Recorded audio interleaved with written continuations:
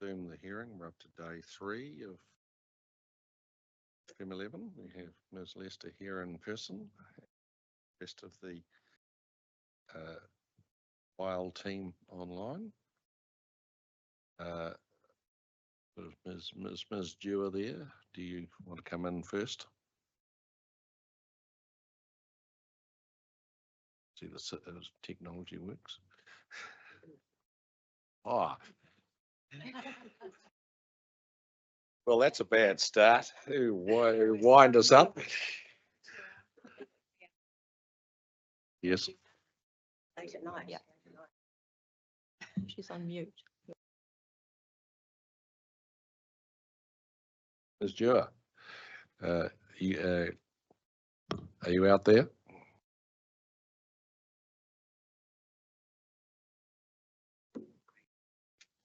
We can see Dr. Anderson, but some volume would be good.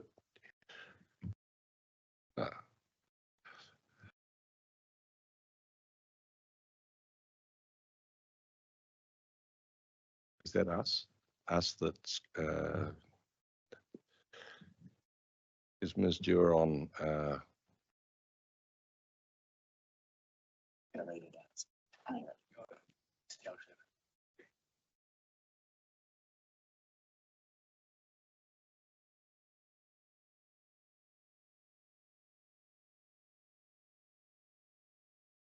She's cute. Yes, right. I will show this at the time. You're not present. Please keep your camera off.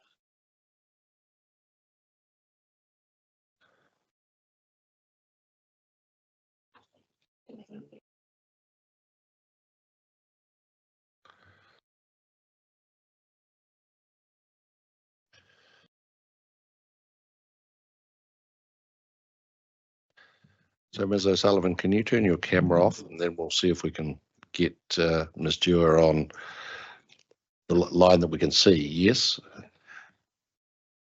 you're showing with muted, Ms. Dewar.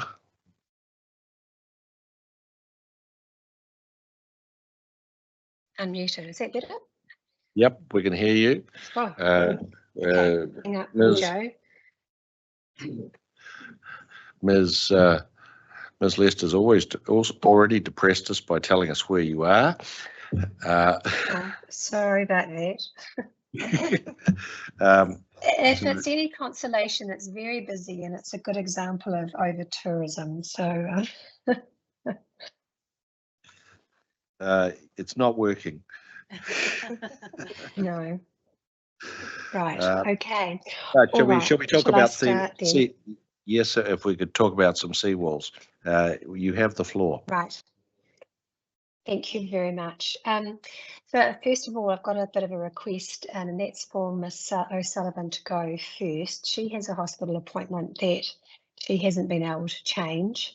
And obviously my timing was difficult as well. So if I could ask that she go first and then seek leave for her to be excused from the hearing. And if there were any questions raised of a planning nature after her departure, she's happy to respond in writing. Yeah, that's fine. So, yeah. And so after that, I'll ask Miss Lester to answer any questions that you may have for her. Then Dr. Anderson with me last, and I'll be the sweeper today. I understand that Ms. O'Sullivan and Mr. Anderson have both prepared summaries for you. I have already lost connectivity while I've been waiting, so my Wi-Fi is actually really poor. It's streaming off my phone at the moment. So if I lose you, then if I could seek leave to respond to any questions in writing, if you have any questions for me. The only other 2 administrative things I need to note is that I have not been able to listen to the recording of yesterday.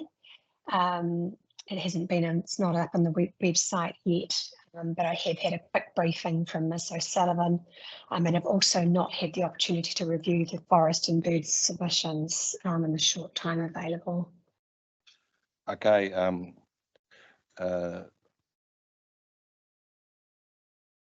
probably my reading is that we'll start with the last. I did not detect anything in Forest and Bird's submission that would have alarmed you, but I will give you leave to respond to Forest and Bird, so long as I have it,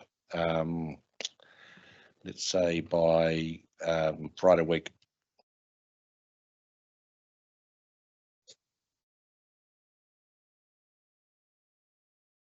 Thank you.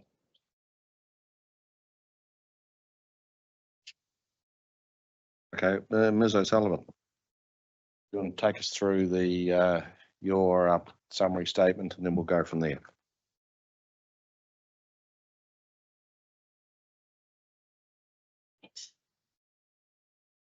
Alrighty. Good morning. Second to last district plan hearing. Oh, there's the voice of optimism. All right, so as you know, my name's Kirsty O'Sullivan. I've set out my qualifications and experience in previous hearings, so I won't go through that again, but I do reconfirm that I've read the Code of Conduct and agree to comply with it. So in my evidence in chief, I covered off 3 key topics, being policy 33, 35 of the Eco Infrastructure chapter, and also the mapped extent of Mile Point and Lyell Bay SNAs. So in this summary statement, I'm just going to briefly summarise my position with respect to those 3 topics in light of Mr. McCutcheon's rebuttal. So starting with policy 33 of the Eco Infrastructure Ecosystem chapter. So in light of my evidence with respect to policy 33, Mr. McCutcheon has revised his provision with respect to this policy and has recommended some revised drafting. I support this drafting and therefore make no further comments with respect to this matter. I do note though that Mr. McCutcheon did pick up a typo in the drafting in my evidence in chief at paragraph 14.14, where I have in the revised drafting duplicated some of the language. I'm not sure if people want to flick to it or not, but essentially Mr. McCutcheon's drafting has rectified that in any case. So that's in, yeah, I picked up. So there was just some words that weren't struck through. Yeah, yeah. The challenges of using track changes rather than underlining properly. Yeah, so I missed that one.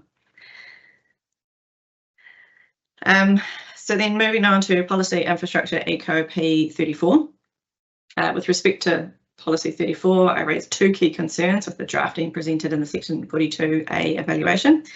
The first being the potential issue with cross-referencing back to eco P5, which is the effects management hierarchy policy, as that pathway didn't provide as that policy didn't provide a pathway for specified infrastructure, and the discussion on that point is set out in detail in paragraphs 4.20 to 4.26 of my evidence in chief.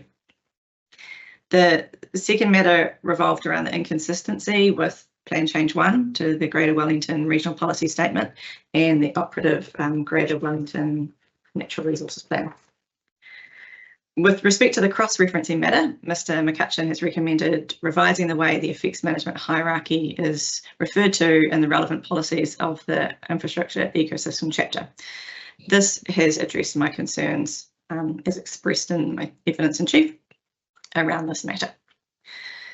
With respect to the latter point regarding inconsistency with higher order documents, Mr. McCutcheon has proffered some revised drafting of the policy, however suggests that this matter may be best addressed at the wrap-up hearing once the decision on PC1 to the RPS are resolved. While like Mr. McCutcheon, I do not wish to kick the can down the road. In my view, deferring this matter until decisions are issued is the prudent approach.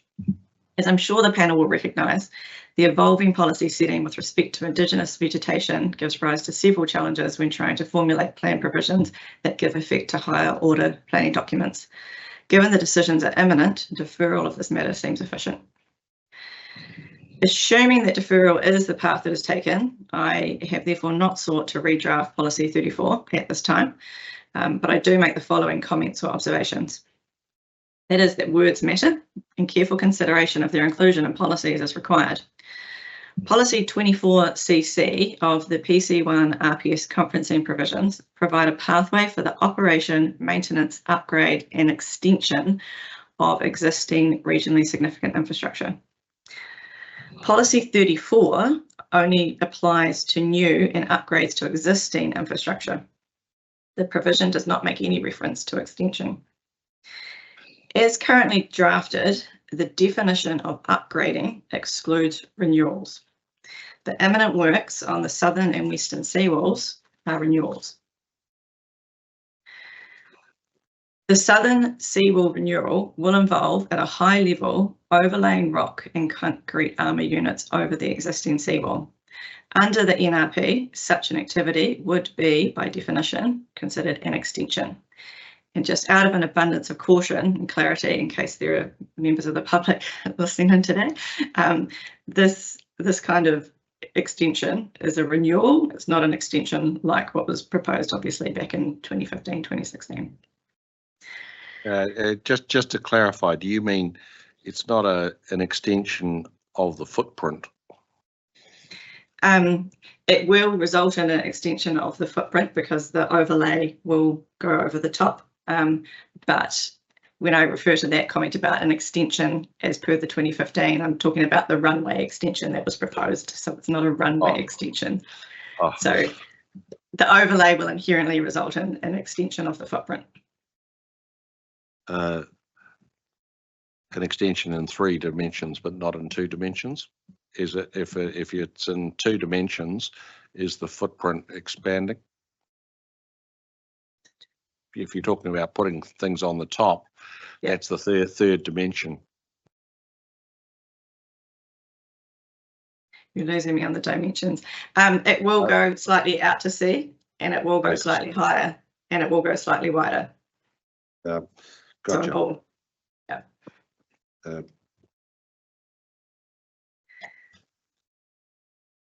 So in light of the above, I do not support the initial drafting put forward by Mr. McCutcheon as a nuance on PC1 to the RPS and the NRP drafting and the reconciliation between the NZCPS provisions, notably policy 11A and 11B and policy 6, has been lost.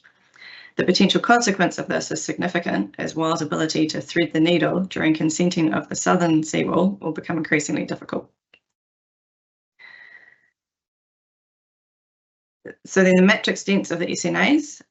So the key point of contention insofar as WA submissions are concerned appears to be the mapping of the Lyell Bay dunes and the Moa Point gravel dunes SNAs. Both of these matters have been covered by Dr. Anderson and Mr. Goldwater. I understand there is no dispute that part of the western portions of Lyell Bay dunes and the eastern portion of the Moa Point gravel dunes qualify as SNAs. The key point of difference relates to the delineation of the features, that is where each SNA begins and ends. With respect to the mapping of the SNAs, as Ms. Stewart has noted in her legal submissions, the definition of habitat in the MPSIB does not include built structures or an area or environment where an organism is present only fleetingly. In my view, both the eastern end of the Lyell Bay dunes and the western portion of the Moa Point gravel dunes comprise a structure, as both are artificially constructed.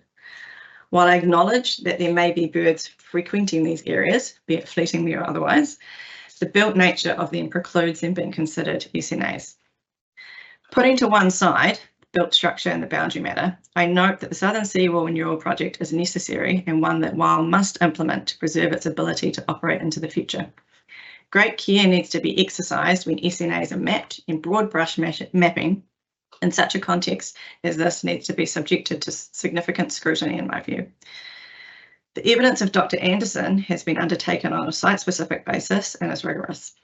This compares to the higher level district-wide approach initially undertaken by Mr. Goldwater, which in my view needs to be viewed with requisite caution. In the coastal environment, a lack of provision in this regard could have significant adverse outcomes for regionally and nationally significant infrastructure, particularly where policy 11 may come into play. Thank you, Ms. O'Sullivan. in relation to the question of what is a built structure, I'll have a discussion with Ms. Dewar about that, because I think that given the weight that Weil is putting on that, we need to be pretty clear about the nature of that argument. In relation to the juxtaposition with the Change 1 and the NRP, I wondered if, like you've said it in your evidence in chief,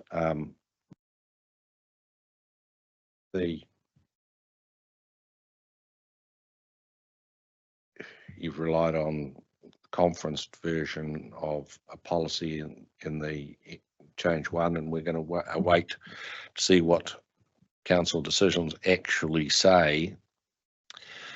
But in lieu, you're relying on the fact that the conference version came out of the natural resources plan.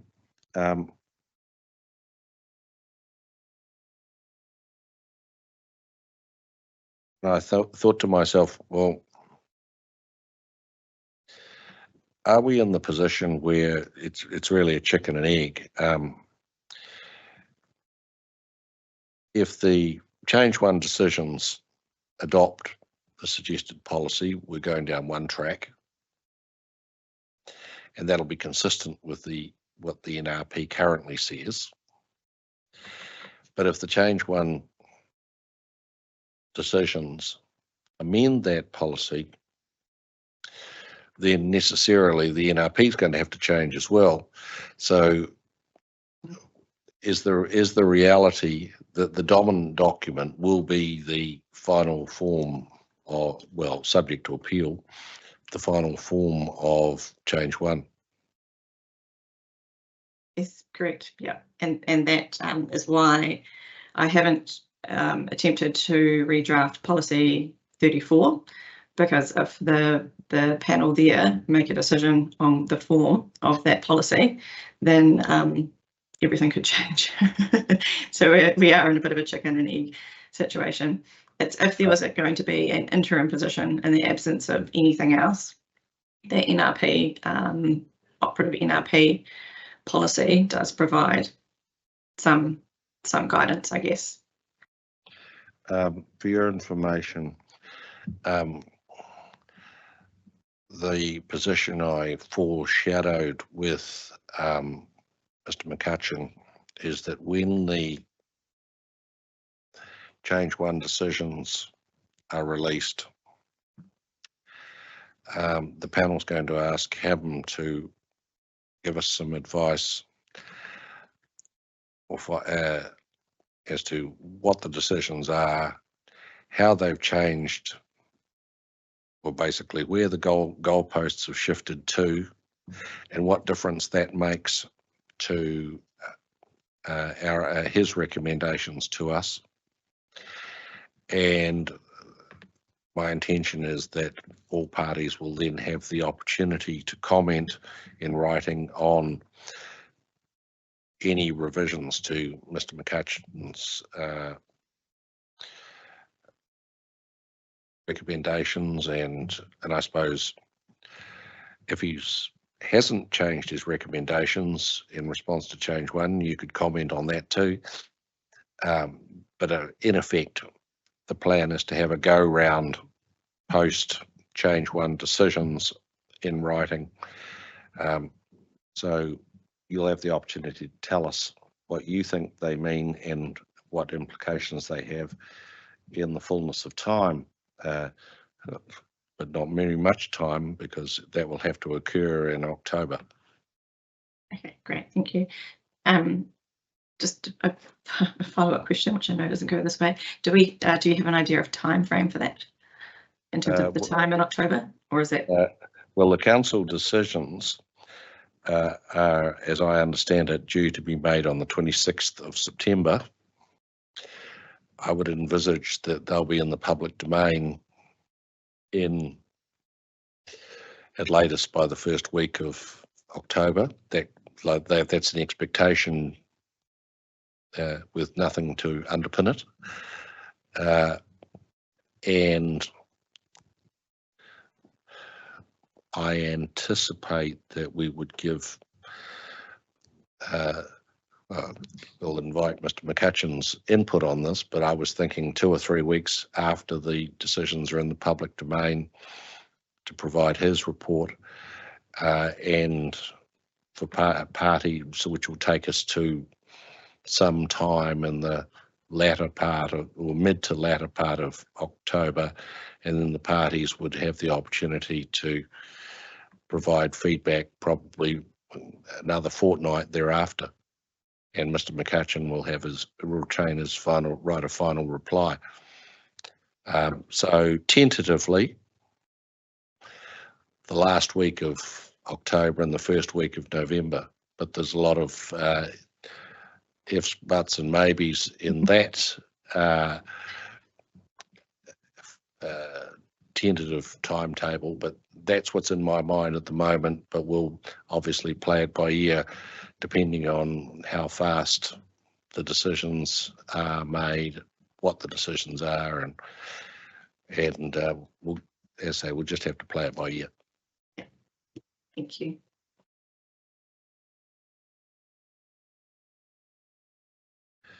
The in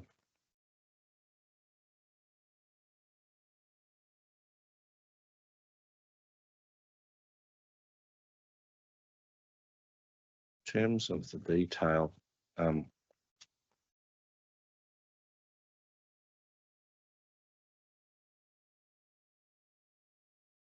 discussing Eco P33, 414, you've 414 of your evidence in chief. Given the nature of Weil's interest, I wondered about the potential to provide either in policies or rules for temporary activities. Because it seemed to me that the issue is not so much where you want to put the seawalls, but where you're going to where you're going to lay down everything. I'll ask Ms. Lester about the details, whether that impression is correct. But yes, that is not something that I had turned my mind to. In terms of actual express reference to temporary activities, it would fall into obviously one of those categories, be it operation, maintenance, repair, would be new, and Wellington Airport would just have to run the gauntlet of the consent process, which I think I've said before, the airport will be in that space anyway. It's just where that policy framework sits. But I haven't turned my mind to whether including temporary activities expressly in that policy would be appropriate, and what I guess the perverse outcomes could be of that. Whilst trying to enable something for the airport, it could have perverse outcomes if not thought about more holistically. But it is something that I can come back to you on. well, as I say, given I've given Ms. Dewar leave to respond by Friday week to Forest and Bird, you could pick that up at that point as part of that same response. Okay. Great, I will do that.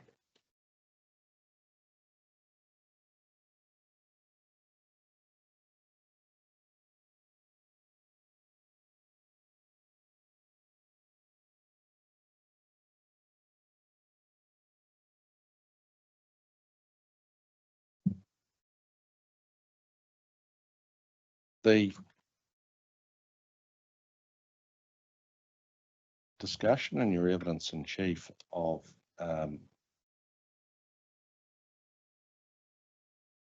the comparison with the proposed policy 24 CC and paragraph 4.29 saying it lacks the same nuance and instead limits the analysis to policies 11A and B of the CPS. And I was left a bit confused. And can you tell me, well, what is the difference, the substantive difference between Eco P34 and PC 24cc?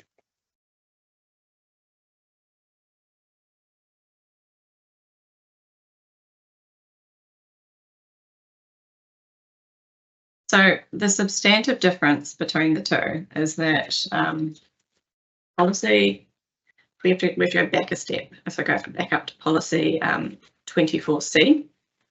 So that one reflects the NZCPS policy 11A and B, and essentially that's, doesn't say new, but that is where you'd be managing your activities, and it's kind of where new activities would fall in new regionally significant infrastructure activities.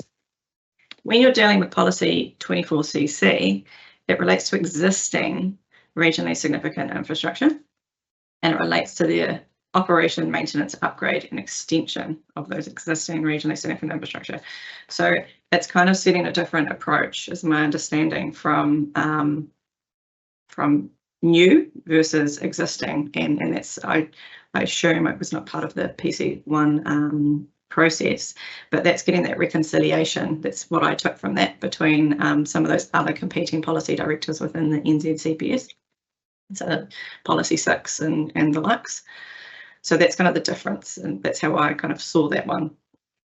It gives you a bit more of a needle that you can try and thread your way through. And so, to your mind, the basis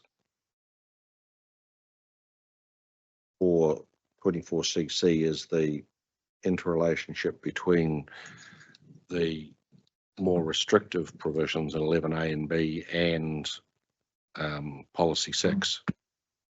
Yes, correct.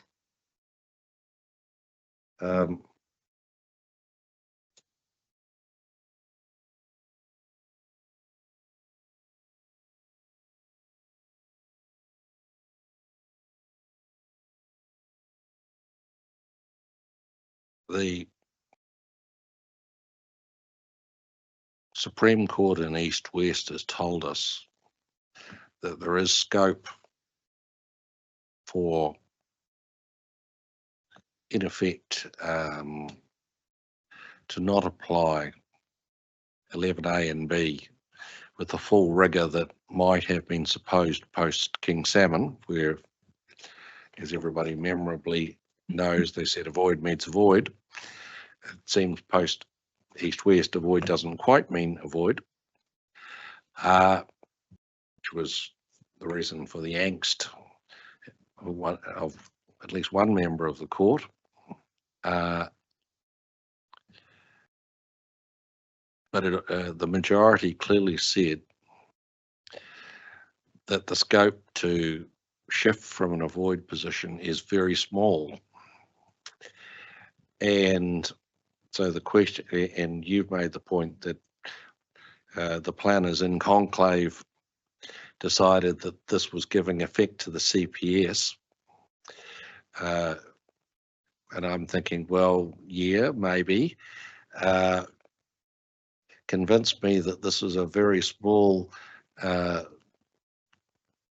shift from the more restrictive position in line with the directions in East West. And I have mulled over this very point at length. I think this is partly one of the reasons why it's important to wait for that RPS decision, because the panel there may or may not agree that these provisions do reconcile those competing policies or competing interests within the NZCPS, but also between the NPSIP and the NZCPS. So because we tend to go up the chain to the RPS rather than keep going back up to the NZCPS, I have left this matter, and I've decided it's probably best to leave this matter to that particular decision, and then address what comes out of that RPS decision and where that discussion heads in that decision document around those competing interests.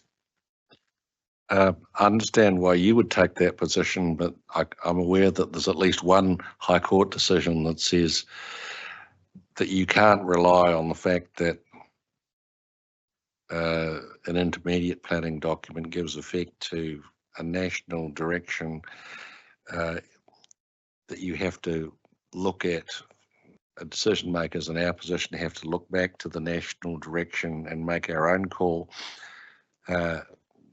We can't take refuge in the decisions made, in this case by the RPS. So, as I say, talk to me about substantively about why does, like, put operation and maintenance to one side. Mm-hmm. Where the rubber hits the road is clearly upgrading and extension, because that's what has the potential to have new and additional effects that might be inconsistent with policy 11A and B. So, as I say, tell me why that's consistent, well, why or how that applies the reasoning of the majority of the Supreme Court in East West. There is a lot in that question. Yeah, no, I'm well aware of that, but it's a very important question. That it's important for your client, and it's important for us. Yep.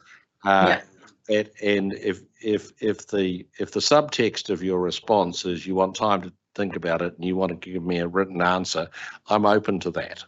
Yeah, my request, without wanting to kick the can down the road again, is I think that's safest to put in writing rather than me. I want to say, to quote my own words, I don't want to gloss over the nuance within the NZCPS and put you wrong by doing that on the fly.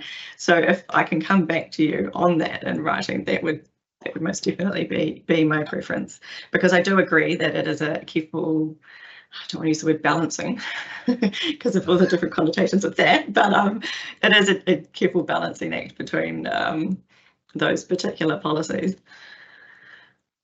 Okay, so the request is you provide us with a written analysis, same time frame.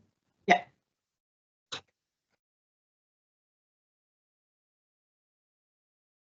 The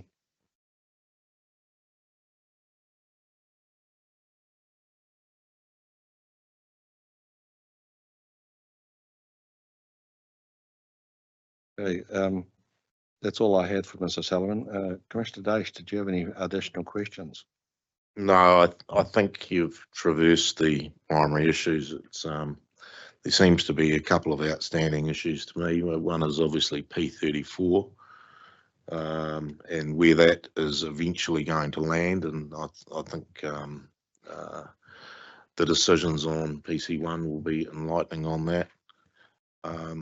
So yeah, no, I don't have any specific questions of Mr. Sullivan. Thank you. Mr. Pomare? Nothing further from me. Thank you, Mr. Sullivan. Mr. Burge? Well, as per Council's request, you've got leave to exit stage left, Ms. O'Sullivan. Thank you very much. Ms. Lester, did I gather you'll go next? And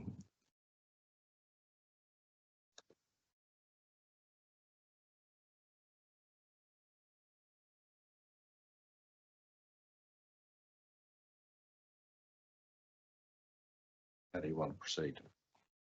I take my evidence as read and that you might have some questions for me. Or not. Or not, as the case may be. Yep. I should record that yesterday panel took a little tiki tour and stood on both of these beaches. Nice day for it.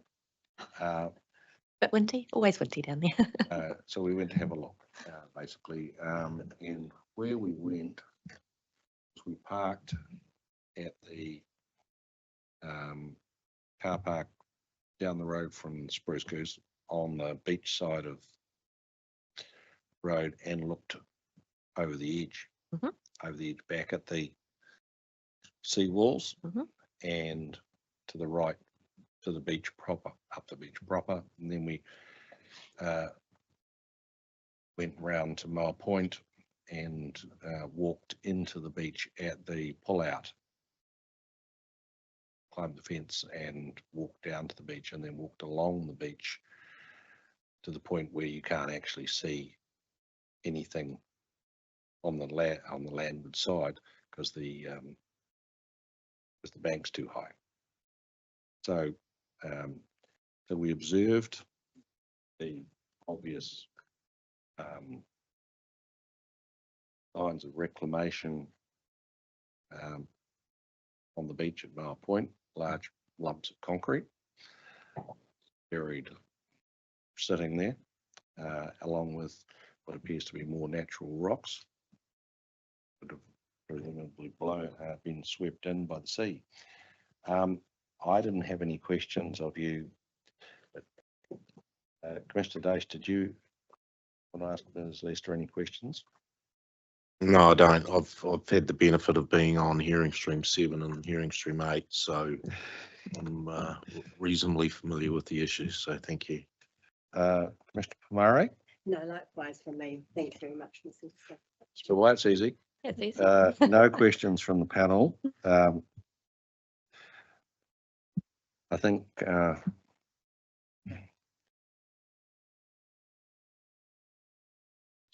Should we hear from Dr. Anderson?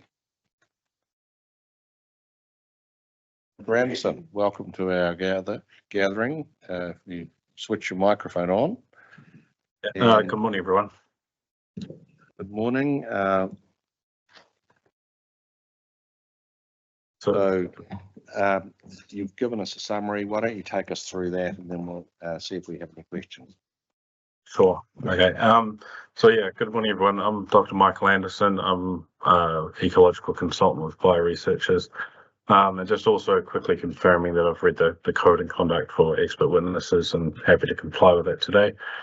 So I'm just going to briefly read through the summary of evidence that I've provided, and I expect there'll be a fair few questions afterwards, so we can address that when we get to it. So the purpose of my evidence is to review the extent and criteria used for the proposed Lyell Bay and Mile Point SNAs. My review found that the extent of each proposed SNA included areas that I did not consider meeting the threshold for inclusion as an SNA. In addition, the previous mapping extended below the mean high water spring line, which also included marine habitats, which I believe has already been discussed. So the first point I wanted to address was this idea of Indigenous species habitat versus built structures.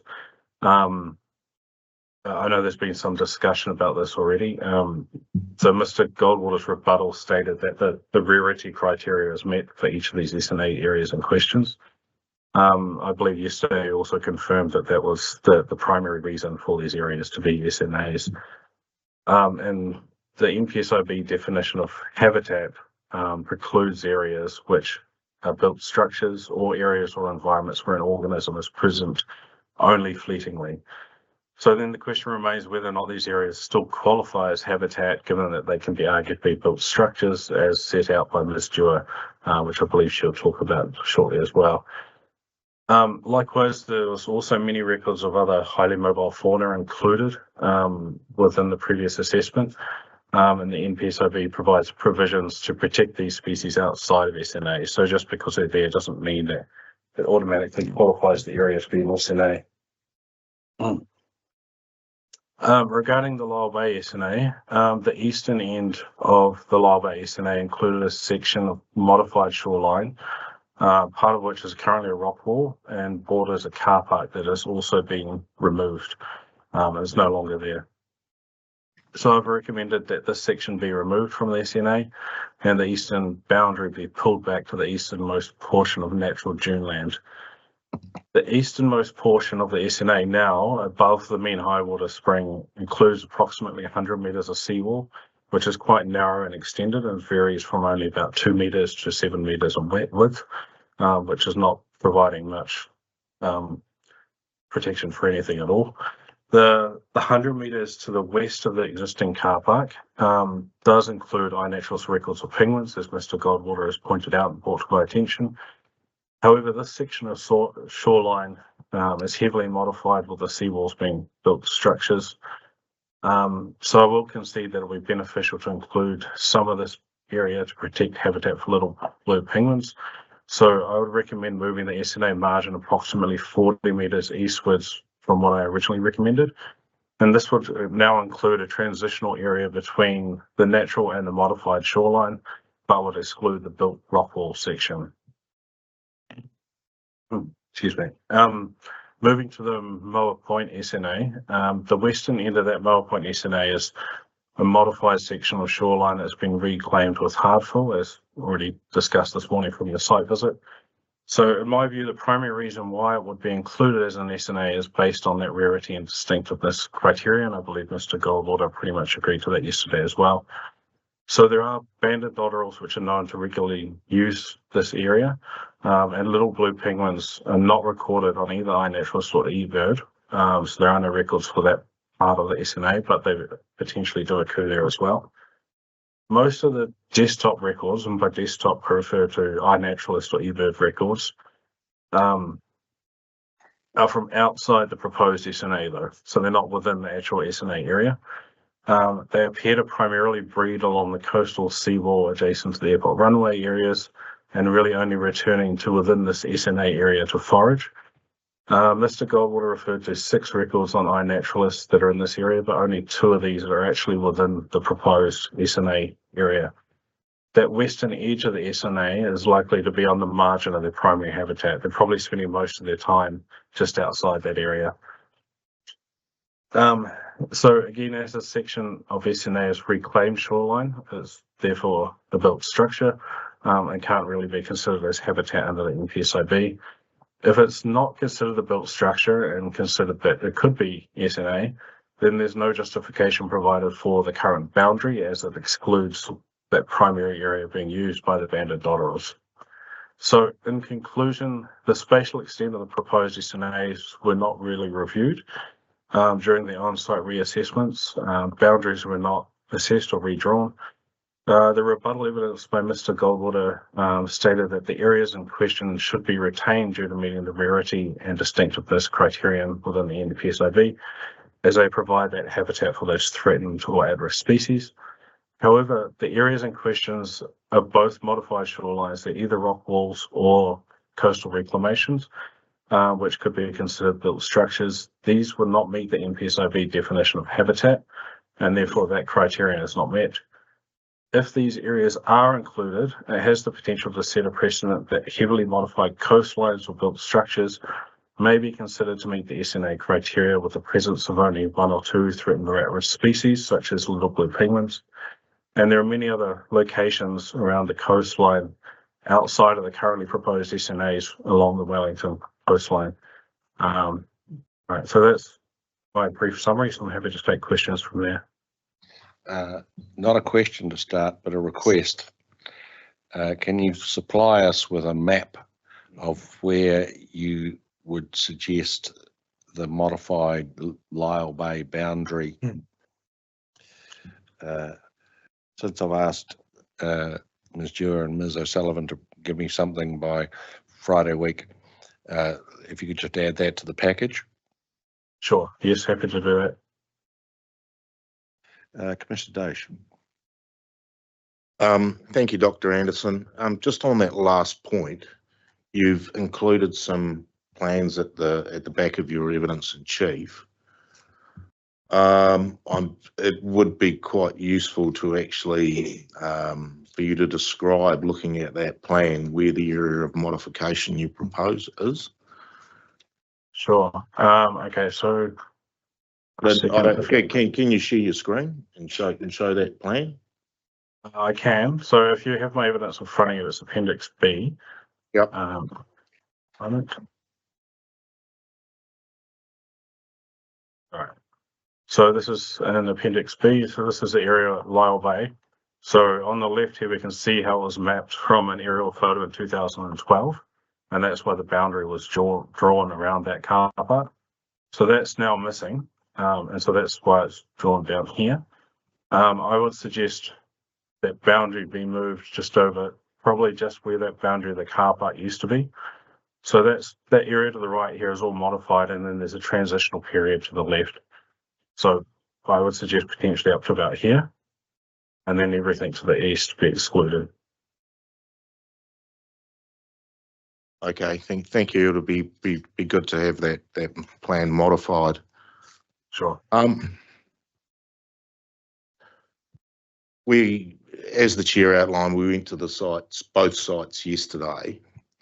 And I'm really interested in your interpretation about what's a built structure and what's a modified environment, and whether they should apply in this particular circumstance. I understand, well, my understanding, the rock walls would definitely be considered to be a built structure, in your view anyway. But in terms of the Moa Point SNA, it's an area we observed and we understand from the evidence of Miss Lester, it's been reclaimed before. There's obviously evidence of, concrete, rubble, brick, and various other things which have been used as hard fill. But is that actually a built structure, or is it just as a result of previous filling? Because it certainly isn't, there isn't any structures observable which are retaining anything in that area. Yeah, so I think Ms. Dewar may be better positioned to answer this question directly, but I will say that shoreline is heavily modified. So if you look at the next map, which I provided within Appendix B, you can see the original shoreline in 1938, and the proposed SNA covers an area which looks completely different now. It has been built on, essentially reclaimed. So I would struggle to call it a natural area. So whether or not it's a built structure, in my opinion, a significant natural area should also be natural. But yeah, maybe repeat that question to Ms. Dewar when she's on board. Yeah, so your interpretation is because there has been reclamation, it can never be a significant natural area. It doesn't fulfill the functions of being a significant natural area in terms of the various different criteria to specify that. So you can never have a reclamation which is going to have the characteristics of a significant natural area because it's been reclaimed and modified. Yeah, that's a question which is somewhat debatable, and the NPSIB doesn't provide provisions for how long after an area has been modified before it can be considered natural again. So that's open to interpretation, I think, and it becomes difficult, especially for restoration projects. If they've been going for 100 years, it probably resembles a natural system. But again, in this location, it's heavily modified, and I would still say it's not really a natural system. The vegetation is a mixture of exotic species and native, and there's only a couple of species in question which are important that are using it. So just on that, so it's obviously been reclaimed. There's been some planting established either deliberately or not in that area, but it's from the information that we had from Mr. Goldwater, was that it's still because it functions as some sort of habitat. It still would function as a significant natural area, and I take it you're taking a contrary view that because it's not natural, it can't be an SNA. Yes. Yeah. So there's a number of examples where that that interpretation would be problematic. So, for example, there's a native species, the wrybill, which is a shorebird which is at risk. There's a location near the airport where you get 1,000 wrybill roosting on an industrial site on top of the roof every single day during summer. So under that criteria, that factory would now be considered an SNA. So yeah, taking that approach of whether or not the birds are actually using it as a habitat to meet it as an SNA becomes difficult when you start including these kind of modified environments. Yeah, I'm interested in your boundary demarcation on the Marpoint side as well. Yeah. And where you came to your sweet spot about what does characterise or be part of an SNA and what doesn't become part of an SNA. Visually, and we're not ecologists, but we went to the site, and the area in front of the houses seemed to be a little bit less industrial than the area. Not industrial, sorry, a little bit less modified. It seemed to be some characteristics of naturalness, whether deliberately or not. So I am quite interested in why you feel that it needs to go as far, the boundary needs to be as far east as it is. So only the area in front of sort of half of the houses on Marpoint Road is SNA, where the remainder of that, where visually, I didn't get an understanding about what the difference was between the two parts in front of the houses. Yeah, I understand that point. It's a little bit difficult to draw an exact line. Part of the reasoning was from, you can see the aerial photos from 1988. That area was cleared and was being used as essentially a construction site down to that boundary line that I drew. So that was modified less than 40 years ago everywhere, sort of northwest of that point, and the southern areas was less modified.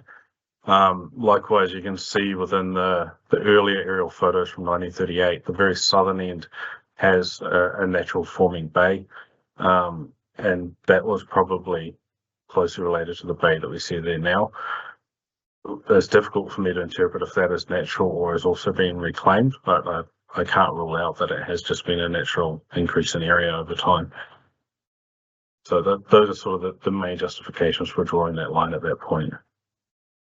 So from an ecologist point of view, when you're advising a major infrastructure provider like the airport, for the areas which you are proposing not to be part of an SNA, would there be any attention given to ecological matters within those areas, or would you just say, well, basically, go for it, you've got a free rein to do whatever you wish within other constraints, obviously, but from an ecological point of view, would you treat it any differently from the remainder of the SNA? So just to clarify, you're saying if they've modified the area within that's in question of Marpoint?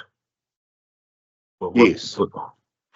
Yeah, so if they did any modification there, it would still have to meet all the standard mitigation hierarchy under the RMA, and there would be provisions in there to make sure that impacts on things like banded dotterel and little blue penguins and skinks and other things would be taken into account before anything's modified. Okay. Right. Thank you, Dr. Anderson. Commissioner Papara, any questions? Dr. Anderson. Thank you very much for your evidence. Just a couple of questions of clarification for you around your summary that you provided us this morning, and particularly in relation to the Moore Point SNA.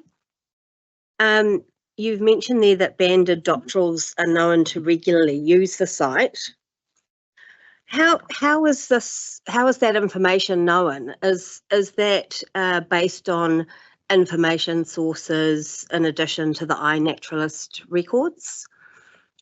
So it's a combination of iNaturalist and eBird records, which, as Mr. Goldwater explained yesterday, are these citizen science projects where people record their sightings of different species. So there hasn't been a full survey of the site done all year round to make sure which birds are there all the time. But that's the best source of evidence we have for when they're using the site. Thank you. And those records suggest that they're using the site regularly, according to what you've said in your evidence. Is that right? Yes. So what are they, for what purposes? You've mentioned that they appear to be primarily breeding along the coast seawall, and only returning to this area to forage. So how important, I mean, how frequently would they be utilising the site for foraging purposes? I can't be clear about that without having been there to observe them during the breeding season, to be honest. However, the majority of records are not from within this SNA site. Would it be beneficial if I brought up some maps of where these sightings are? Yes. That'd be helpful, thank you. Okay, just a moment.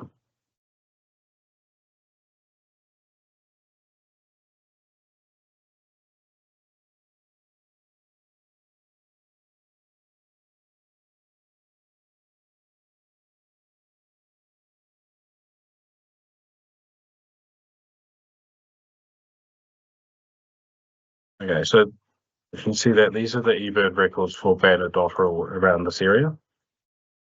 These red ones here are most recent observations, and both of them are of nests, which are within the last week or so. So most of the observations suggest, including the wildlife officer at the airport's recorded nests in this area, and then another one over here. So these are the primary areas I'll say that they're spending their time. And most of the observations are mostly along the shoreline within eBird and iNaturalist. You see there's one there outside. Yes. Thank you. That's really helpful. Just before you go, can you provide us with a copy of that, or unless it's already before us? Also, Yes, I can do that.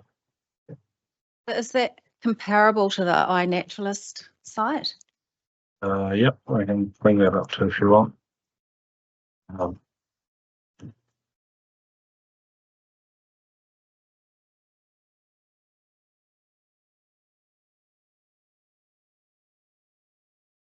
So these are the records from iNaturalist. So you can see there's records over this side. Again, this main core area where they're probably breeding. Only these two here would fall within the SNA boundary. You can see they're down on the shoreline. So they're most likely feeding in the intertidal, I would suggest. But that's based just on these records. And just a further question. Do they do nest in the gravel, don't they? Yeah, so banded dotterels are similar to New Zealand dotterels, which will breed in modified environments. So they can breed in sports fields and construction zones and other places. They don't have to have a perfectly pristine natural environment. Thank you. Thank you. That's helpful. And presumably where they're breeding from, just those sites that you pulled up before from the eBird sources, that it doesn't appear anyway on the face of it that the one closest to the airport, I could be wrong, would that also be a good foraging area for them, or would they need to go further afield? It's difficult to say without having been there in person to observe them foraging, but that I would expect they'll be sticking pretty close to the nest area to forage. Yeah, exactly. Okay, so when you your reference to their regular use of the site, and I know that the records are sketchy and there hasn't been a proper survey done, but I mean, is there enough information, in your opinion, to establish that the dotterels have a presence within the SNA area, proposed area, that would be of more than fleeting nature? Yeah, I would say that it is. But again, the question then becomes, if you use that as justification for maintaining the SNA, then why would you keep the boundary there and not extend it further? So yeah, it becomes difficult if you want to use that line of argument too. Mm. Go on, sorry. Okay, I think, yes, so does that lead to a modification at all of your initial recommendations or recommended changes in your evidence in chief on page 13, where you state there in relation to the Moore Point SNA that there are no threatened or at-risk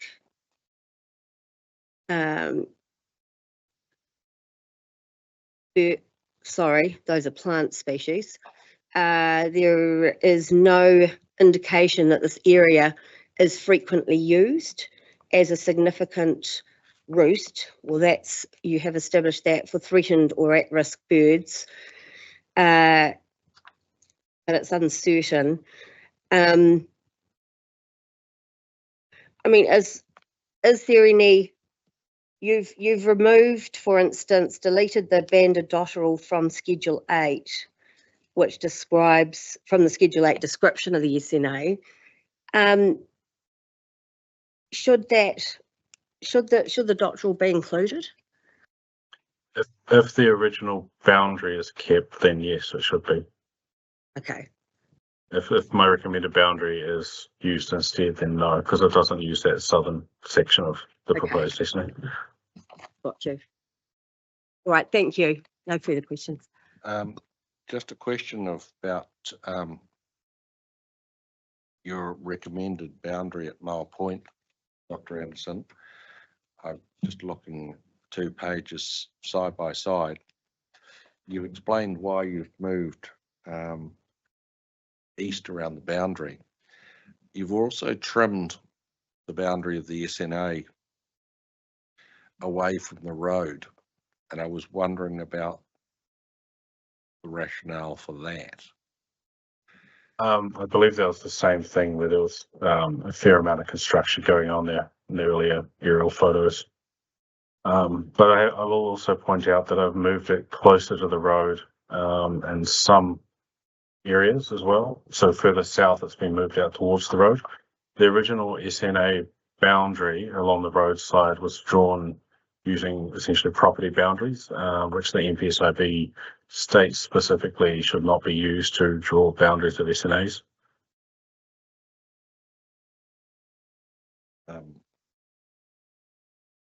Mr. Burge, did you have any questions? I think mine have been sort of answered on the way through, but you were obviously listening yesterday when we were talking to Mr. Goldwater, and I did ask him, you know, what sort of weight he gives to a modified environment when he's assessing an SNA. Memory being imperfect, he sort of said that the modified environment was he would give it very low weight in his assessment. But I guess what I'm getting at is that's the key difference between your evidence and Mr. Goldwater's, is that the weight that a modified environment should be given in an SNA, or for the identification of an SNA. Yeah, I think so. So that definition within about the habitat is kind of buried away and difficult to find initially. But I think that the overall arching goal of significant natural areas is to protect natural areas. So protecting heavily modified areas, which may occasionally be used by threatened species, doesn't really meet the goal of SNAs, in my opinion. Is it difficult though when we're talking about, you know, highly mobile fauna? Yeah, so that's another interesting question with that definition about habitat, excluding species that occur only fleetingly. So that definition is kind of open to interpretation, but my understanding of it would be that it doesn't include those species that aren't found at a regular location on a predictable basis. So if you know that you go to a particular location, you expect to see that species. And so those species which are highly mobile and occur all over the place, and you're not going to be able to find them easily because they're not at the same place every day or a regular time of year, then those don't qualify sites as being SNAs. And so that's why there's provision within there to protect those specified highly mobile fauna habitat outside of SNAs. So that's why I would not really include them to qualify a site for an SNA unless you know they're going to be there predictably, so that they're going to turn up every day to roost, or if they're going to return every year to breed, or it's a stopover site they go to every year for migration or something like that. Sure. Thank you for that. I don't have any further questions. Thank you for your evidence. Thank you, Dr. Anderson. Ms. Dewar, are you still out there?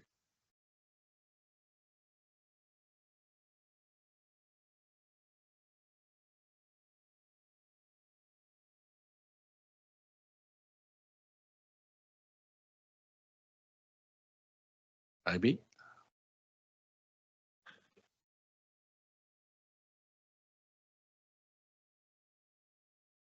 Can you ring her? Say, or text her?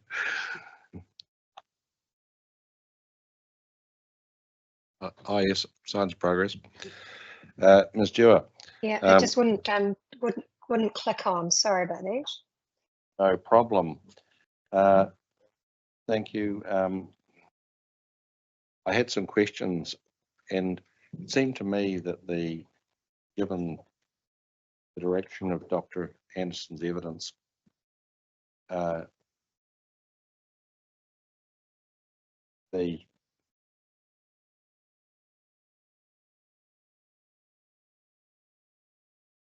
key, the question of what is a built structure is a key issue.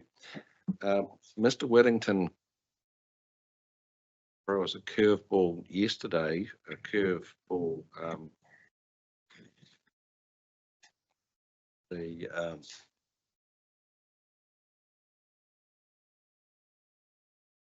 Which are related to the definition of habitat that I want to put to you first.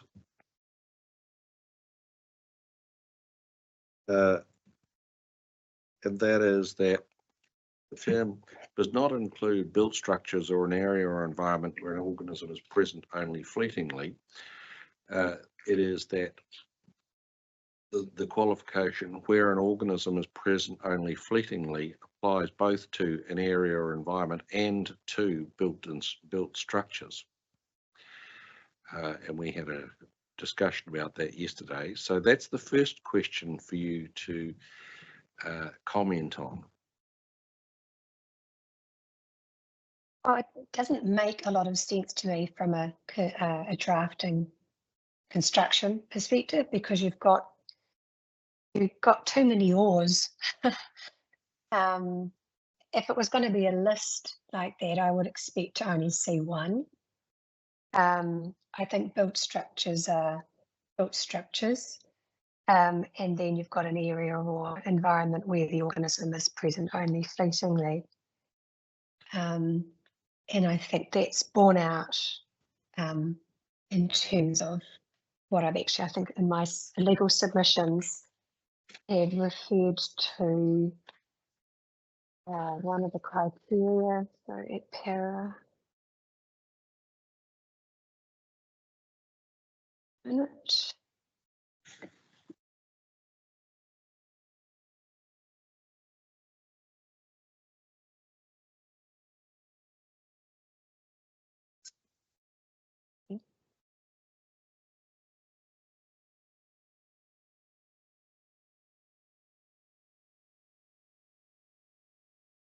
One of the criteria that talks about it, trying to avoid urban or built-up areas.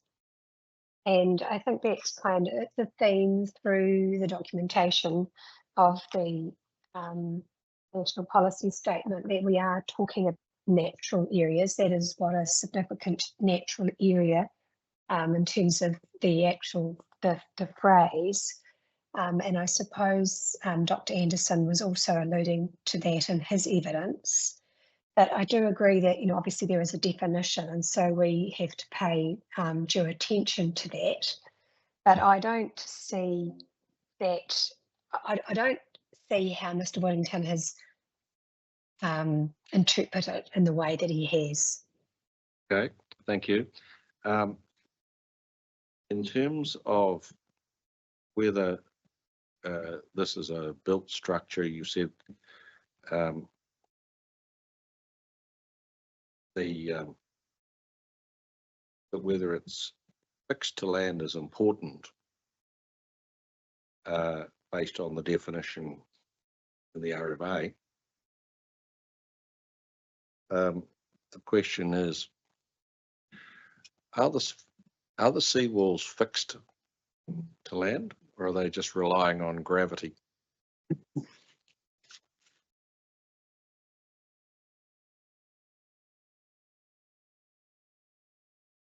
I don't think they need to be fixed as in pierced, or, because a foundation in itself is not fixed, it's actually just in the land. The same way as a seawall, is my understanding, is that obviously it has to delve in deep to the substrata. Obviously I'm not an engineer, but it has a foundation like a building, which you would say would be fixed to land. So I don't see it's any different in that sense. A seawall doesn't necessarily have to have a foundation, and again, I'm not close enough to that project. I'm sure Ms. Lester may be able to, or she may be able to tell you the answer to that question. But when it says fixed to land, I'm not sure it means that you actually have to pierce it and have some kind of deep steel post into the land. It just means that it's there on the land as and fixed to it. Well, I don't think you can have it both ways. You've referred us to the definition that says fixed. If it's just sitting on the land, that doesn't seem to be fixed to me, but maybe I'm wrong. But then neither is a foundation, because that you wouldn't say that a foundation was not fixed to the land. But it is, but it isn't actually fixed. It's just in the land, and it's concreted in, if you like. That's no different to the foundation of a reclamation. And it also this includes any raft. So the definition itself is quite wide. But I can't do any more research, obviously, from where I am at the moment. But I am happy to look at. I'm sure there must be case law about fixed to land, in a land law sense, and I'm happy to get that work undertaken for the panel if that would assist you. I think that you might find great tomes in the land law text related to what is a fixture. I do recall vaguely, yes. From my profound recollection of land law again, when I studied it from 1980, I seem to recall that gravity was not sufficient. But I'm open to you giving us more material on the subject, because it seems to me that you might get, there's also grounds for saying, well, the seawalls might be one thing, and when does the seawall become just a pile of rocks sitting on the beach? Because at the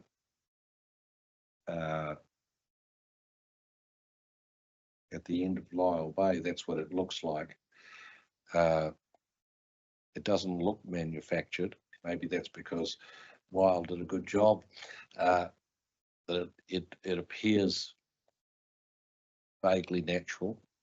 But so seawall's one thing, but the Moa Point beach is just a beach. Yes, it's got lumps of concrete in it, but it just looks like the whole thing's been dumped. It's not manufactured so that those pieces of rubble that Commissioner Daesh described have any pattern or any. It's like somebody trailed over there with a front end loader and just dumped them, and over time the whole thing's flattened out and has been overlaid by whatever the southerly storms have blown in on top of it. So there might be an argument to say, well, just to complete it, there might be an argument to say, well, the seawalls are one thing, but the Moa Point beach, it's a bit hard to call that a built structure. I think that the historic photos very clearly show the difference between what was the natural coastline and what exists now. My understanding of reclamations historically, and that's also from work undertaken at Littleton Port, which has a number of historic reclamations, that, you know, in the olden days, that the actual process of reclaiming land was pretty rudimentary, and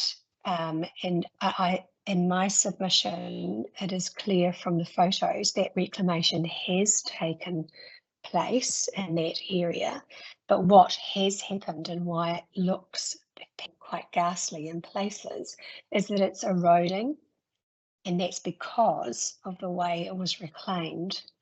And that's why reclamations now are undertaken with a great deal more rigour.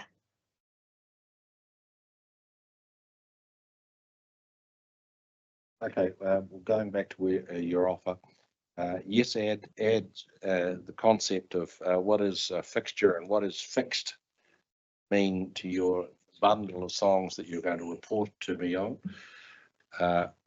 And can I just add raft to that as well? Because if it's not fixed for whatever reason in my submission, it may well also be a raft, which may have a broader land law definition than I'm aware of.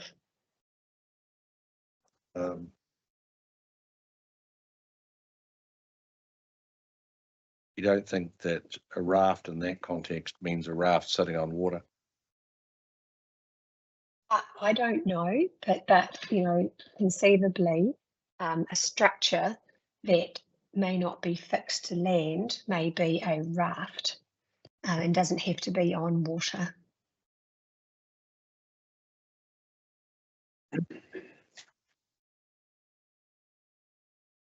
So you will report to us, well, you'll provide further submissions on that definitional point. Yes, it probably won't be me, but because I just don't have the ability to do that kind of research where I am at the moment. But I will talk to Miss Lester and we'll sort something about that. Well, as I say, if between I'm not. So to press us some more, how long are you in Italy? Well, Italy, I go to Croatia and I'm not back to the 13th of October. Yep, that's pretty depressing. Yeah, sorry. So we'll obviously it doesn't need to be you personally, but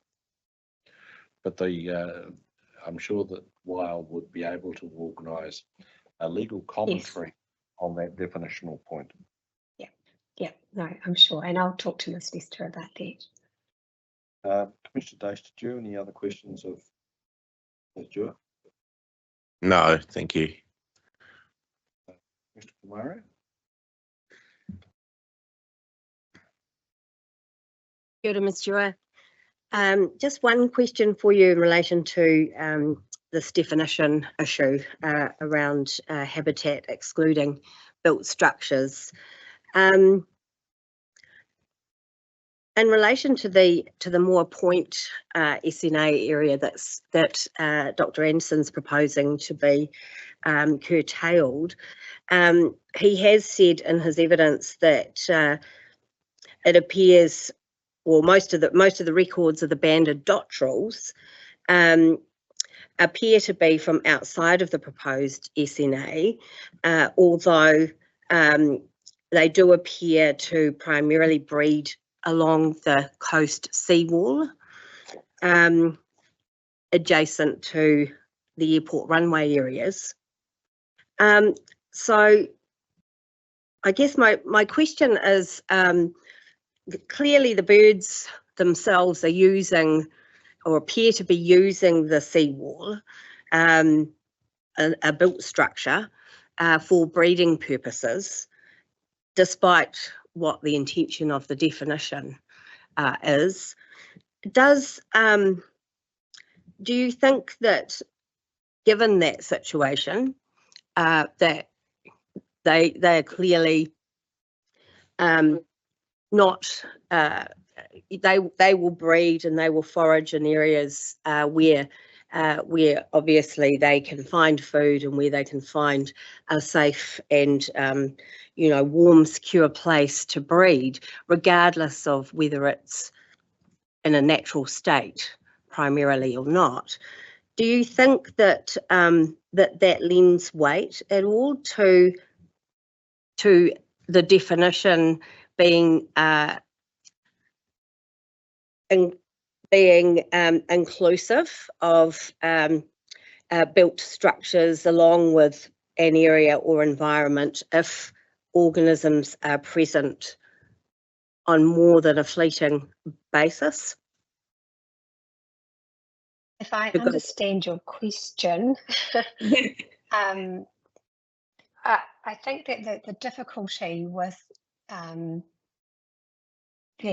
is that if you say, well, because it's okay, so this bird likes this rock wall, therefore that should be, we should make it an SNA because that's what this protected bird where it wants to live, if you like, or wants to roost or wants to forage. The difficulty is, well, where's the end point in that? And I think that's the point I made in my submissions. Yeah, I understand. Is that not the question? Yes, yeah, absolutely. I guess I was thinking about it, and I do understand the point you're making. And in this context, it is absolutely pertinent. But I was really getting at, I guess, the point that the seawall from the bird's perspective, and perhaps from the definition's perspective too, depending on what the actual intent is here, might be that the seawall is actually could be considered to be part of the habitat of a threatened or at-risk bird species, just as the foraging area. If at-risk and threatened bird species are foraging in a particular area, regardless of whether it's in a natural state or not, would that not be considered to be part of their habitat? Well, not according to the definition. Okay. And again, that you, as you carry on, outside your local fish and chip shop will also be an SNA. The top of the whole of the airport will be an SNA. All of your landfills will be an SNA. Your sports fields will be an SNA. Because birds, they forage there and they do go there. But is that and where does it stop?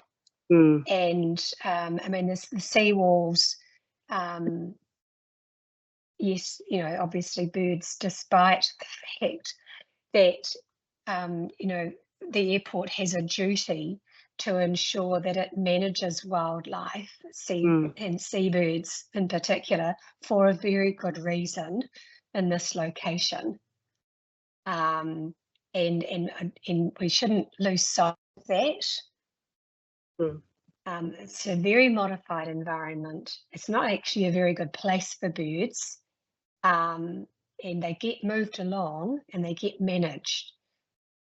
And I suppose the only other thing, we went back to one of the questions before, is that, Mr. Dash, that this is the area in question, certainly for Mile Point, well, actually, and for Lyle Bay, it's not land owned by Weil.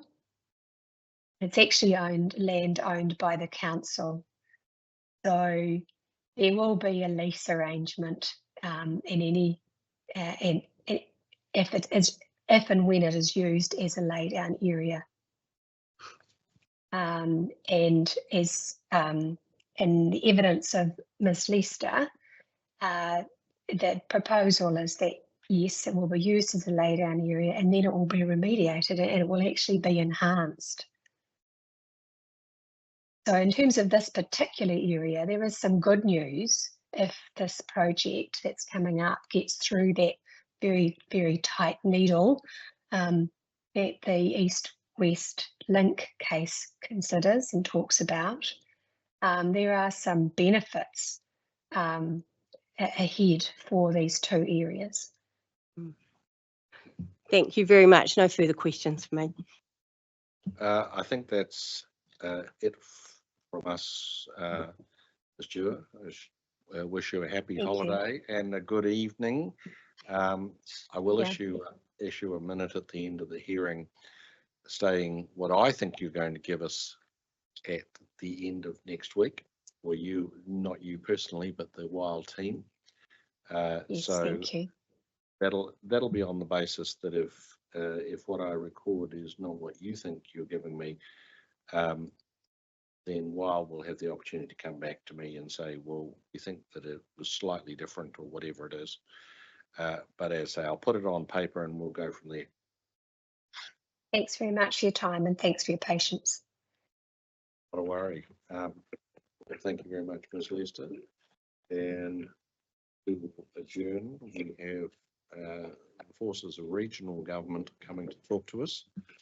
I don't know whether they're coming personally or virtually, but we'll be hearing from Greater Wellington Regional Council at 11 o'clock.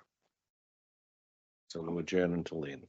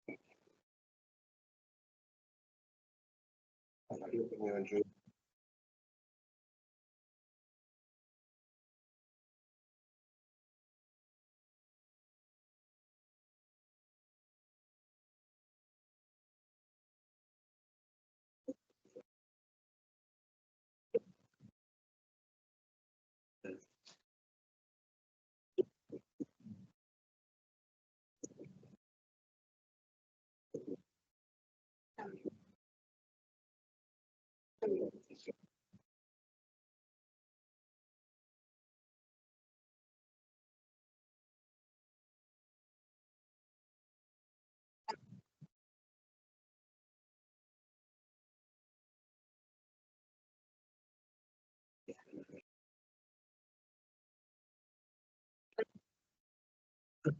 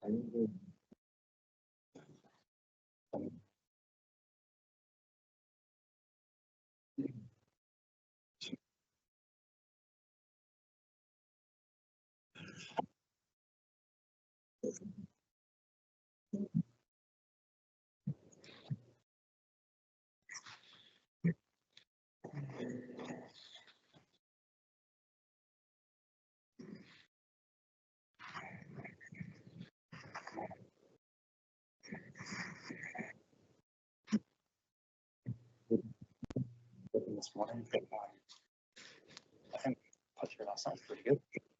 So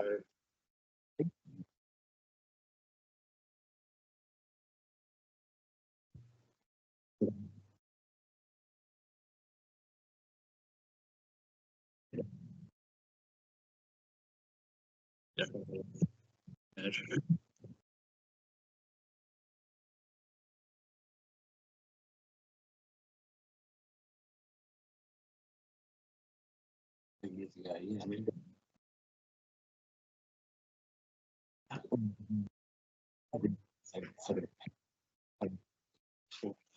yeah.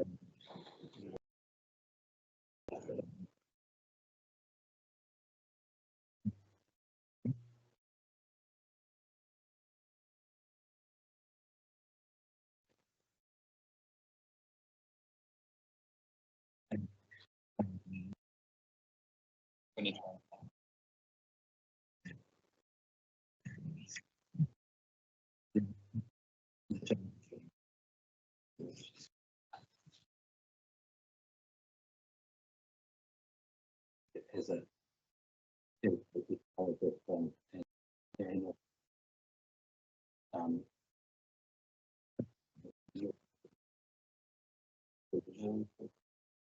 pictures.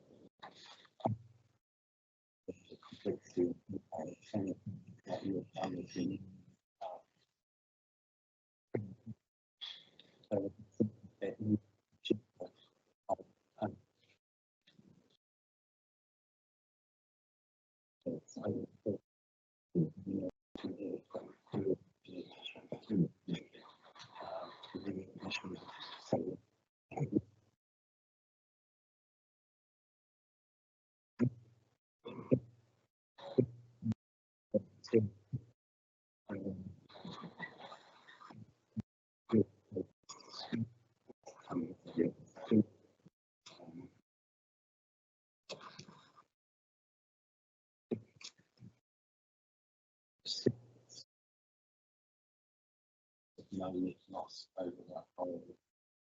So it will be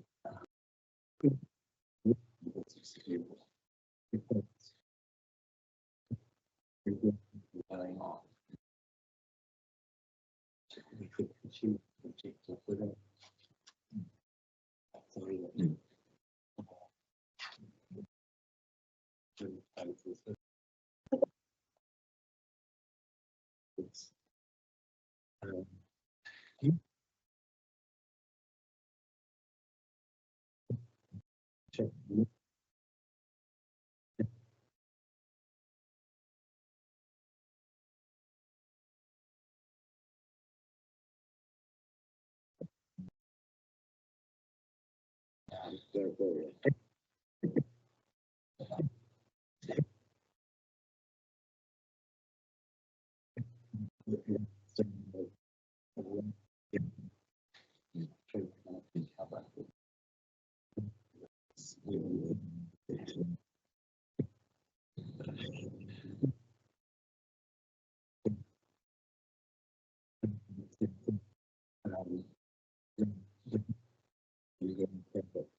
Just sort of circulating data, and so the degree to which people are digital or really which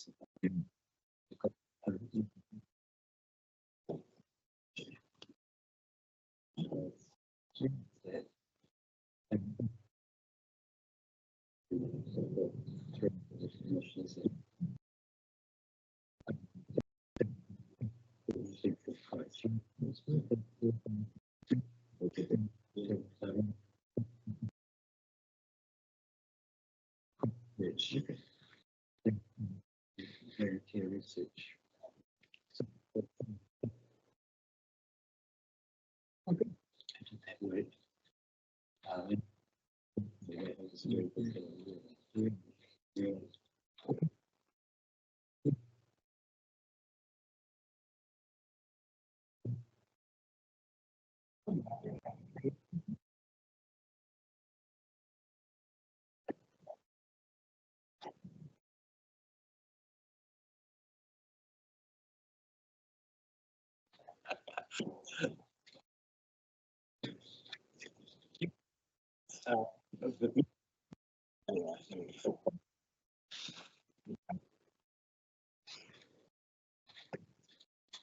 I'll be interested.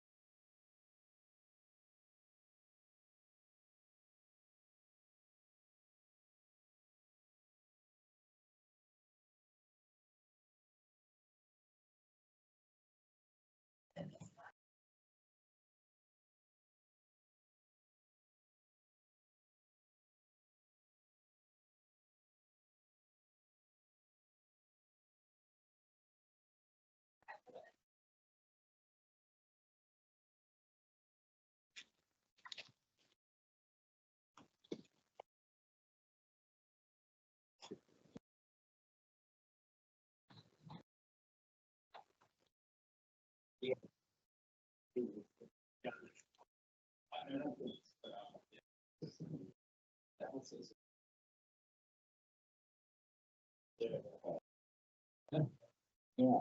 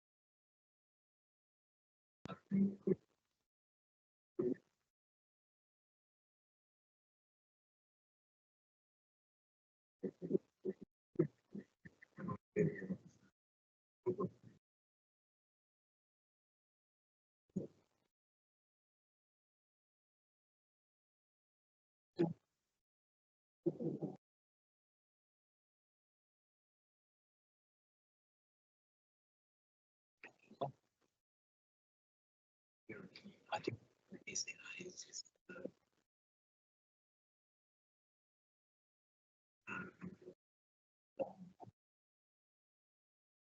just don't have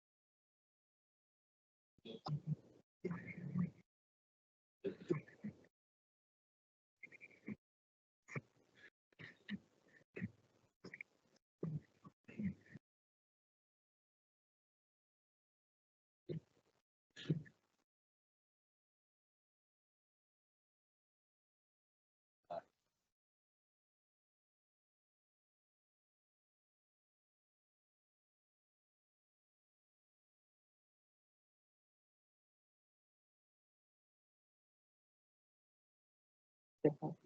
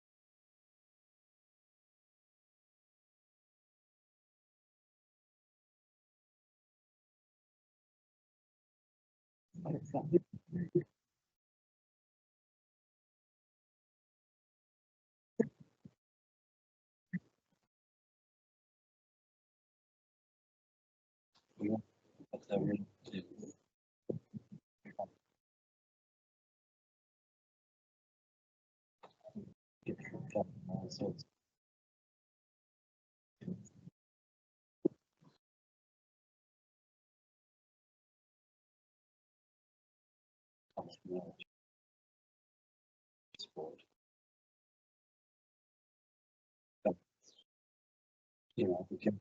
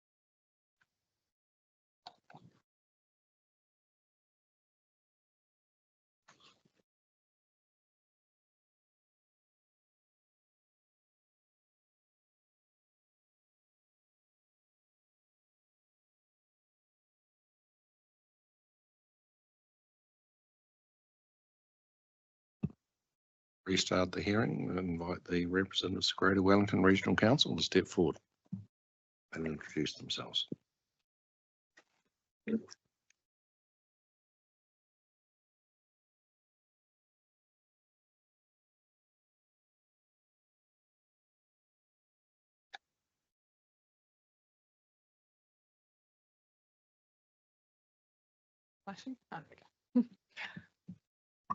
Tēnā koutou katoa, ke te pane matua taio aho e mahi ana, he kaitohu kaupapa, he re taio aho.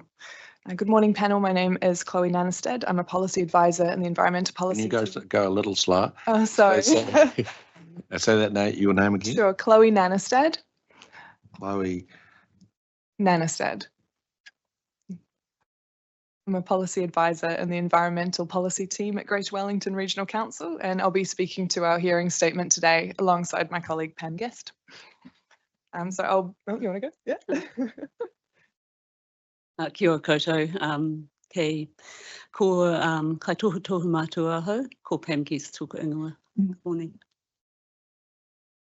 So I'll briefly summarise the key points of our statement and then we're happy to take questions. So firstly, we'd like to commend the Council on the exemplary process undertaken to identify significant natural areas, or SNAs, and the extensive consultation process that was carried out as part of identifying these areas. Our statement concerns the identification of SNAs and residential zones in the proposed district plan and the addition of new SNAs to identify areas of significant bird habitat and dune lands. The Council has elected not to include SNAs on residentially zoned land in the proposed district plan. However, the protection and identification of SNAs in all zones is a statutory and regulatory requirement under Section 6 of the Resource Management Act, Clause 3.9 and 310 of the National Policy Statement for Indigenous Biodiversity, and Policies 23 and 24 of the Regional Policy Statement. This direction does not provide any exception for SNAs on residentially zoned land, and Greater Wellington does not consider that appropriate justification for omitting SNAs on residentially zoned land has been provided by the Council. We understand that identification and mapping of SNAs in all zones has been carried out and that information is available to the Council, and therefore we are seeking that SNAs are applied to all zones, including residential zones. Now, the panel may agree with the reporting officer that inserting SNAs in the hearing process raises natural justice issues at this stage, in which case we recommend that this is done through a variation to the district plan and that this is carried out as soon as possible. And we acknowledge and support the reporting officer's provided drafting for a provisions package to give effect to NPSIB Clause 316 and protect areas of Indigenous biodiversity outside SNAs. However, we would seek amendments to this to give effect to the precautionary approach as per policy ECO P2 in the proposed district plan and provide stronger protection for SNAs on residentially zoned land. We recognise the natural justice issue But we consider that these areas should be considered in consenting processes, especially as considerable work and engagement has been carried out to identify them already. So amendments could include a trigger for areas that meet the criteria for SNAs as laid out in RPS Policy 23, or maybe redrafting the note at the beginning of the Eco chapter to include SNAs that meet that policy criteria as well. We note that any changes to the NPS-IB will have to be reflected in the RPS, so a direct reference to that RPS Policy 23 will go some way to future-proofing those issues. So turning now to identifying and protecting areas of significant bird habitat and dunelands. So the reporting officer rejected the relief sought based on lack of information. Greater Wellington had previously received a request for a comparison of the proposed sites with the existing SNAs in the proposed district plan, identification of the landowners for the proposed sites, and an assessment of those proposed sites against the criteria as laid out in the NPS-IB and Policy 23 of the RPS for identifying SNAs.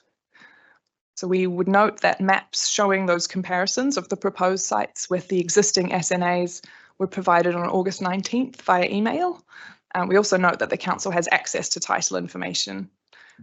And we also note that the Wellington City Council submitted on the proposed natural resources plan requesting that areas of the south coast be added to protect an identified breeding site for New Zealand banded dotterel, and that an assessment be carried out for significant bird sites along the urban and south coast portion of the Wellington City Council coastline. This triggered a full assessment by a bird ecologist, and the report was published in 2020. We note at this time Greater Wellington shared this report and the GIS layer with shape files of significant sites with Wellington City Council, as well as the information on active and stabilised dunelands in Wellington. Also note that Greater Wellington has included these sites where they are located within the CMA in the proposed change 1 to the Natural Resources Plan, and we seek that Wellington City Council adds those complementary site extent landward of the CMA in the proposed district plan. In terms of meeting the significance criteria, we note that active and stabilised dunelands are threatened ecosystems classified as endangered. Therefore, all dunelands in the Wellington region are considered to be significant, and the areas of significant bird habitat identified in that 2020 review were assessed against the criteria for significant habitats of Indigenous fauna in RPS Policy 23. Given that Council has had access to this information for nearly 4 years, we cannot see an appropriate reason to exclude these areas from SNAs in the proposed district plan, and we seek that those sites are inserted into the proposed district plan. If some of those sites are on residentially zoned land and the panel considers that a natural justice issue exists, similar to that of other SNAs on residentially zoned land, we would seek that these are added through a variation to the plan. But at a minimum, Greater Wellington seek that new sites of significance for birds and dunelands that are located on public land are inserted into the proposed district plan through the hearing process. Thank you. Just picking up on the last point, additional SNAs. You say you've given this information to Wellington City. You haven't given it to us. You haven't given us any expert evidence to support it. Should I assume that you are content to leave it with Mr. McCutcheon and his team to make whatever recommendations they wish to make based on that information?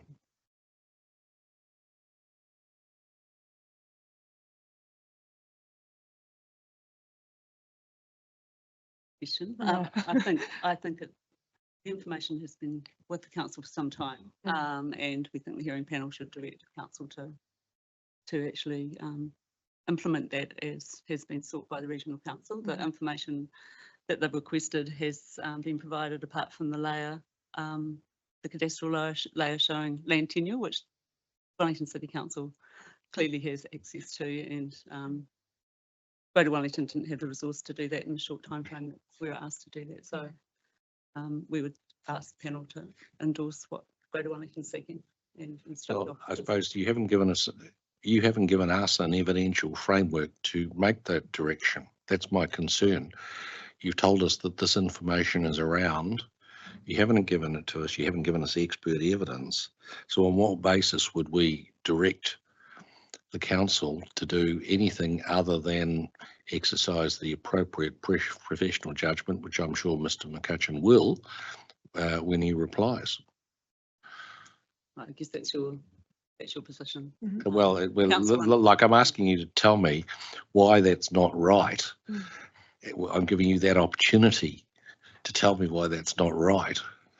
I guess, yeah, from our perspective, yeah, we acknowledge that it would have been helpful to have provided expert evidence. We're in the middle of 2 big plan change processes ourselves, so we didn't have the capacity to do that. But we felt it was worthwhile to come and talk to our original submission, which sought these outcomes. So I guess that's all we can do at this stage. Okay. The other, so going back to SNAs more broadly, paragraph 10 of your statement,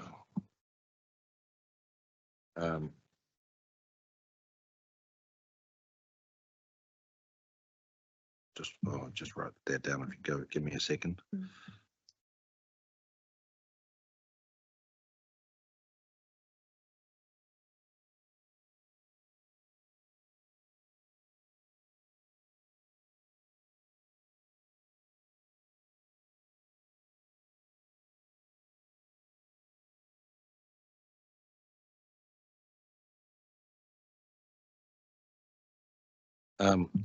So paragraph 10, you're saying, well, it's not clear that the decision to exclude SNAs was proactively communicated. I wondered if that was a bit unreal. Like, you'd have to have been living under a rock not to have heard about it. Like, I was living in Hawke's Bay and I knew about it. That was one of the things that was well known about the council decisions that fed into the notification point. That and certainly we've previously heard from lay people that that's certainly what they thought. Now, there is an issue clearly about whether that's enough, and whether we'll hear further shortly from Mr. Anderson for Forest and Bird on that subject. But as a matter of fact, it seems that it was well known. So Yeah, I definitely take your point, and we're not disputing that a natural justice issue exists here. We believe that there is a natural justice issue.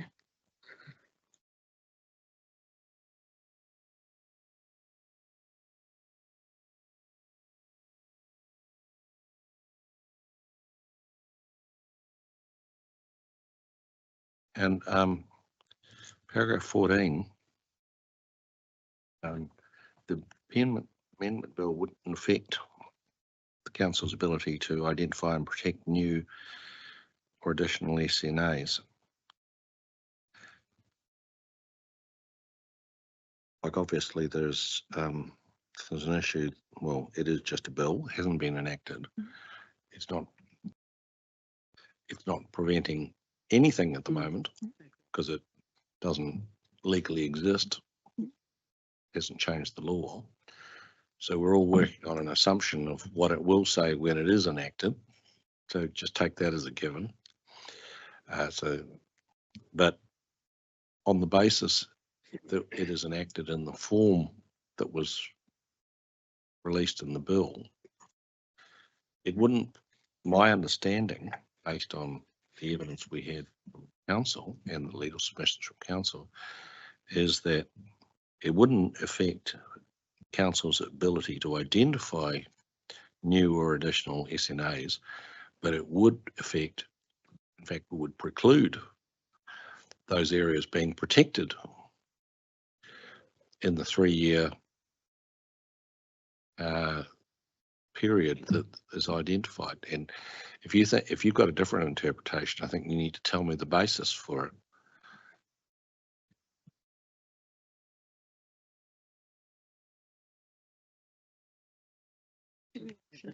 No, I think we agree with your position that there's nothing, we have to work under legislation as it is now. And so we should be proceeding as if the bill isn't there. And I guess our position is, it depends on, obviously depends on the drafting. RPS policy 23 and 24 apply. And there doesn't seem to be any indication at this stage that the bill's amending that requirement. So that's my understanding.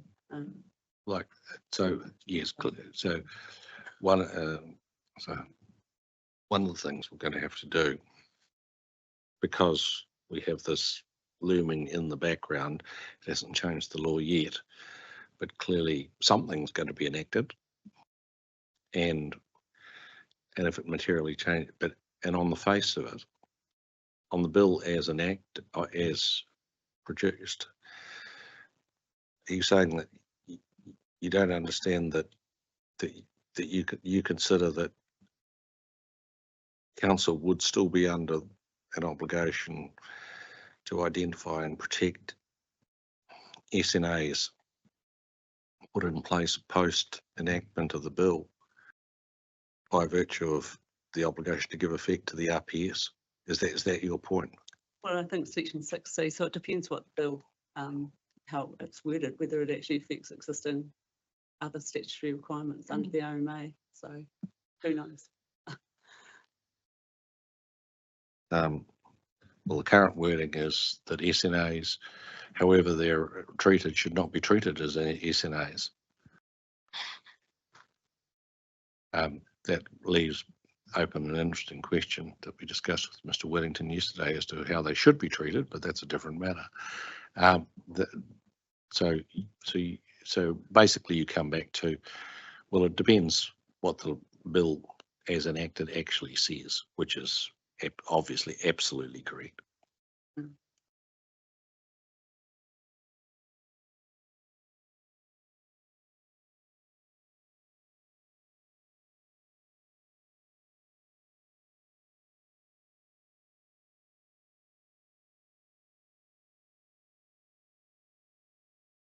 And lastly, you refer us to the regulatory and impact statement for the MPSIB.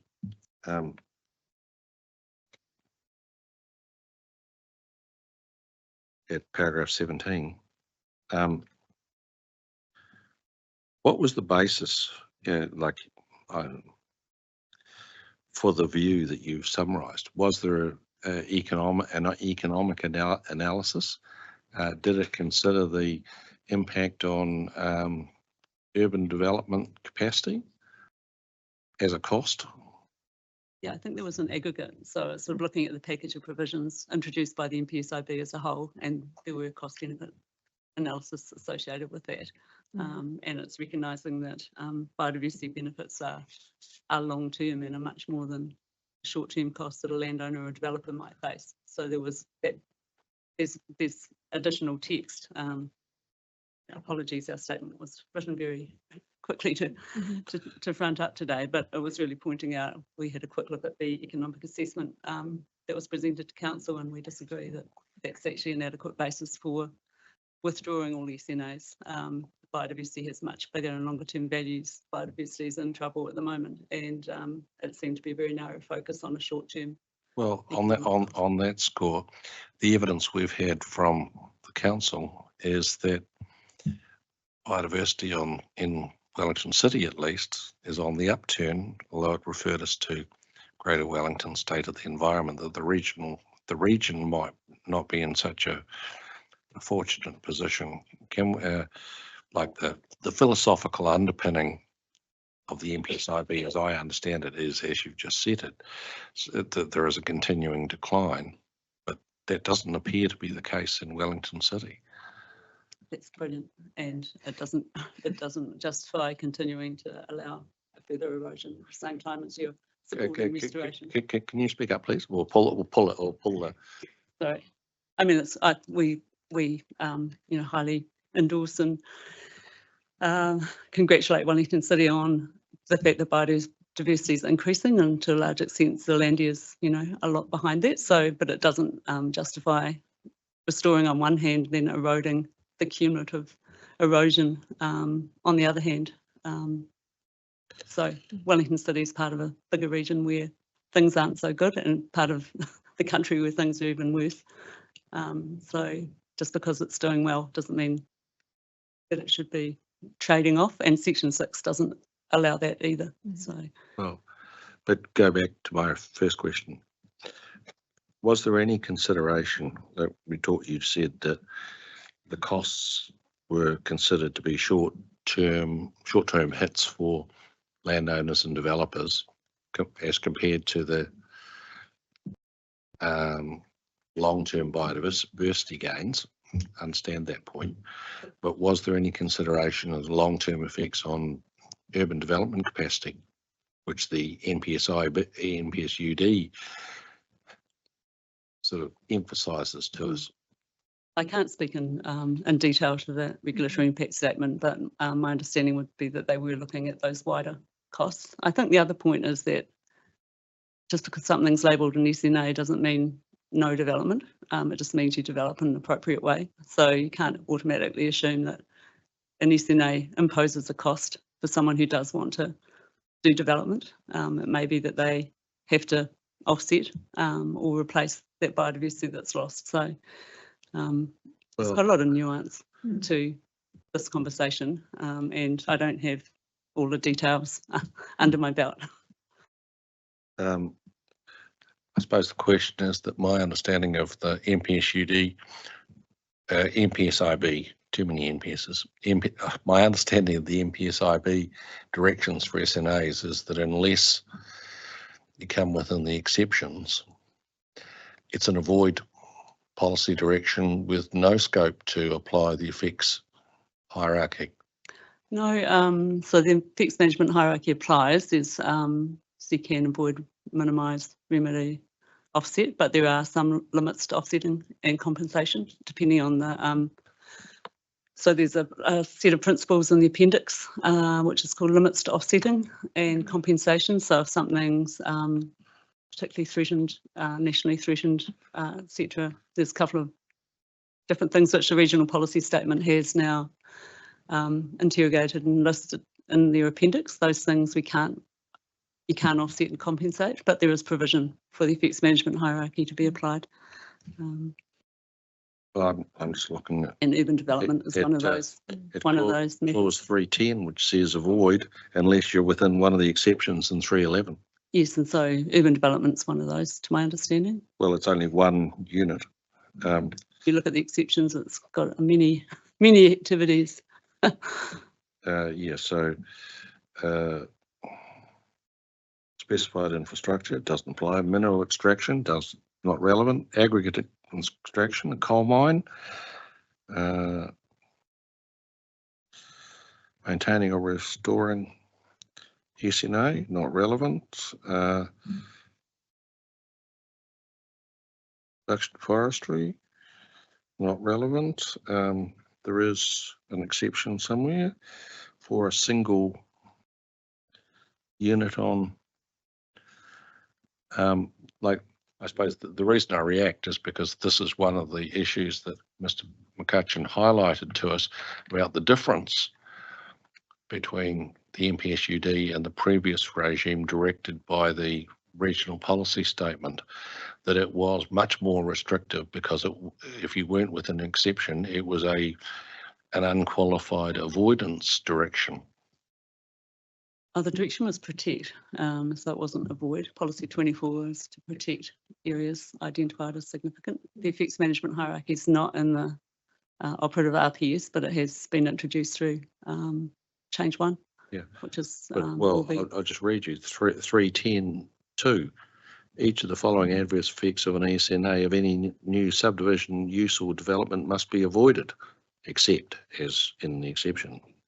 And there are loss of ecosystem representation, disruption to sequences, fragmentation, reduction in focus, reduction in population size. So basically, it's an avoid direction unless you're within the exception. And there's many exceptions. Well, yeah, but no general exception for urban intensification. Urban developments in there, isn't it? Just also noting under the MPSUD is, you know, it's not just about intensification, it's within a well-functioning urban environment, which includes green space biodiversity. So it's not a sole focused act. Oh, like, National direction. like I said, certainly in the, So there is, sorry, is that clause? Clause 311 1B. 311, yep.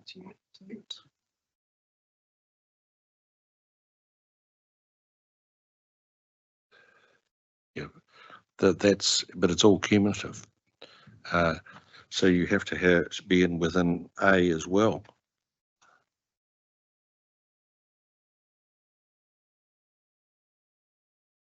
I think that A and B are not, Well, you don't have to have mineral extraction and urban development. no, but you have to be within one of the four limbs of A and B and C. Right, yes.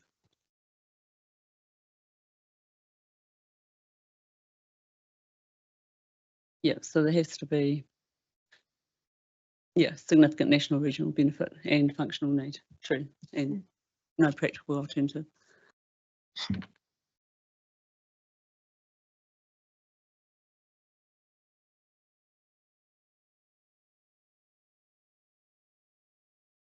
That's all I had. Commissioner Dash, questions? Only one specific question from me. You mentioned NRP Plan Change 1. It's going through its process at the moment. It's identifying areas within the CMA which qualify as being SNAs. Is that what I understood you said in your summary? The natural resources plan, Plan Yes. Change 1. Yeah. Yes, so we've added that change, this brought in new bird sites around the south coast. Okay, so So that's the NRP change NRP, one, not the RPS change Plan one. Change 1.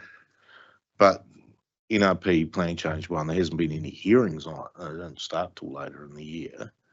And we don't know the extent of submissions. So in our position where we are at the moment, what can we do about any alignment issues that there may be? There might be submissions, there might be changes as a result of that entire process. So is this just another thing which there's all these moving parts in play at the moment and they all got to align at some stage, but we're not in a position to do it?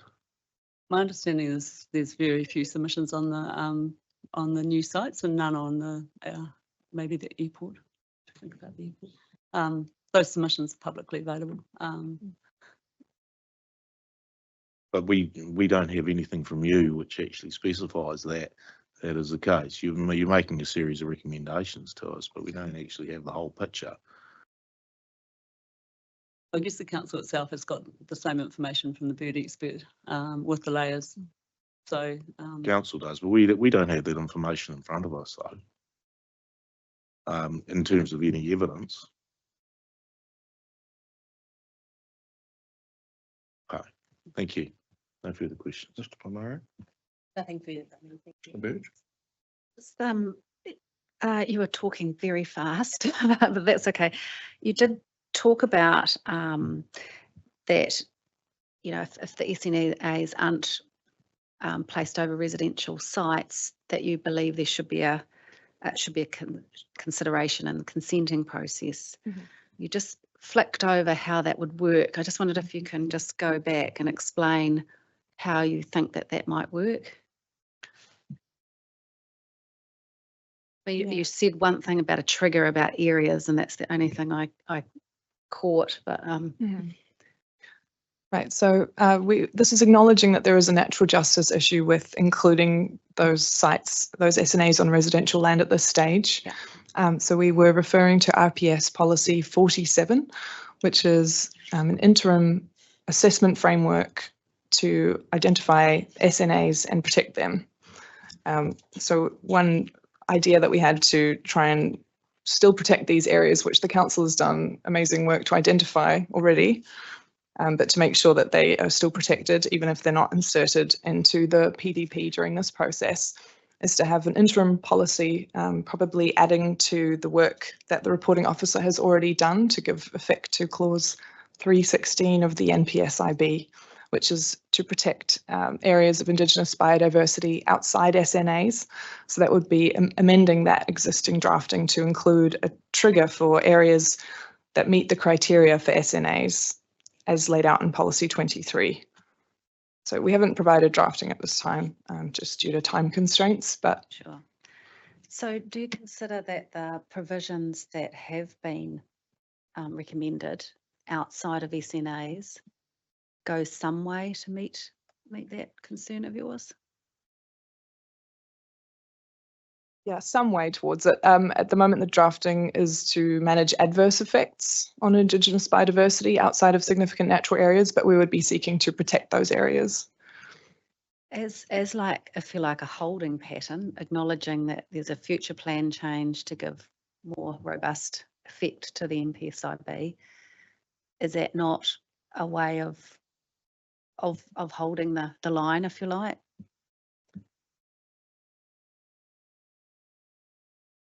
I think it definitely goes some way, and we endorse those provisions and recommend to the council panel that they are accepted. I guess the concern is that the direction in the RMA under section 6 is to protect. Eco P8 only deals with significant adverse effects, and so that isn't actually protecting.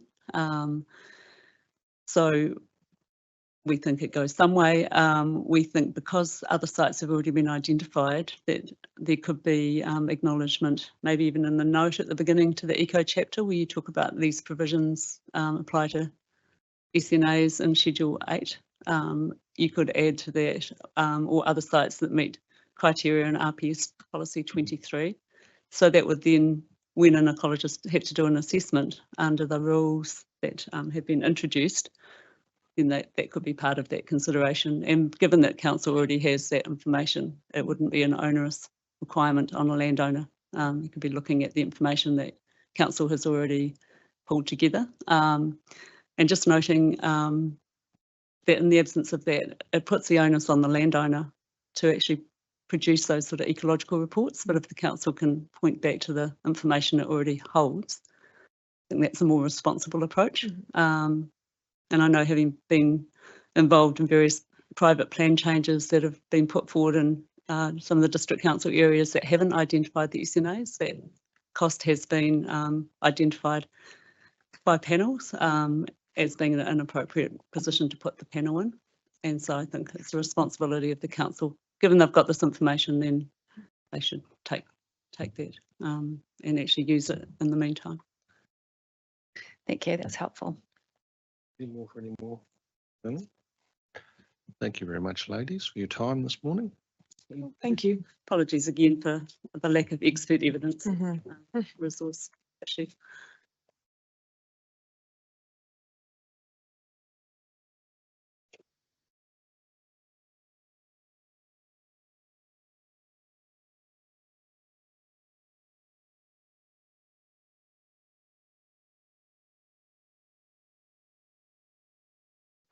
Next submitter is Forest and Bird. Mr. Anderson, are you out there? I am here, sir. Thank you. I'll just wait till you come on screen. Look at you, because at the moment I'd have to turn 180 degrees to see your happy smiling face. That's not ideal, is it?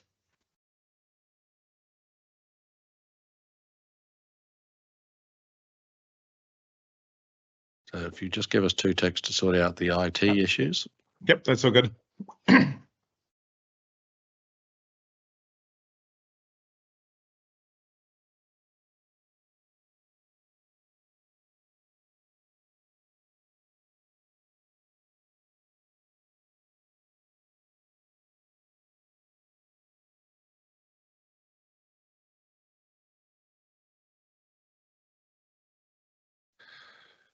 Classic. Buona soprano.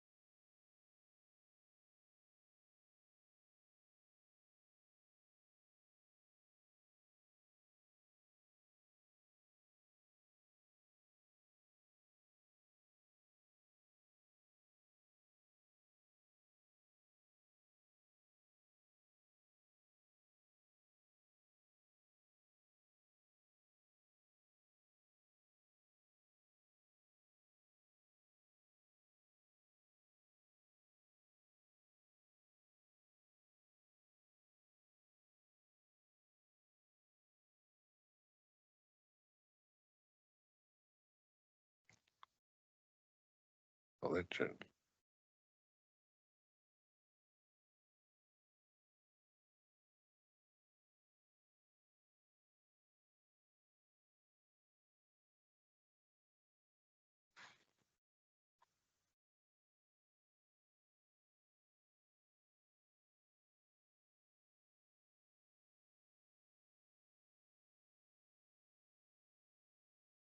What? Yep.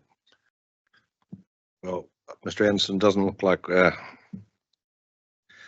we'll be able to do that. I think that we should first talk about procedural issues.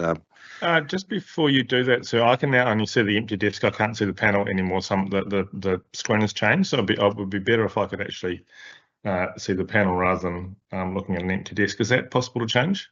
When I first came online, I could see the panel, but now I can just see the empty desk that the submitters are supposed to sit at, which is not ideal.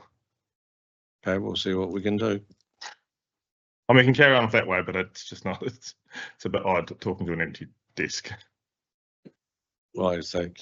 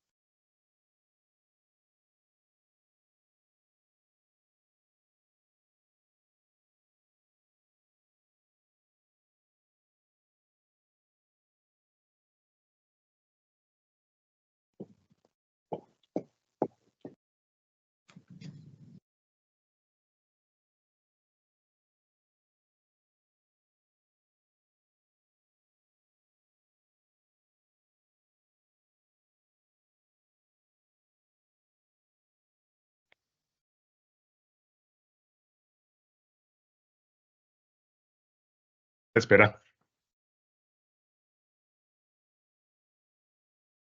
Oh, well, we've got half the equation then. That's one half the equation. At least I can see you now, which is an improvement. Well, some would say that. Well, we'll get underway anyway. Sure. Mr. Anderson, we'll talk about procedural issues. You will have detected a degree of irritation on my part about the timing of your submissions receipt, which mainly arose from the fact that we were told they would be late but had no indication as to when they would arrive. And when they did arrive, it was after the council had opened, and so we were deprived of the ability to ask the council questions about your submissions. Having reflected on that point, I've decided, well, that's a prejudice to you. The council isn't particularly excited, and so on that basis, neither am I. Can I just record that? Well, we're nearly at the end of this hearing, but it would have been helpful for you or your team to have provided us with a little more information as to what was going on. Thank you, sir. Yeah, that's a fair observation. A few things were thrown in our direction. Amelia Geary, who was the staff member who was responsible for dealing with the panel, has been on extended sick leave for about a week and a half. So that created some difficulties, and I was in the hearing last week as well. So that I apologise for the lack of communication, but those are the circumstances that that brought that about. Okay, let's talk about the detail of your submissions. Commissioner Day tells me he hasn't had the time to read them in full, so I think you need to take us through them in some detail. So over to you. Sure, thank you. I think so. What I'll do is, given the time available, I won't go through all of it. What I'll do is I'll go through the what I kind of think are the most important points, and we can go from there. So so starting at paragraph 2, a critical issue for Forest and Bird is the decision to remove urban SNAs from the proposed plan. The council's decision to remove urban SNAs is contrary to the National Policy Statement for Indigenous Biodiversity and the Wellington Regional Policy Statement. Forest and Bird's position is that the urban SNAs that we remove from the proposed plan need to be provided with the same level of protection as those that were scheduled. This can occur through scheduling or a general clearance rule. I've talked about the key issues that I addressed in the submission there, which are the MPSIB, the bill, infrastructure and natural justice. I've got a section there on Forest and Bird's original submission, which I am happy to have that section taken to. That was really just to provide background to Forest and Bird's view on the decision to remove the SNAs, which we were not overjoyed with as a principle, because the view that we have, subject to whatever happens from central government, that mapping SNAs is the best way to protect them. But I would go to paragraph 11, which says the concern in our original submission, in Forest and Bird's original submission, was that none of the rules in the Eco Chapter applied outside SNAs, and that unless there was a general vegetation clearance and earthworks rules elsewhere in the plan, significant vegetation and habitats in regional residential zones are left completely without protection. Forest and Bird sought either a general vegetation clearance rule or the SNAs be mapped in the residential zone. The 42A report recommends the inclusion of policies and rules that provide a degree of protection to the unmapped SNAs. As discussed in further detail below, Forest and Bird would prefer the SNAs in the urban area were included in the proposed plan, but understands the challenges associated with doing so. So I'll then move to paragraph 14. The notified proposed plan partially gives effect to the MPSIB. It cannot fully give effect to the MPSIB because of the removal of SNAs on residentially zoned land. To the extent that submissions give scope to do so, section 75.3a of the RMA requires the council to give effect to the MPSIB through this process, and that's kind of an important point in my view, which is that the MPSIB has a number of quite detailed and carefully considered provisions which are aimed at providing protection to SNA. The removal of SNAs from the urban area kind of flies in the face of that. So it's incumbent on the panel at this stage to best give effect to the MPSIB, the RPS section 6C through the process, and it can do so in as long as it's got scope to do so within what the scope the submissions have given it, and there's plenty of scope in the submissions to deal with this properly. So what if I just move down now to paragraph 18, where I set out clause 3.16.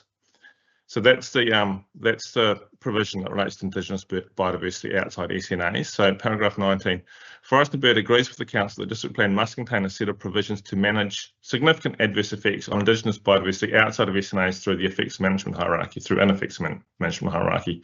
This is a requirement of the MPSIB. And at 20, I've set out the effects management hierarchy. What I say in 21 is, there is an issue about how areas known to be SNAs but not identified are to be treated. Section 6C is also relevant. This requires the protection of SNAs irrespective of whether they are included in the plan.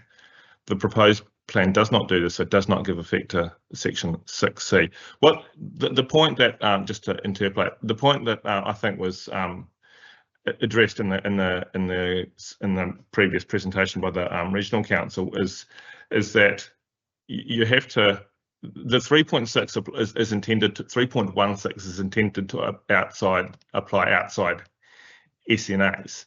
The difficulty here is SNAs are the areas that are mapped as SNAs. So those areas that we know are probably significant due to the mapping process undertaken by the council do not get protection that's required.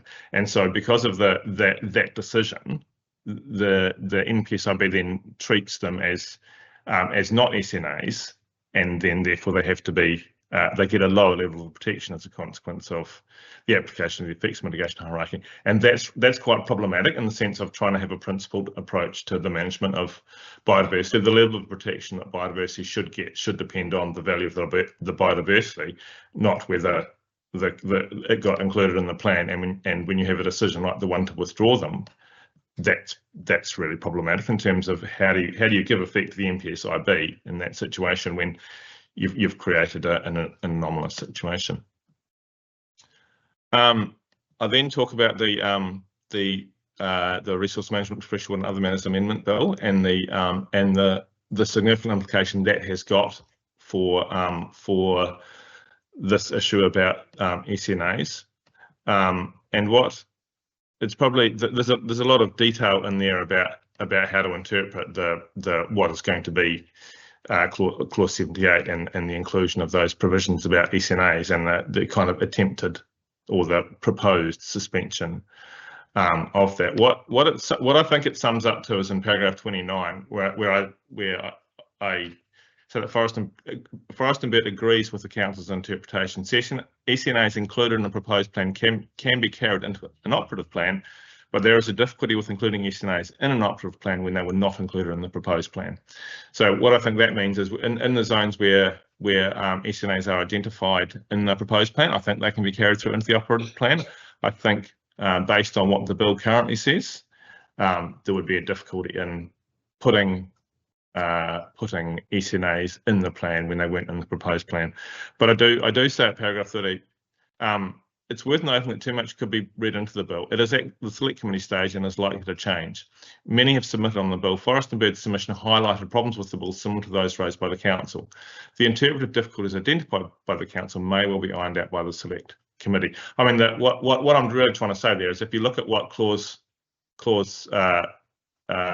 78, 5 and 6 say, they're pretty clumsily drafted, and that was the issue that was identified in the council's submission. So I think it would be almost unsurprising if that kind of interpretive difficulty wasn't clarified through the select committee process, given it's kind of so obvious.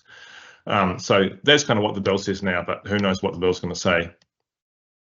I do have a section in there about the MPS on urban development, but I think I'm happy to take that as read. I don't think it impacts too much on what I'm going to say. What I do want to talk about infrastructure, which is at that starts at paragraph 36, and I have just sitting there the provision of clause 310 of the MPSIB, which talks about how you manage infrastructure and managing adverse effects of new subdivision use and development, and that's the avoid policy, which talks about a whole lot of things that have to be avoided. And then you move on to section 311, which has a whole lot of exceptions to it, and one of those exceptions is specified infrastructure, which is defined in a specific way of including a number of things. It includes RSI, so it's not a limiting definition, but as a definition. And then you go through and you compare what the policy INF Eco P34 does, and it applies to effectively the exemption from the avoid policy to all infrastructure. And I think that's problematic in the sense of trying to give effect to the MPSIB, which has a specific and carefully crafted provisions about how you manage infrastructure, and then simply applying those to all infrastructure. So at 41, I say it is immediately evident that the carefully considered provisions of the MPSIB relating to specified infrastructure have not been given effect to. The requirements of clause 310.2 do not apply to any infrastructure. INF Eco P34 needs to be limited to specified infrastructure, and a definition provided. Other infrastructure needs to be subject to section 310.2 of the MPSIB, and the rules need to be amended accordingly. While a discretionary pathway may be appropriate for specified infrastructure, it should not apply to all types of infrastructure.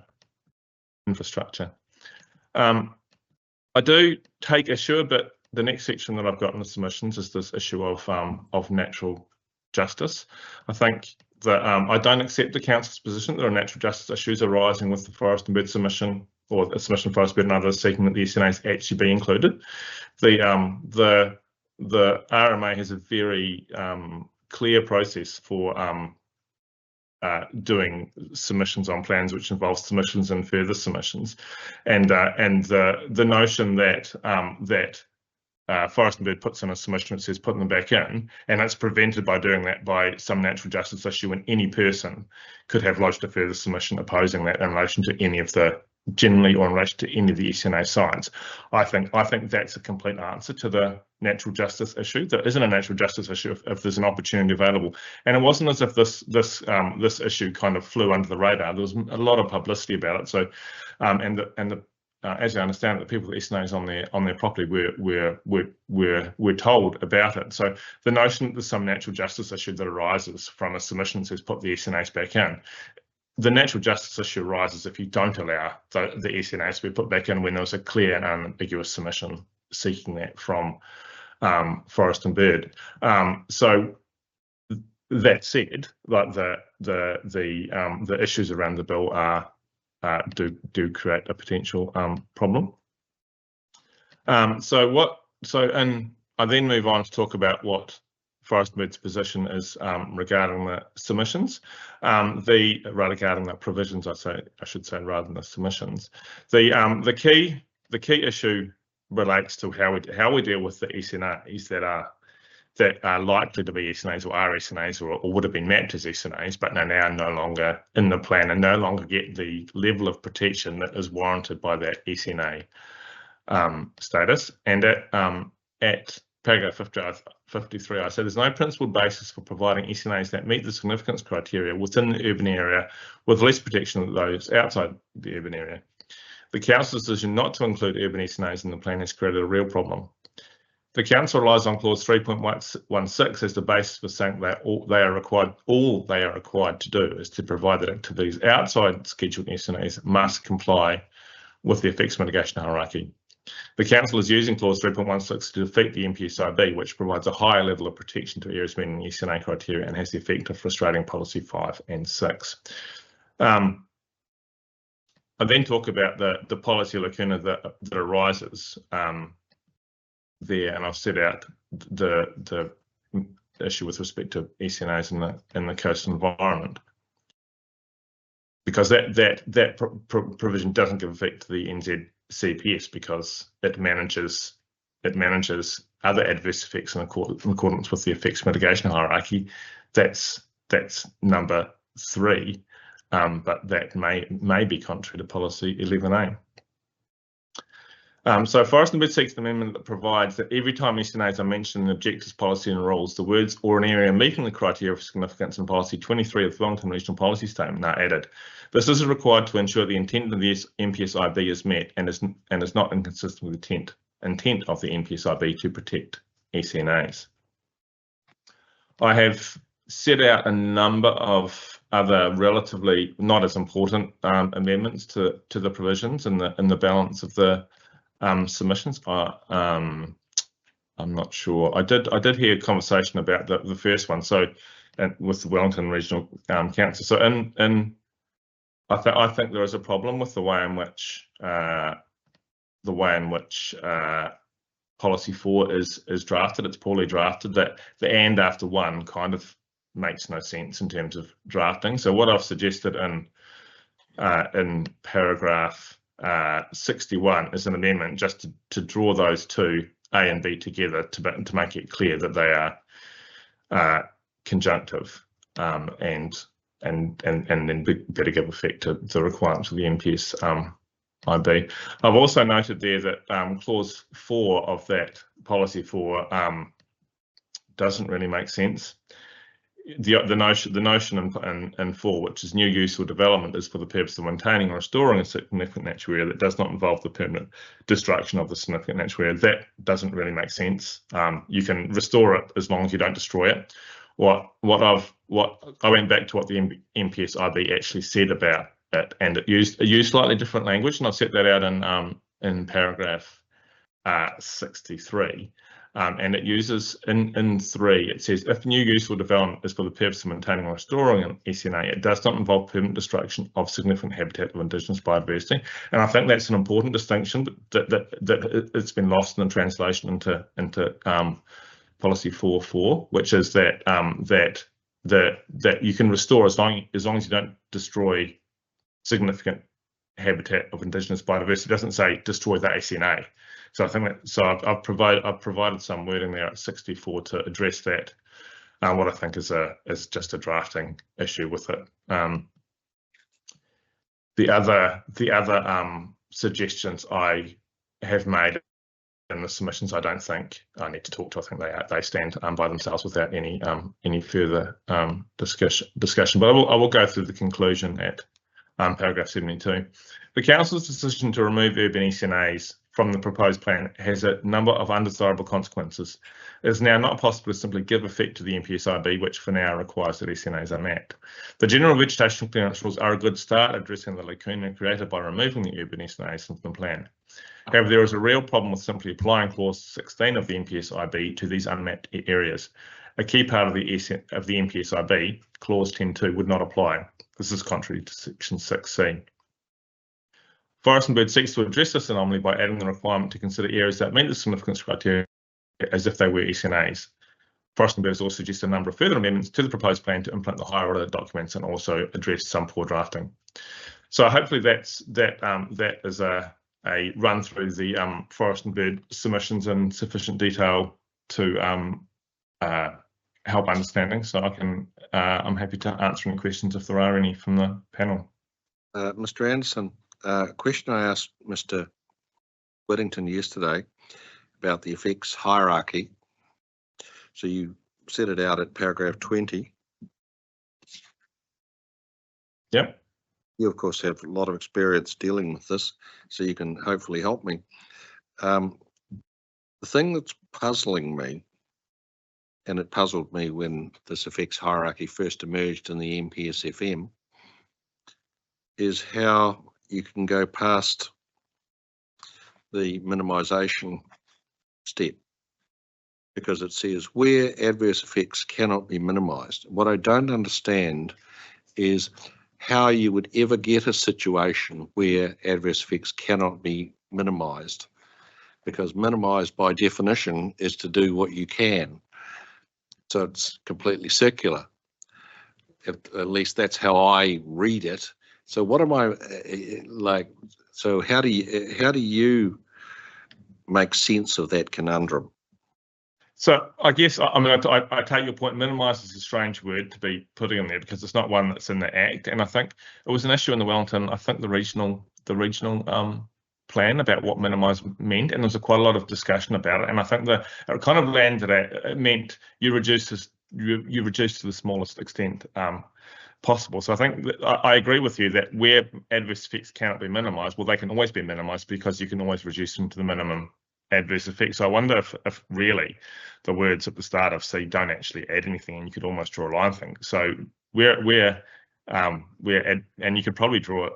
You know, you could so you'd be where adverse effects cannot be avoided, they're minimised. Where practicable, which I agree, where practicable is kind of part of what minimising involves. Then you'd go to remedy, and then you talk about offsetting and compensation. That's the way because you'd have to come up with a workable interpretation of that, which didn't just stop at C. So that's the way I would read it, was that you can always minimise, so that doesn't provide a barrier to going further down the kind of hierarchy. Yeah, there's a case about that, isn't it? Basically, when legislation doesn't make sense, you do the best you can. Yeah, that's right. Yes. Paraphrasing the no doubt very learned principles. Yeah. At the in relation to your comment at paragraph 35. They appear reconcilable without the need for a structural analysis, but you haven't told us how they can be reconciled. This is the NPSUD interface. Oh yeah, well, I think what I think was when I looked at it, it didn't seem to be a conflict between what the NPSIB and the NPS UD were trying to achieve. And I guess what I was trying to say was that the council's submissions on the point seemed to be just saying, well, there's a potential conflict, therefore you balance. And I guess I wasn't sure that's the way we do it these days following Port Otago, which is that you look at the provisions of the policy, and if they're directive, your first thing you do is to see whether you can work them together. And it seems to me that if you've got biodiversity you want to protect, that you wouldn't have thought that would conflict with the requirements of the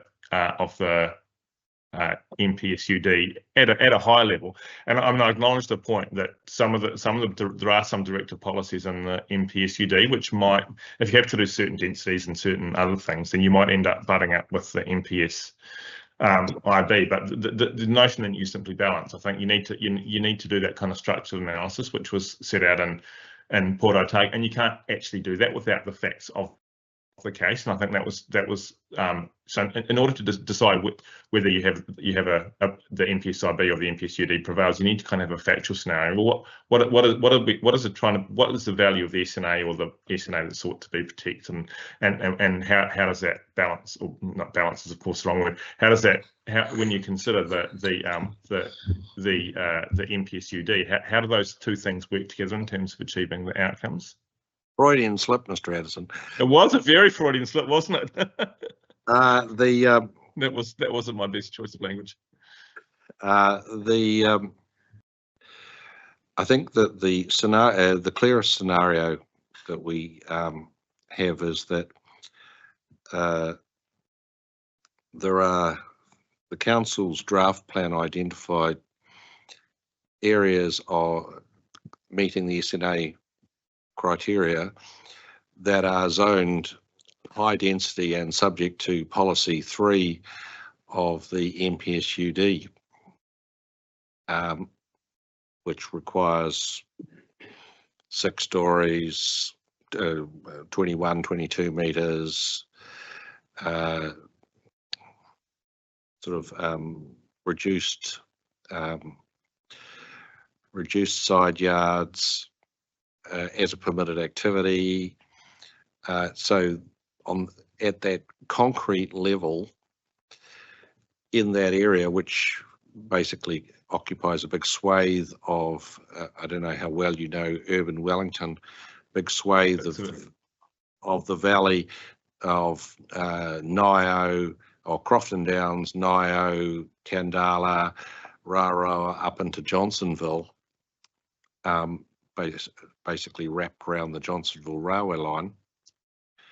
So there are a whole lot of previously identified SNAs in that area. So you do on the face of it, you have the direction for high density development in those areas, to enable high density development in those areas, butting up against the protective direction of the MPSIB. And so the question is, accept the point that the council has put it at a high level, but there does seem to be examples on the ground, and they're not just isolated examples, they're sort of isolated examples. There are a number of them. Because well, I think yes, I understand the point. I understand the point better now. So, and my answer to that would be that Port Otago it expressly addressed it in its decision about undertaking a structured analysis of the relevant planning documents, and then working out the answer to it as a consequence of that structured analysis. So that would be my answer to the question, and that would involve looking at kind of how what those two policy documents are seeking to achieve, and how they can best be sought to achieve while working with each other. And then if there is a conflict, then working out how to manage that while still trying to best achieve the policy objectives of the two national policy documents. So I think that was addressed head on in the Port Otago decision about the conflict between directive policies, and it didn't say balance, even though I inadvertently did a few moments ago. It talked about a structured analysis. So that's what I would say is the approach that's clearly mandated. And it might be you have an outcome where some SNAs have to give away, the lower value SNAs may have to give away to the MPSUD, but it also might be that the higher value SNAs don't have to give way to the NPSUD, but I think you need to actually do the structured analysis that Port Otago directs you to before you can end up with that answer.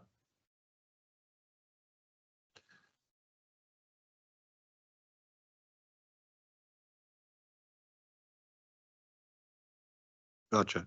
On the question of infrastructure, we discussed that with Mr. McCutcheon yesterday. His position was it's difficult to identify infrastructure that didn't meet the definition of specified infrastructure. So I understand your argument at a theoretical level, and it obviously makes sense. But the question is there infrastructure that falls outside the definition of specified infrastructure, and if so, what is it? That is a good question. I had understood that there were some. I can't answer that on the fly, but I thought there were some things. My recollection from the RPS is that not all roads were considered regionally significant infrastructure, but I think without actually going and doing an analysis of it, I think I don't have an answer for that question immediately. But I also think that I mean, I would have thought there would be infrastructure that would not meet the specified infrastructure definition, even if you can't determine it now, and simply accepting that for now and the future, infrastructure and specified infrastructure are the same thing is not an appropriate approach, because it could be that the definition of RSI in the RPS then gets changed, or the other definitions of what is specified infrastructure get changed to be more or less, probably less inclusive. So I'm not, even if there was not much of a gap, I still don't think that the approach of just saying specified and infrastructure, specified infrastructure and infrastructure are the same thing. Okay, understand. Natural justice issues, the role of further submissions.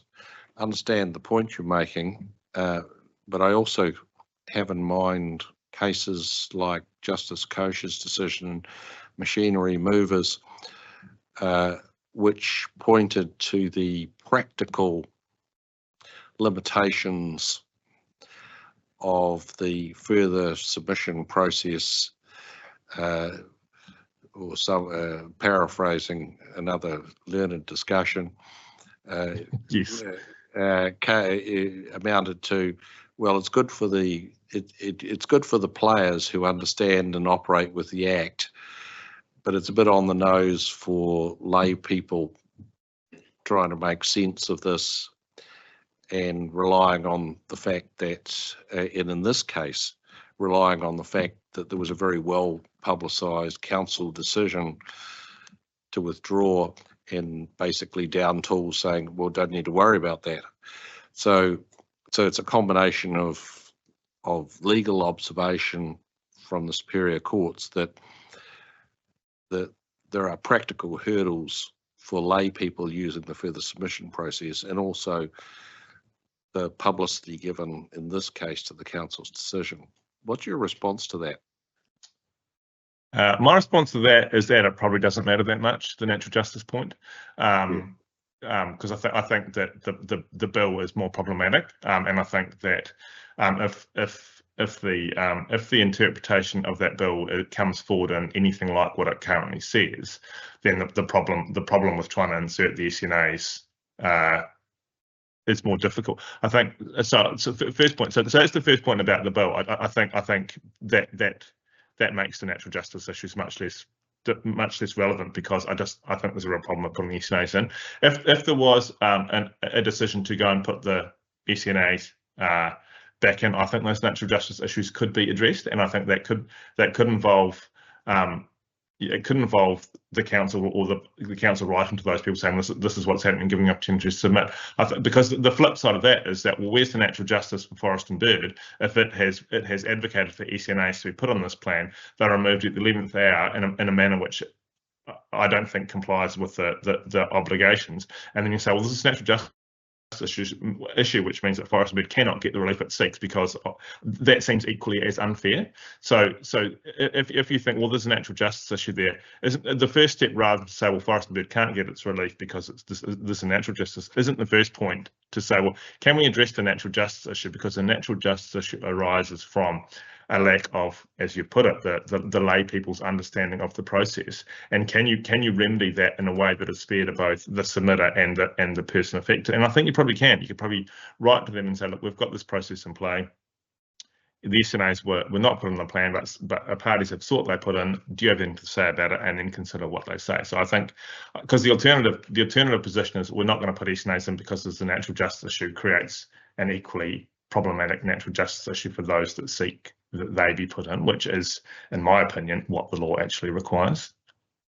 Okay, and if that's a helpful answer. yes, I understand your point. And can I summarise my understanding of your overall position, or not your position, but the position that you're advocating on behalf of Forest and Bird, is that Forest and Bird takes the pragmatic view that if the bill essentially stays what it is, the focus needs to be on the controls on biodiversity outside SNAs, because identifying the SNAs now would be of no practical benefit. Is that fair? I think yeah, that's correct. I think if the bill passes in anything like its current form, it will mean that even if we got the SNAs put on the plan, it would be meaningless, because of that provision which says it won't have any effect. So the focus then becomes, well, how do we craft provisions which actually provide the same level of protection for those SNAs that are not mapped to the ones that are mapped? And that's a little bit of a challenge, because there's some policy direction that goes in the different in the other way, like 3.16, which kind of talks about the effects mitigation hierarchy applying. So you've nailed the forest and bird position in relation to the big picture, which is we see the writing on the wall with respect to trying to get SNAs in the plan in the urban zone as it currently stands. That looks too hard. So let's try and get the provisions done. But I think you're correct about that.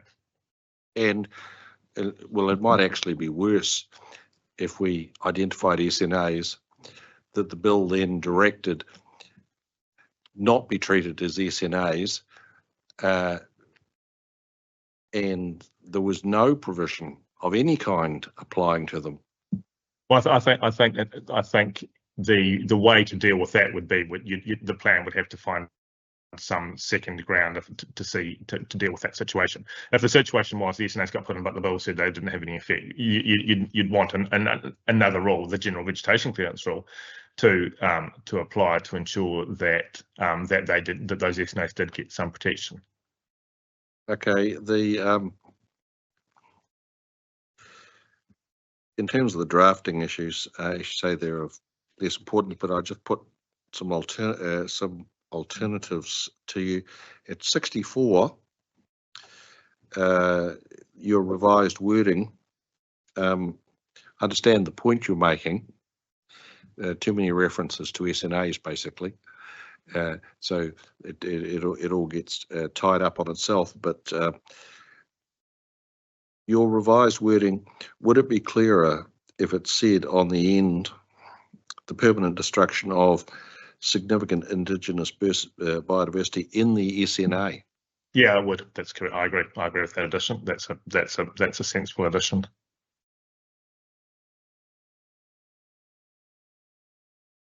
I did grapple with that a bit. I was trying to understand what the because at first read about it, you have to do the skin to understand what, and then you go to the NPSRB. But I think what the addition you've sought does actually, or you've suggested does actually further clarify it. And in relation to 69, I was wondering if it would be clearer if there was an advice note about how expansion was treated. Yep. And I think, well, yes, I agree that that was kind of a nod to the section 42A report and the reference in there, and saying what expansion is, which I guess would be increasing the size of the footprint of because the thing you're worried about associated with quarries is them expanding, and the expansion removing significant biodiversity. So if the footprint of the mine area stayed the same, that wouldn't be expansion, even if it went deeper or operated at longer hours. Because I think the intention Mr. McCutcheon had was that expansion would be treated as a new mine, and an advice note could say that. Yep. And an advice note could provide detail what expansion was as well. Yeah, absolutely. Yeah. I'll ask my colleagues if they have any questions. Nothing further from me. I think we're good. Thanks, Mr. Anderson. Great. So thank you for beaming in, putting up with technical issues, and so we got there in the end. Thanks so much. Thank you for your time. Cheers. Bye.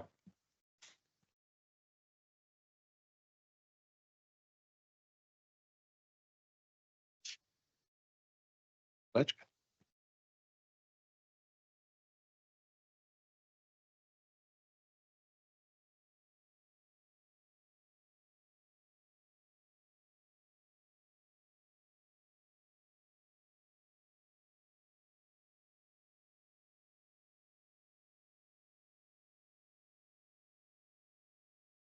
You.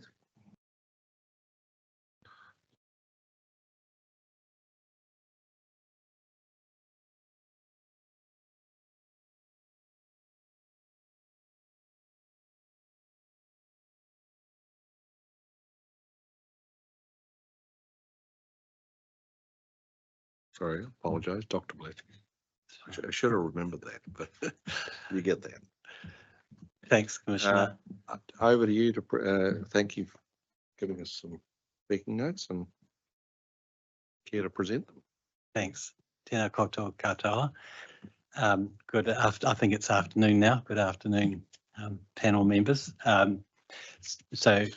I have provided some speaking notes, and I'll just go through those quickly. Emphasise that I am speaking as an individual submitter, as I did way back 2 years ago in Stream 1. Although I have been as a consultant and researcher, I've given ecological evidence to many hearings.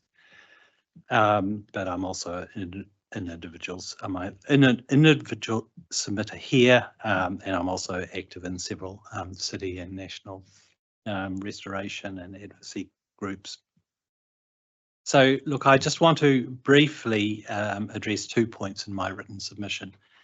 One is surprise regarding the identification and delineation of SNAs. And secondly, regarding the protection and enhancement of urban green spaces. And I do need to acknowledge that I may have missed the bus to some extent in that second point, because my original written submission addressed urban green spaces only briefly, and it was interpreted as referring only to urban design guides, which I understand were heard in hearings way back, stream 5, which passed me by. I should also say, and were the subject of council decisions in February, so they're now operative. Correct. So the bus is a long way down the road. The bus may be down the road, but I'm going to argue that there is an important connection between urban green spaces and SNAs, which does need to be taken into account in reaching decisions by you on this stream. And generally, I hope I can provide an independent professional ecologist's voice in regard to any matters in the hearing stream and my speaking points, if you've got any questions for me. So in regard to significant natural areas, I'm just going to keep my comments here very simple and generalised, to say that I do endorse the thrust of many submitters that SNAs on private land in the urban residential zone should be identified in the notified district plan. And you've heard, especially from the last couple of submitters, but also previously, I'm sure, that for reasons of consistency with a number of policies and legislative provisions about that, I would just say in a more general ecological sense that it is not possible to say or reach the conclusion that SNAs within private lots in the urban residential zone should be thought of as collectively less significant than those SNAs that are on public land. And secondly, that SNAs on private land do have private benefits, notwithstanding the property rights of owners.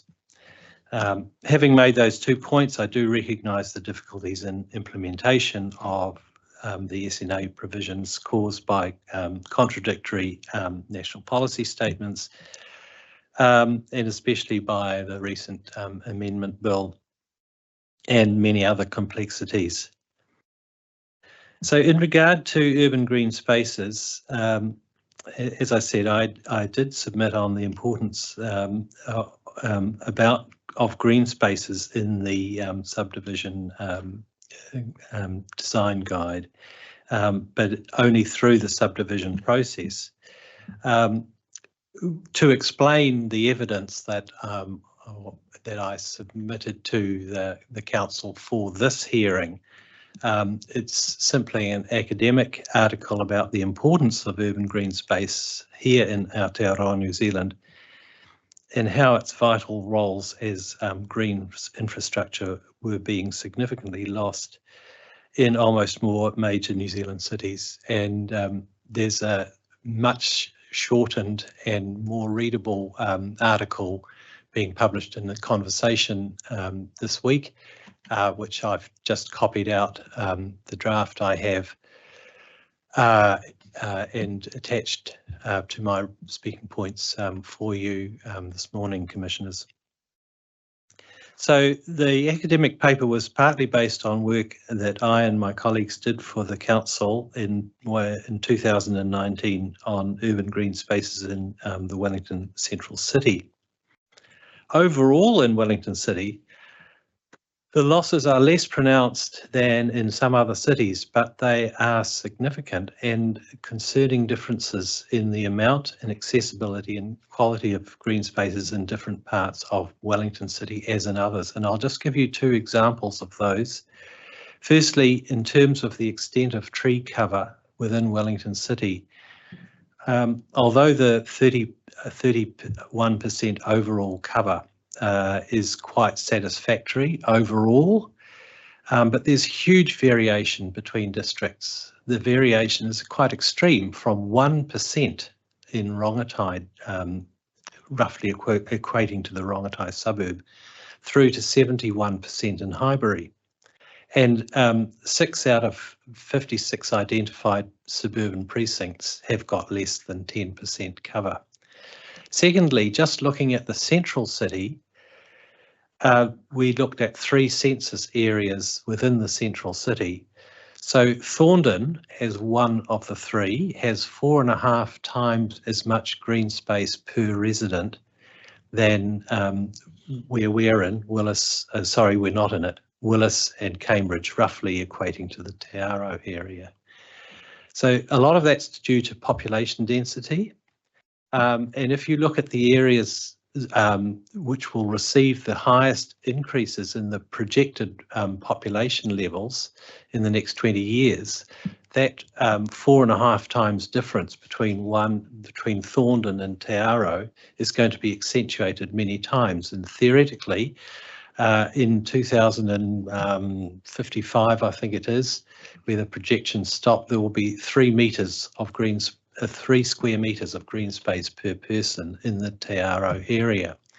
That's just not good enough, bearing in mind the accessibility requirements of different people. So that partly explains my next speaking point. Why is this important? Green spaces are vitally important for health and well-being, recreation, social and cultural interaction, and inspiration for every resident of the city. And those green spaces also constitute many of the SNAs within the city. In other words, they also have important ecosystem and biodiversity values. All those values that I've just mentioned in aggregate together are called ecosystem services, and I just want to emphasize that because it came up in yesterday's discussion. They can be simply defined as the benefits that people get from nature. Pretty simple definition. But if I repeat the examples that we heard about yesterday, like food, clean air, clean water, summer shade, carbon storage, flooding mitigation, places to rest, recreate, feel better and be inspired, anybody can understand that concept well, and that's why they value green spaces so much. And they're often actually called nowadays nature's contribution to people, rather than the ecosystem services term. So finally, just sort of trying to wrap together some thoughts about urban green spaces, SNAs and ecosystems. Many green spaces in Wellington City are also recognised as SNAs. These are our iconic places, the places within the Botanical Gardens, the Landia, of course, the NIO green space spine that Chair recognised just a few minutes ago. Those sorts of places, and they may be both in public and private ownership. But the many green spaces that are not SNAs also provide many biodiversity values. Especially for important habitats and linkages. And I've shown how, and there are many examples of those kinds of green spaces, small areas, fragmented areas, individual street trees or rows of street trees, all those pocket parks often talked about. So I've shown how unevenly those green spaces are distributed. And because of the points I've previously made, for all those reasons, I do want to comment that the proposed new policy, Eco 01, which is the one about maintaining Indigenous biodiversity, at least that there's no overall loss in Wellington City, is just not satisfactory being at that overall city level. It could easily lead to the acceleration of the current inequities in green space values, both those biodiversity values and also those wider well-being values, especially under intensification that's forecast to happen in things like the medium density standards. Some spaces, some parts of the city could be stripped right away out of the most densely, where they're in the most densely populated parts of the city, even while at the overall citywide scale, there's no recorded biodiversity loss. So I think that that policy is unsatisfactory as a matter of environmental justice, as well as about being about biodiversity. So in conclusion, I hope that you on the panel and the council can negotiate a way through this complex web of conflicting legislation and policy to come up with a notified plan that will give expression to robust ways of maintaining and enhancing green space at a time of intensification. And I would point out that there are many known methods of approaching this challenge. Many were discussed in a recent, very comprehensive Parliamentary Commission for the Environment report about green spaces. And there are also many successful examples and approaches, both internationally and around Aotearoa, New Zealand, and even the learnings from the unsuccessful examples are very helpful. So I'll leave my comments there. Thank you, Dr. Blaschke.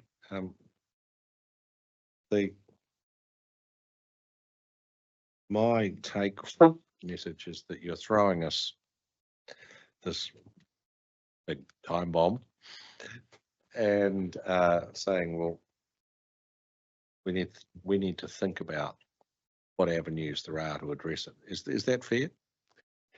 Yes, I think it is a good summary. I hadn't thought of it at all as a time bomb, but I think that whatever approach you take, looking at biodiversity on an overall citywide level is just not good enough.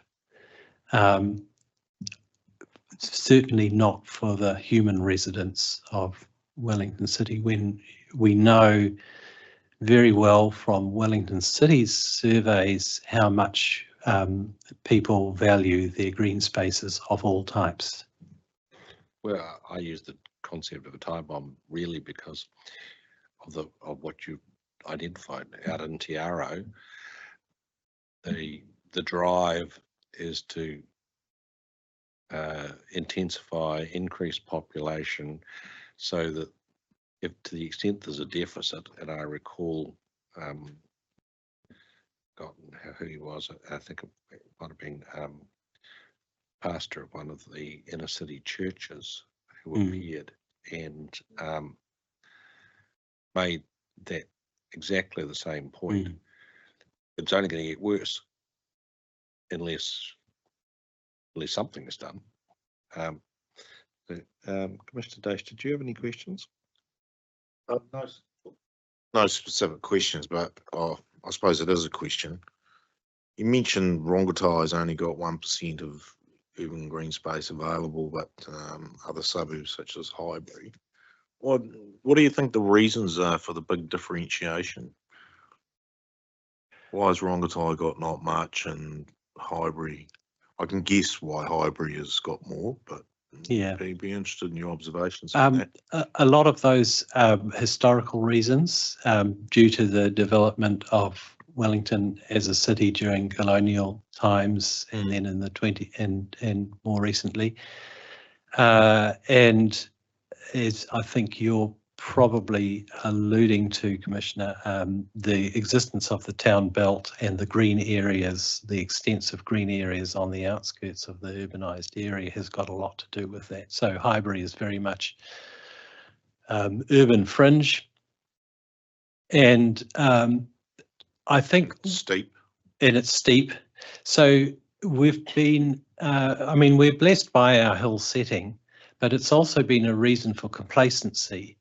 I believe there is some documentation of this, so my memory's not very good, but I think that there was actually no actual parks or green spaces created in the central city for, you know, like 100 years, up till the time that Midland Park was developed in about the early 70s, I think. because we thought, well, we've got this great town belt. And incidentally, I point out that, and my co-authors are very strong on this, that for people who are not fully able of all types, and that includes very young people and very old people, you know, it's just not good enough to rely on your town belt and your outer areas. You have to have green space close to where you live that you can actually physically access. And there's heaps and heaps of international literature. So that's some of the reasons behind those marked disparities, and they occur in other New Zealand cities as well. Yeah, just to follow on from that, in terms of the Tiaro area, though, obviously there's very significant enablement of residential development or just urban development generally in that area. But how are you going to retrofit an area like that when there is already lots of buildings on those areas? And particularly through the district plan, what role would the district plan have? Is it more of that the council or some other agency would actually have to purchase land? Well, what are the options out there for I agree increasing that the deficit? Yeah, I agree that retrofitting is quite difficult, and that's why in my written submission, I mainly thought of the subdivision design guides, because that's the only way that or that's one of the main ways that you can do it through in the subdivision process.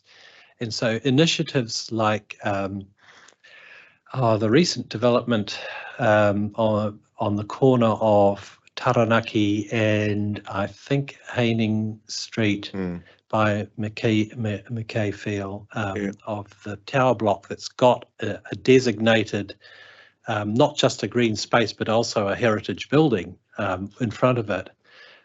Basically by, as I understand it, the foresight of the developer, the developers themselves. So that's why that's such a shining example. Also talking about the St. Peter's, I think was the example you gave, Commissioner, giving the evidence, the little garden that they developed when they sold land to enable the very large development on the corner of Victoria and Ghuzney Street. That's another shining example. But I would also say that as well as all the intensification that's occurring currently and is developing, there is a lot of empty land. So there is plenty of international precedent for either penalties on land banking and land lying idle, or incentives to make that land available as open space, even open space without building on it, or with a simple lawn cover. I'm not an ecological purist. I think that something as simple as a grass cover and a few seats has got a lot of the same kinds of benefits as urban green spaces. So I alluded to the many techniques and approaches that were available. I haven't listed them in my evidence, but as I say, there's documentation here in New Zealand as well as internationally. Okay, well, thank you for that. Mr. Pabara? Kia ora. Thank Kia you ora. very much for your evidence. Very interesting perspective on the urban green space notion and the investment, I guess, in provision and maintenance of green spaces as opposed to viewing those spaces as a cost to urban development.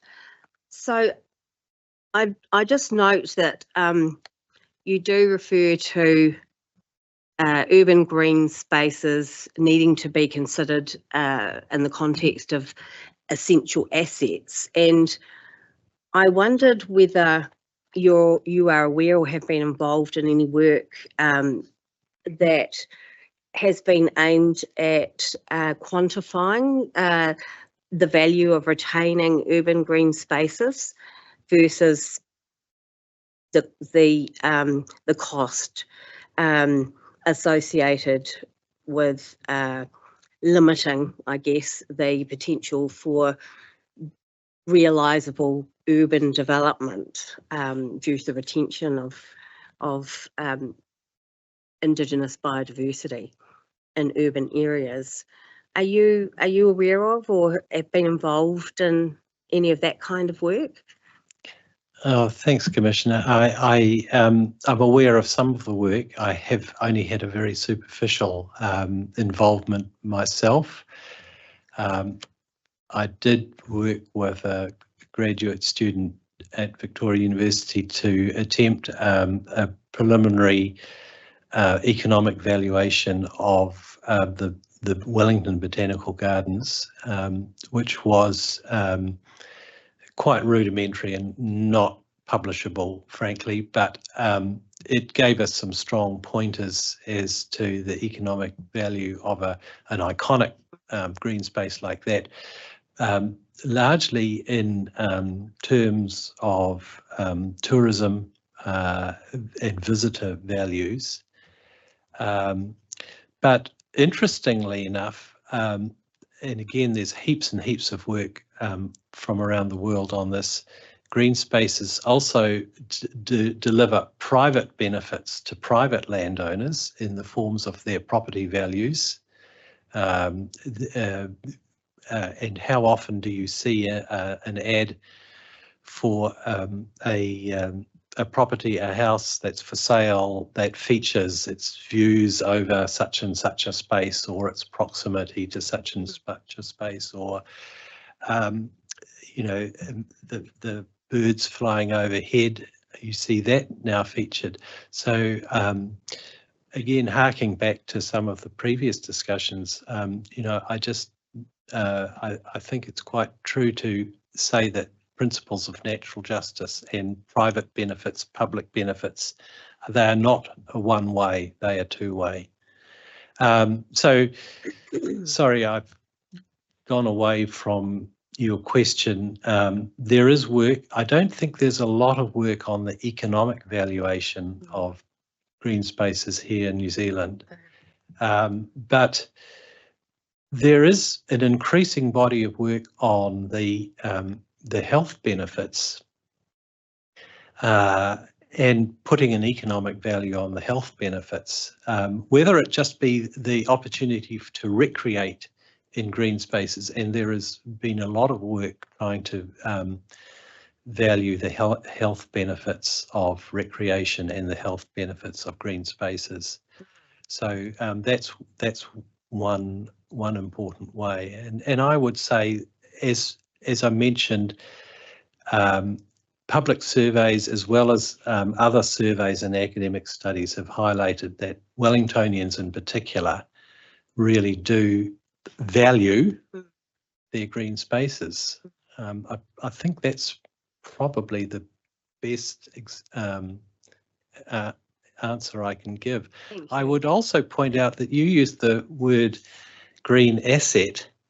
I quite often, and other people talk about green infrastructure, and I was just reflecting when you had that interesting discussion with Mr. Anderson about essential infrastructure and other infrastructure. Well, I would say that actually green infrastructure would be a good example of infrastructure that wouldn't be normally regarded in that list of essential infrastructure, but it is.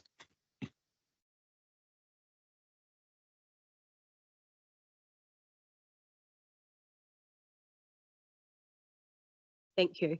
Well, thank you for your contribution, Dr. Blaschke. Yes, sir. You want to say something to ponder? Thank you. something more to ponder. We've got quite a few things to ponder. So we will adjourn for the lunch break, be back at 1:30.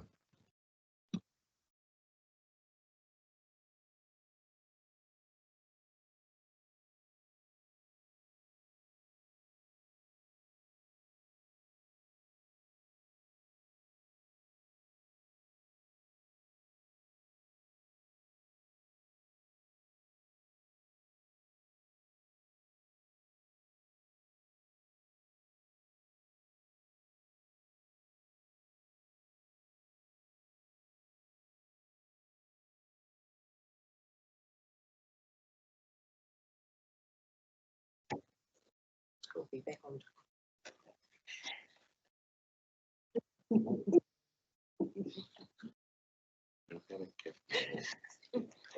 I think we'll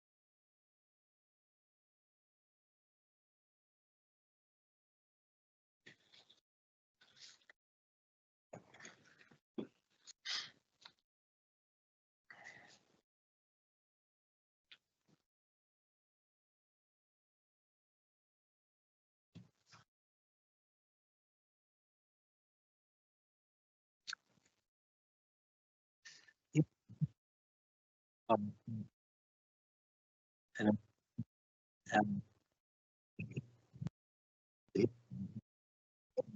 discussing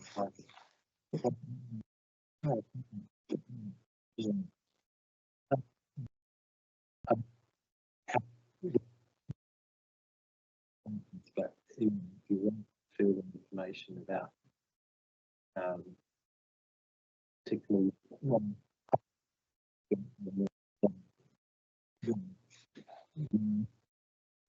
an example of green boats in at the same time. I mean, it,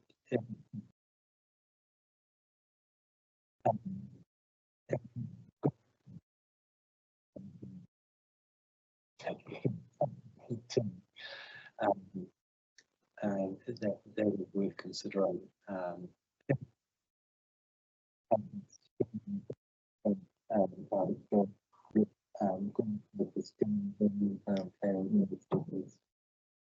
This is cities in nature.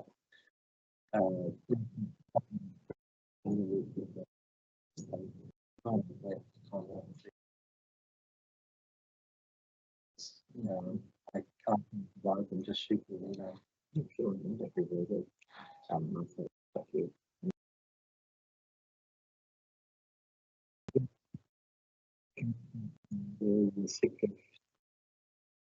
I'm only trying to move quickly.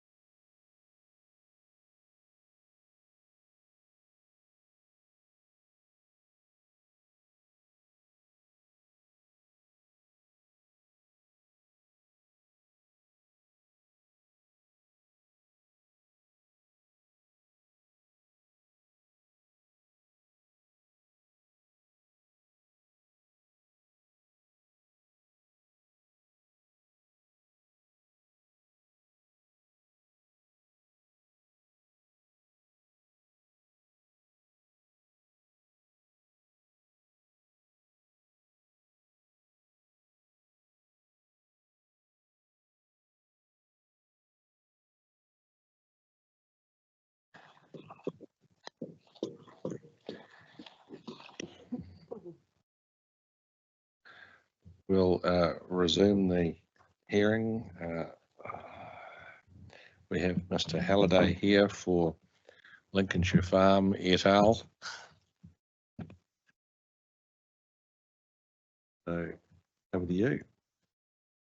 Thank you. Thank you again for the opportunity to appear before the commissioners. My name's Rod Halliday, and yes, I appear on behalf of Lincolnshire Farm and others.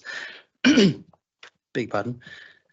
In respect of submissions that were made to the significant natural area provisions of the proposed district plan.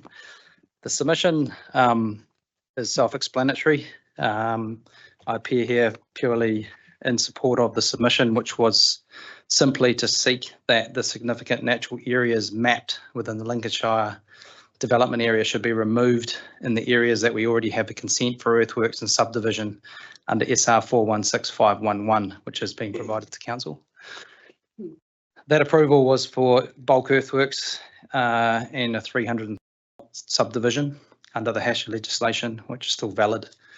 We are about to start phase 2 of the earthworks, and that is phase 2 of 3. And what I've been working with Adam on is just the areas that these conflicts arise, and I'm in agreement with his evidence and supplementary evidence that was circulated, which I've read. The only area that I wish to speak about today is the area that was referred to in the supplementary evidence, which is an area where we're building a sediment retention pond shortly, which has been mapped as a significant natural area. And whilst the pond hasn't actually been physically constructed, the area has been cleared of vegetation in preparation for that pond. I have here for circulation a drone aerial photograph that was taken by Goodman's, our earthworks contractor, a few months ago, if you'd like to have a look at that, which shows the area that has been cleared for the pond with the approved pond location superimposed over it.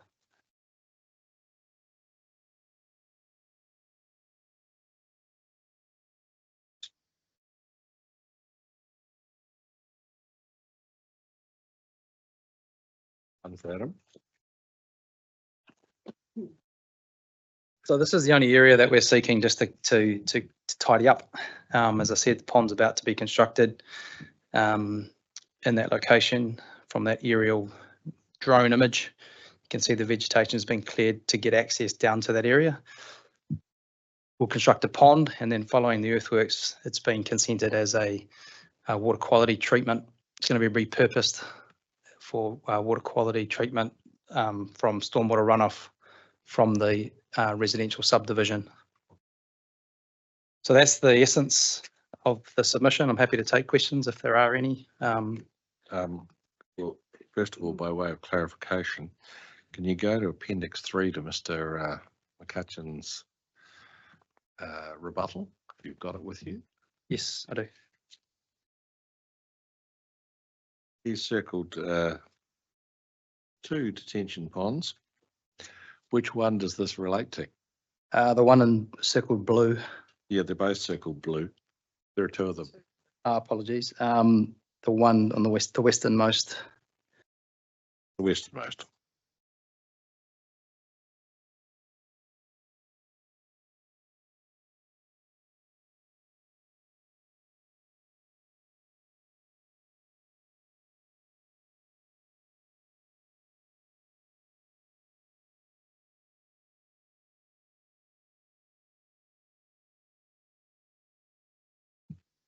So is your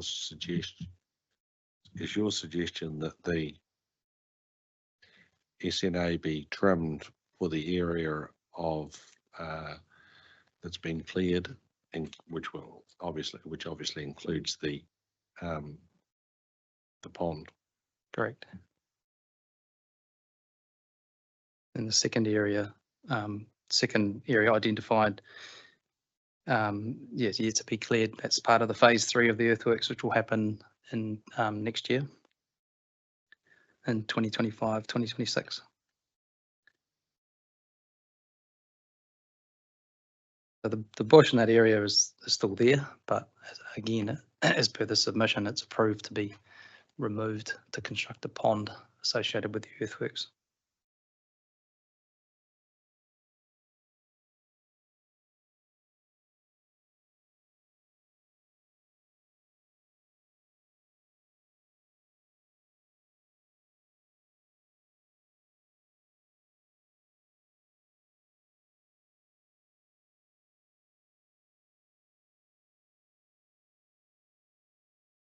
Reasonably clear, but sorry if they have any questions.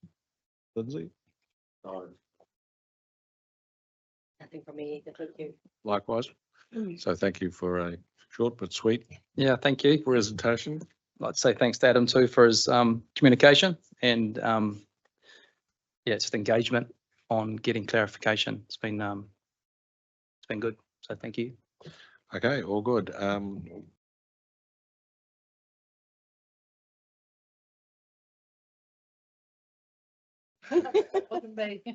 Sort of, yes, chocolate fish required. We have some submitters due who are not currently in the building. So we'll adjourn until they show up. Thank you. Yep. All good.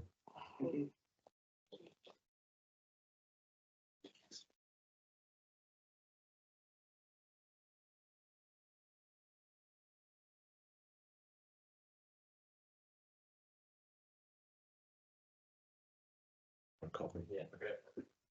Yeah. Might help. Feeling deprived. Can you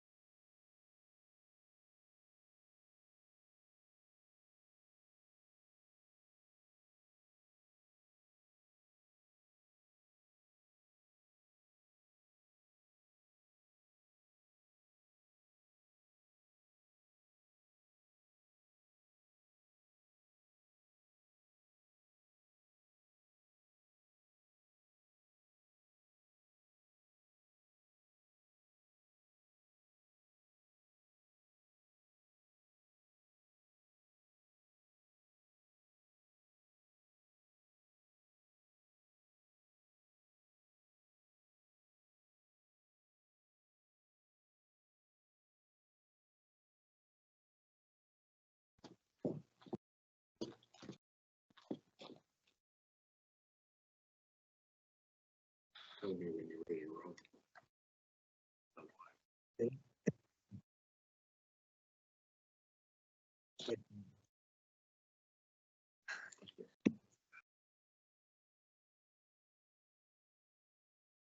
We'll resume the hearing.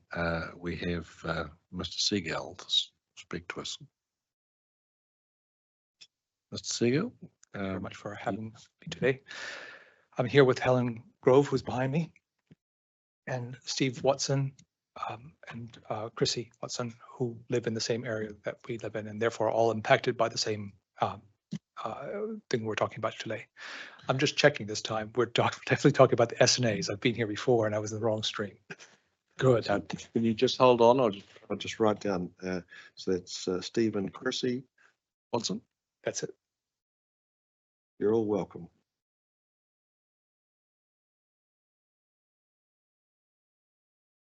So please proceed. Thank you.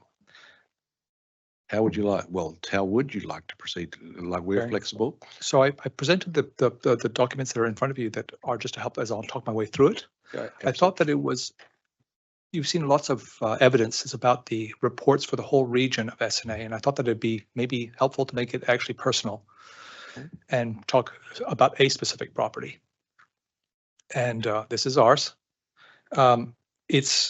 It is definitely personal. I also want to show that the SNAs are not in themselves a single move. It is in a series of moves that council has been working on that impacts our region. And they have a strategy and they have an objective, and that objective actually is impacting on private land. It's been doing so for a very long time and with no impunity. They've been started in the past with, as you can see, our land is 33 hectares. You can see it in totality of a certain number of it's complex, it's convoluted. It used to be a farm. It was cleared. In the folder of documents that I provided as evidence for back, I have photos back from 1937 and going through all the decades showing how they were cleared and how certain things have come back and how a lot has not. On the second page, I showed that the first move they did a decade or so ago was when they did a change to the district plan of 2000, change 33, and they took away the ridge lines. They did it in two moves. The first was talking about the ridge lines, saying that it was about visibility to the rural areas of Wellington. At that point, nobody has an issue because you see this property was on the other side of the ridge. No impact whatsoever until they then went and in an amendment changed it to cover close to 100 meters on the other side. Now, they said that was for the ecological impact. And this is important because that same ecological region that they claimed in that first part was used as a basis for, or a strong part of the basis of their desktop analysis of what was SNAs. When they did, in that desktop analysis, they took the surveys of pictures and they overlaid it and they say, well, this must be valuable stuff because it's already in the ridge lines. Now, this is interesting because, first of all, as I said, on page 3, there's absolutely no visibility of our property from Wellington or any of the urban areas of Wellington. So that was out the reason. The possibility of being ecological, I didn't know at that point. But when they came back at me and showed me the draft SNAs, which is on page 4, they took the original ridge lines and then took more or less some 75% of the property. At that point, I recognized they would never stop if they were not challenged as to their reach. And this is clear overreach because you can see on the photos underlying that you're looking at bare land in the top corners. You're looking at gorse, you're looking at barberry. I drive past this every day. I know it fully well. They never, I'm sorry, I don't know why they would never have, because their property is our neighbor, which is the parks. They had ample opportunity over 10 years to go drive up and down that road and know what was the landscape. They supposedly never did that.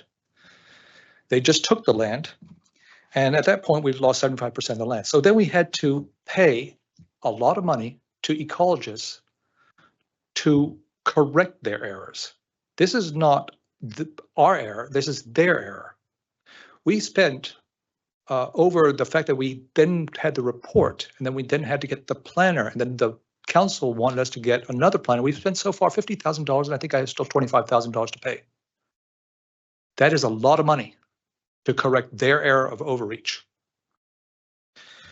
I point that out because when the report came back, I honestly had to go through 3 ecological report providers before I found one that I could afford. And I had 2 hours on the land with them. So we rushed through this property, and therefore we have been able to remove some stuff, but there's still clearly other areas that I just did not have the means to push back on. They wrote the report that's provided as evidence that has now been submitted. Those, and they were submitted to the council, and they pushed back and they took away and they gave me back about, well, we're down to 35% taken. So you think that that's a great gain. I'd like to point out a couple of the things that really find upsetting is that if you look at the circle in the corner, you can clearly see the photo from 2019, which is 5 years ago, I think it is. I think maybe this is 2016, sorry. Point is, you can see a track go right through there. There's no, it doesn't take a genius to see that there was a track running through the edge of the land. But what they did was they said that it was the SNA continuation of the next property. That was for an objective because council, even though the district plan says that you can have rural tracks through your SNAs 5 meters wide, 1.5 meters for walking, organizing your land. When I actually applied under that, they did 2 things. The first, they said that my tracks, because I do not yet have the farm, I'm trying to make the farm, they said it was not rural activity. It didn't matter that my plans are in the future. I am trying to make that happen, but they blocked me to make it. So I can't put a water tank at the top of that hill because they stopped a track going through the SNAs because it's not yet a rural activity. That is evil. I categorically cannot say anything else, but it's evil grabbing of land and thwarting of our opportunity for that purpose.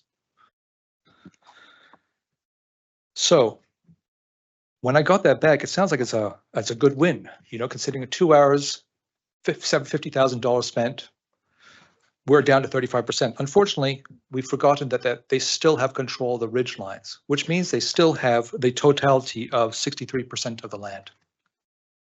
The second thing that's unseen about this is they go, well, you have access to your land, but they put it in all the places that is the entrance to the land. So every single move to do on this land must get a resource consent.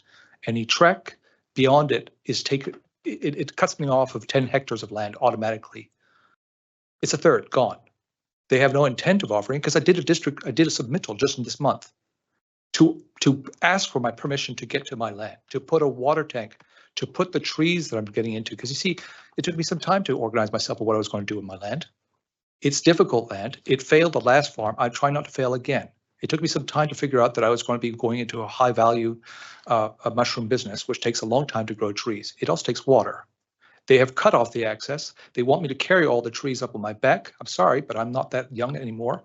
I have about 1,000 trees to plant. There's a purpose. They're trying to stop it. They do not want me to own my land. They want me to own the mortgage, though. If you think I'm being a little bit emotional about this, it's because it is real. It is on my land, on my back, that they're saying that I have to give this land to a corporation called WCC without them paying for any of it. I don't know how to. I mean, I hear all kinds of. Sorry, I'll try to stay on topic for a bit here. But the point is, the SNAs, the desktop analysis was rubbish. It is proven by an ecologist afterwards. Funny enough, the ecologist I used for this was the same company that did the desktop plan. So if they can compete their perspectives within their own company, that is a scary statement. I really want to try to protect our land. That would be great. We've paid a lot to compete against their errors, to try to get district plans that they have thwarted. They've thrown out half of my resource consents. They've thrown out half of it because it says it crosses SNAs. They refusing in any shape and form to let me be a farmer on my land. This is, I'm just on the last page, you can see that I'm just a small piece of this problem. If all my neighbors who didn't realize the threat they were under, they didn't do an ecological plan, they didn't spend or find one they could afford, because it took me some time to find one, that means that all the people on the yellow zone are just in my closest neighbors are all being impacted in a way that council is representing as it's all accepted. It's all good for them. This is good for everybody. This is absolute rotten. That's what it is. They stealing land from everybody who's trying to make a living. They're not maybe the most successful people. It's the toughest area around. It's not Fielding or some place where it's completely flat. This is tough landscape, and people are trying to figure out how they're going to have sustainable farming for their families. And in my case, go a little bit further than that with as I said, high value crop. I do need my access. They've thwarted me every single time. And it's due to you allowing this SNA to go through as is without challenge. They are not playing by the rules as they say they are. Those district plans, they're abusing it. And they're using this SNA to do that. Please stop it before it harms others. Thank you very much. Oh, but one last thing. I'm sorry. One thing that you will hear in reports weeding around is that gorse and barberry is a precursor of native, and they argued that, saying that my land. I mean, before I paid for, saying, "What are you talking about?" They said that it was a precursor of native bush. And if you leave it alone, it's shade intolerant, and bush will come through it. I am clearly telling you there is a gap that they're not expressing. Gorse does grow, and then it is shade intolerant when bush comes through. And the same way, like we could talk about, Manuka and Kanuka have a life cycle of filling in on the edges of bush. They actually poison the land to compete and keep their land to themselves. So Manuka and Kanuka stops the native bush for a cycle of about 200 years. So it's not tomorrow this is happening. It's just I'm just putting it in the background. People talk about things that, let that go. It turns out which crop gets there of native, it actually stops the ecological need of the whole thing to mix in together. But the part of that, the gorse and barberry, the interesting thing is they say barberry is no problem. Well, first of all, it's marked as a pest nationally, and every other council has said, don't let that propagate. Well, I've had councillors that said, I am not allowed to cut down anything on my land, including the pest. This is a pure evidence of thousands of trees that are on our land that show that barberry grows and never gives up. It stays. This is not a young tree. What you see at the beginning of the bush, keeps on growing and taking over. There is no chance for native to grow around barberry. It does grow around the gorse. So when they said that my land was gorse and barberry, they already should have known that there was no chance it was ever going to become native dominant in that neighborhood. These are the things that, under reports, you don't see that, but I work the land. I see it. I see what it's doing. I see what nature's doing while they're telling me not to do anything.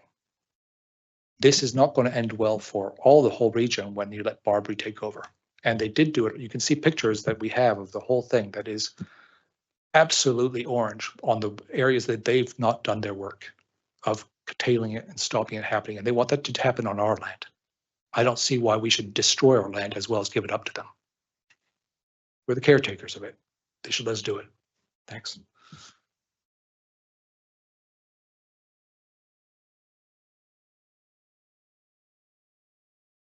Sigal, while you were talking, I pulled up the district plan, E-plan maps.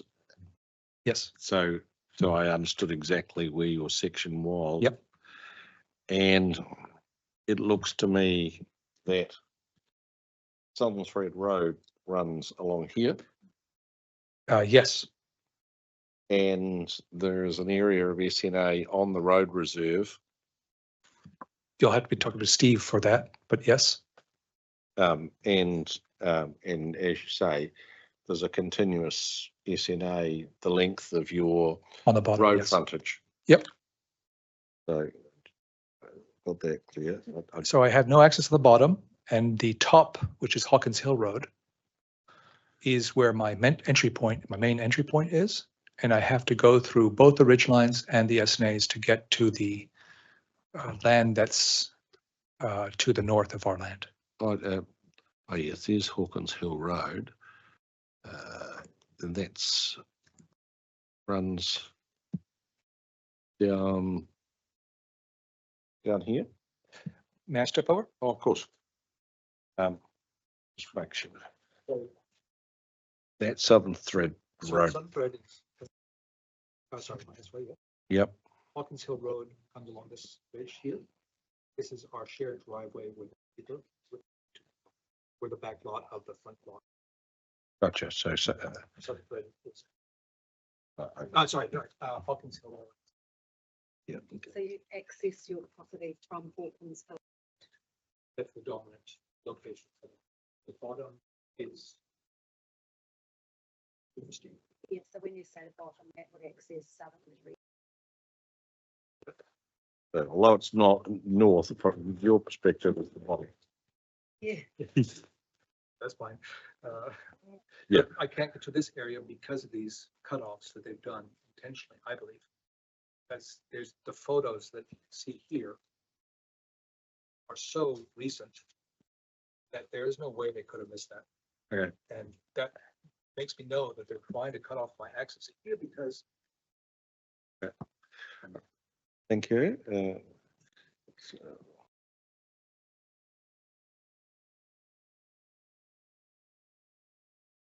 Mr. Burge, do you have any questions of Mr. Sigal? Thank you. I just I'm just not sure what a couple of the key descriptions mean. So I just wondered if you could you've got it sort of taken by RLHTO. I'm just sorry, that was the ridge line and hilltops. hilltops overlay. Sorry. Yes. Whoops, should have got that one. One of the things is that we split different streams, different commissioners. So I sat on the stream that considered ridgelines and hilltops. So, Sorry. I would have loved We have to abbreviate everything these days, but it doesn't mean to say we know what the abbreviation. Fair enough. means. It's my abbreviation versus whatever was the used by the city. Not certain. Yeah. It's. So.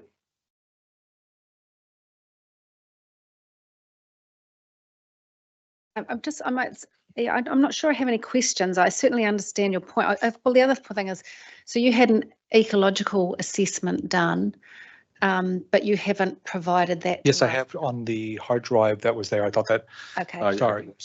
So our hearing administrator's got it and we'll be able to have. Yes, I have had it in. Sorry. Okay, all good.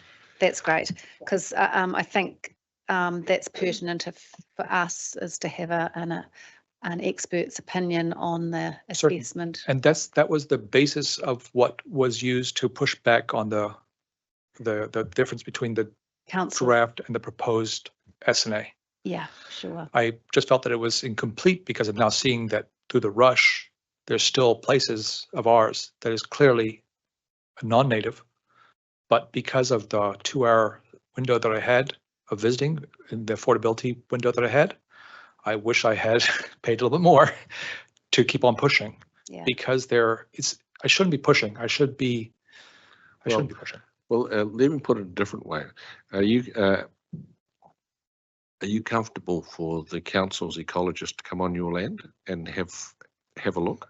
Because that was the first proposal that we did, and they recognized there was a conflict of interest, and that is the reason why they recommended that I go off with a third party ecologist.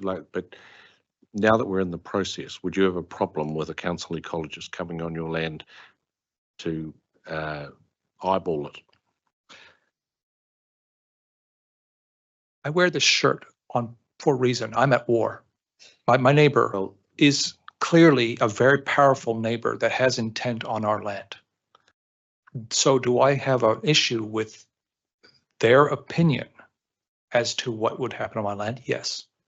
Would I have an opinion about the same? Would I have an issue with the same ecologists coming back at their pay? None.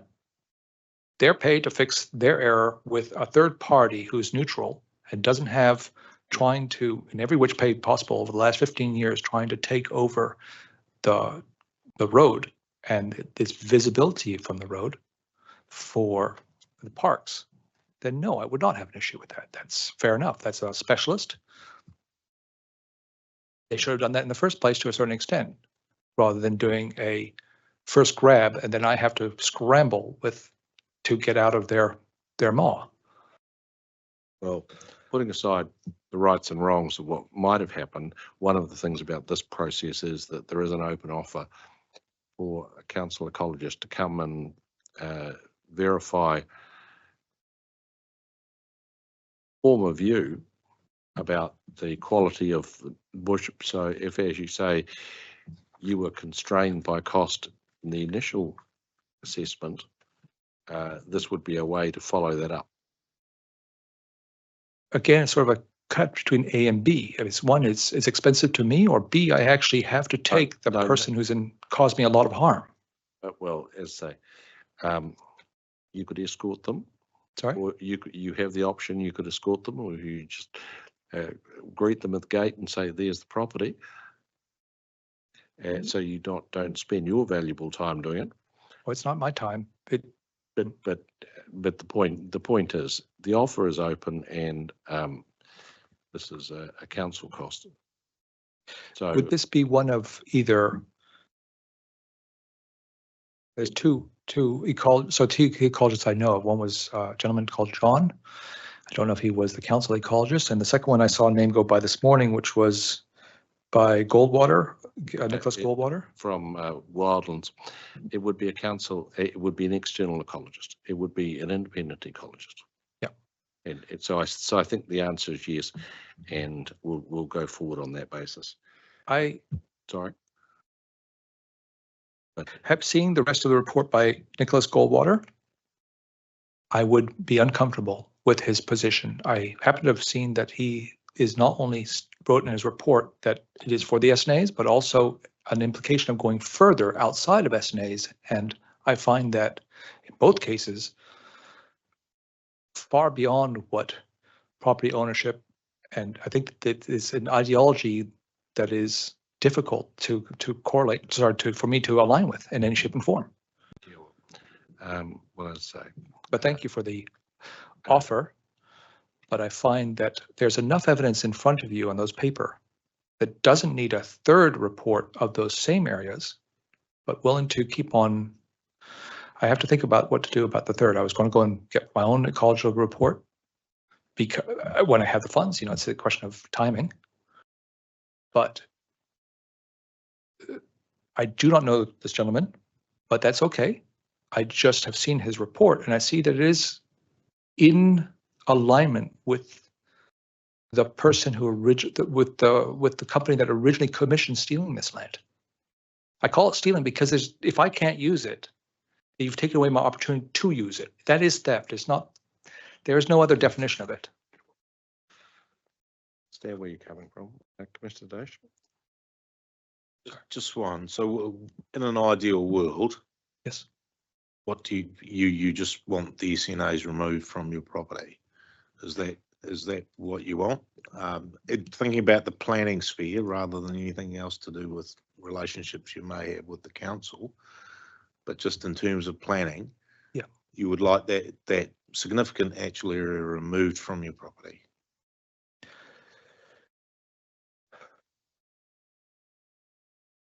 I would like to continue with my commitment to have protected the land and taken care of it as I was going to when I purchased it. And I don't need the SNAs to direct my direction towards it. Okay, so you'd like total control over the management of your land rather than having a yes, planning imposition placed over it.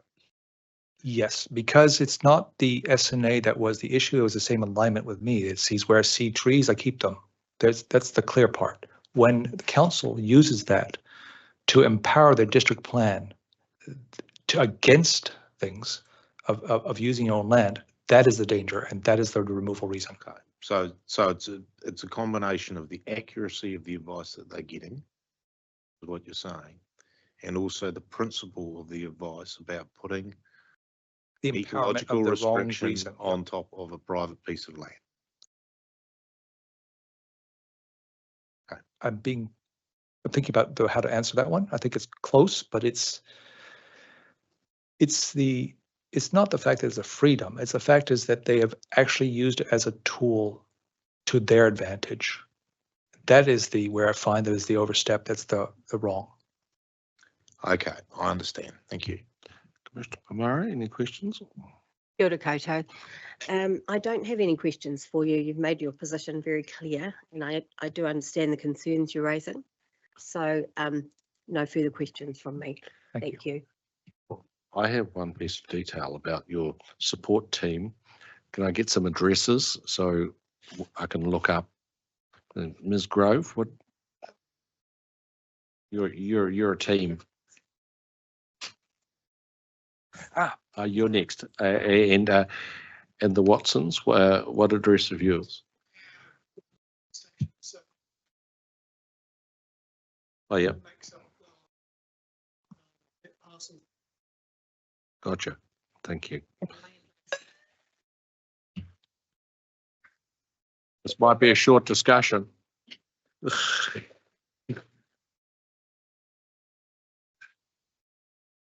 I think we're adjourned. Evacuate the building using the nearest fire exit. Are we coming back Evacuate after the the building using evacuation? the nearest fire exit.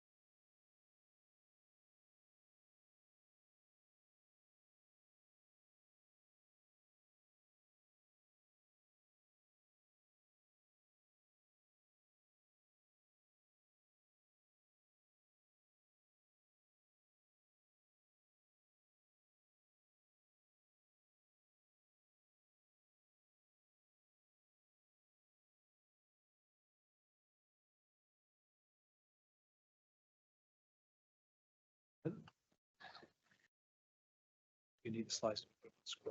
Oh, sure. I did send the slides, so they have them. Up on the slides in the folder. I emailed you the slides, I think. Yeah, thank you for helping us with this. Here's your slides. Also, you need them on a, it's the ones I sent by email, they couldn't open. Oh, I think we did. He gave me them this way as well. Nice. I have my address on a map. Do you want to have a look? I know you were looking for addresses before. Yeah. Thank you. Hit that button to go backwards and forwards.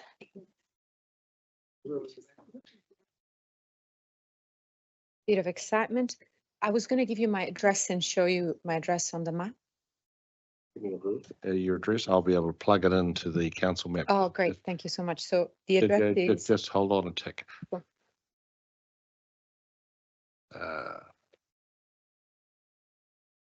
Follow.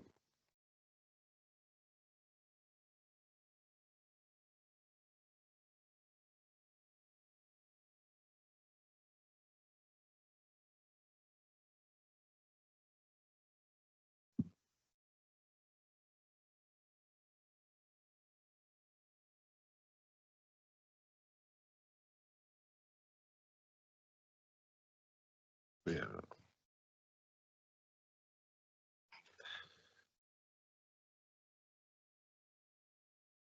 So you are your address, please. 452. 452. 452 Southern Thread Road.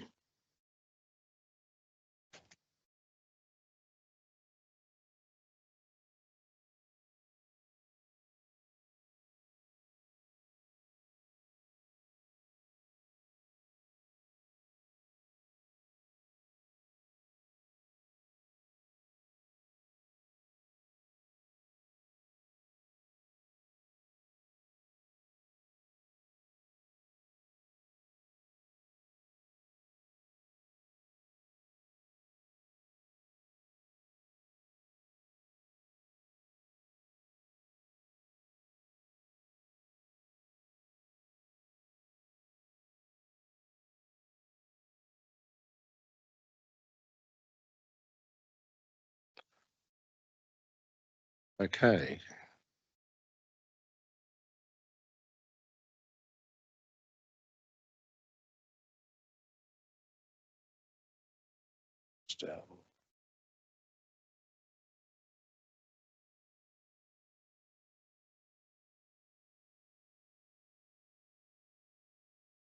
So we'll restart the hearing after that unplanned adjournment. So Ms. Sparagna.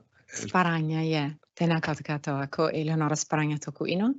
Thank you for accepting my submission. I know I sent it only last week, but we've been in this conversation with our neighbours and council for a while, for a few years now, so it's good to have an opportunity to be heard today.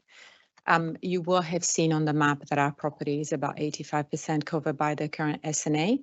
We have not accepted any councillor official to come over because we basically think the way the SNA is being implemented is not correct. So I'll just move on to the unless you have any questions for the first slide. I mean, it's clear that I oppose the SNAs on private rural land. So carry on. You have the floor. So for the second slide, the reason why we oppose it is because it actually is not in line with the purpose of the current Resource Management Act, as well as what's coming down the pipeline for the new government. Because the current purpose of the Management Act is that it should allow the use, development, and protection of the land and the physical resources, but in a way that enables a social, economic, and health and safety for people, as well as their cultural well-being. The way the SNA has been implemented by Wellington City Council is not that. It's actually against that. It's literally the contrary of that. So there's a lot of rules and regulations about how you manage your rural land. Some of you may have this experience, so you can only do certain things, only certain activities are permitted. You can only touch a certain number of square meters of bush in any given calendar year. You have to measure everything you're doing already. So there's a lot of controls. It's not like a rural landowner can go and sort of destroy the land. Nobody does that, but even if they wanted to, they couldn't, because there's a lot of rules and regulations. And there's also rules and regulations imposed by the Greater Wellington Regional Council on rural land in the Greater Wellington region. So already before the introduction of the SNA, there were a lot of safeguards for protection. If anything, the protections are not enough for rural landowners to prepare for climate change, to actually protect natives. So a clear example of that is the fact that, I'm just going to move on. This is useful to keep it there. Just so that we can go back to it, right? For example, we cannot fence to protect native plants from pests. We cannot have tracks to allow us to do pest control unless we do a drop, which of course is paid by Wellington City Council, which is great. But if you don't want people to come and drop different type of poison on your land, for us, we eat our meat on our land. So of course, we don't want that. You have to actually do trapping, and you're not allowed to do tracks for trappings, you're not allowed to, there's a lot of things that are already heavily regulated. The way the SNA has been implemented means that anything I touch now on my land requires a resource consent, requires me to go to a council official and say, hi, this is a recent example. I have a truckload of really good quality topsoil. I would like to cover this slip off the side of the road. Can I please do that? It's like, no.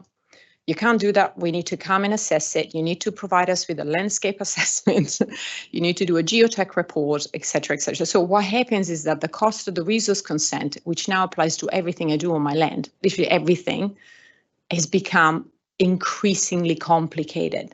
The SNA, the way they are very hazy, left to the interpretation of council officials who don't actually know what they're doing, because most of them, they could walk my property, as it's been the case, and not be able to identify any of the vegetation. You literally have to point them to things and say, but anyway, because of the SNA, we need a resource consent for everything. So that does not enable us to actually use, develop, and protect our natural resources.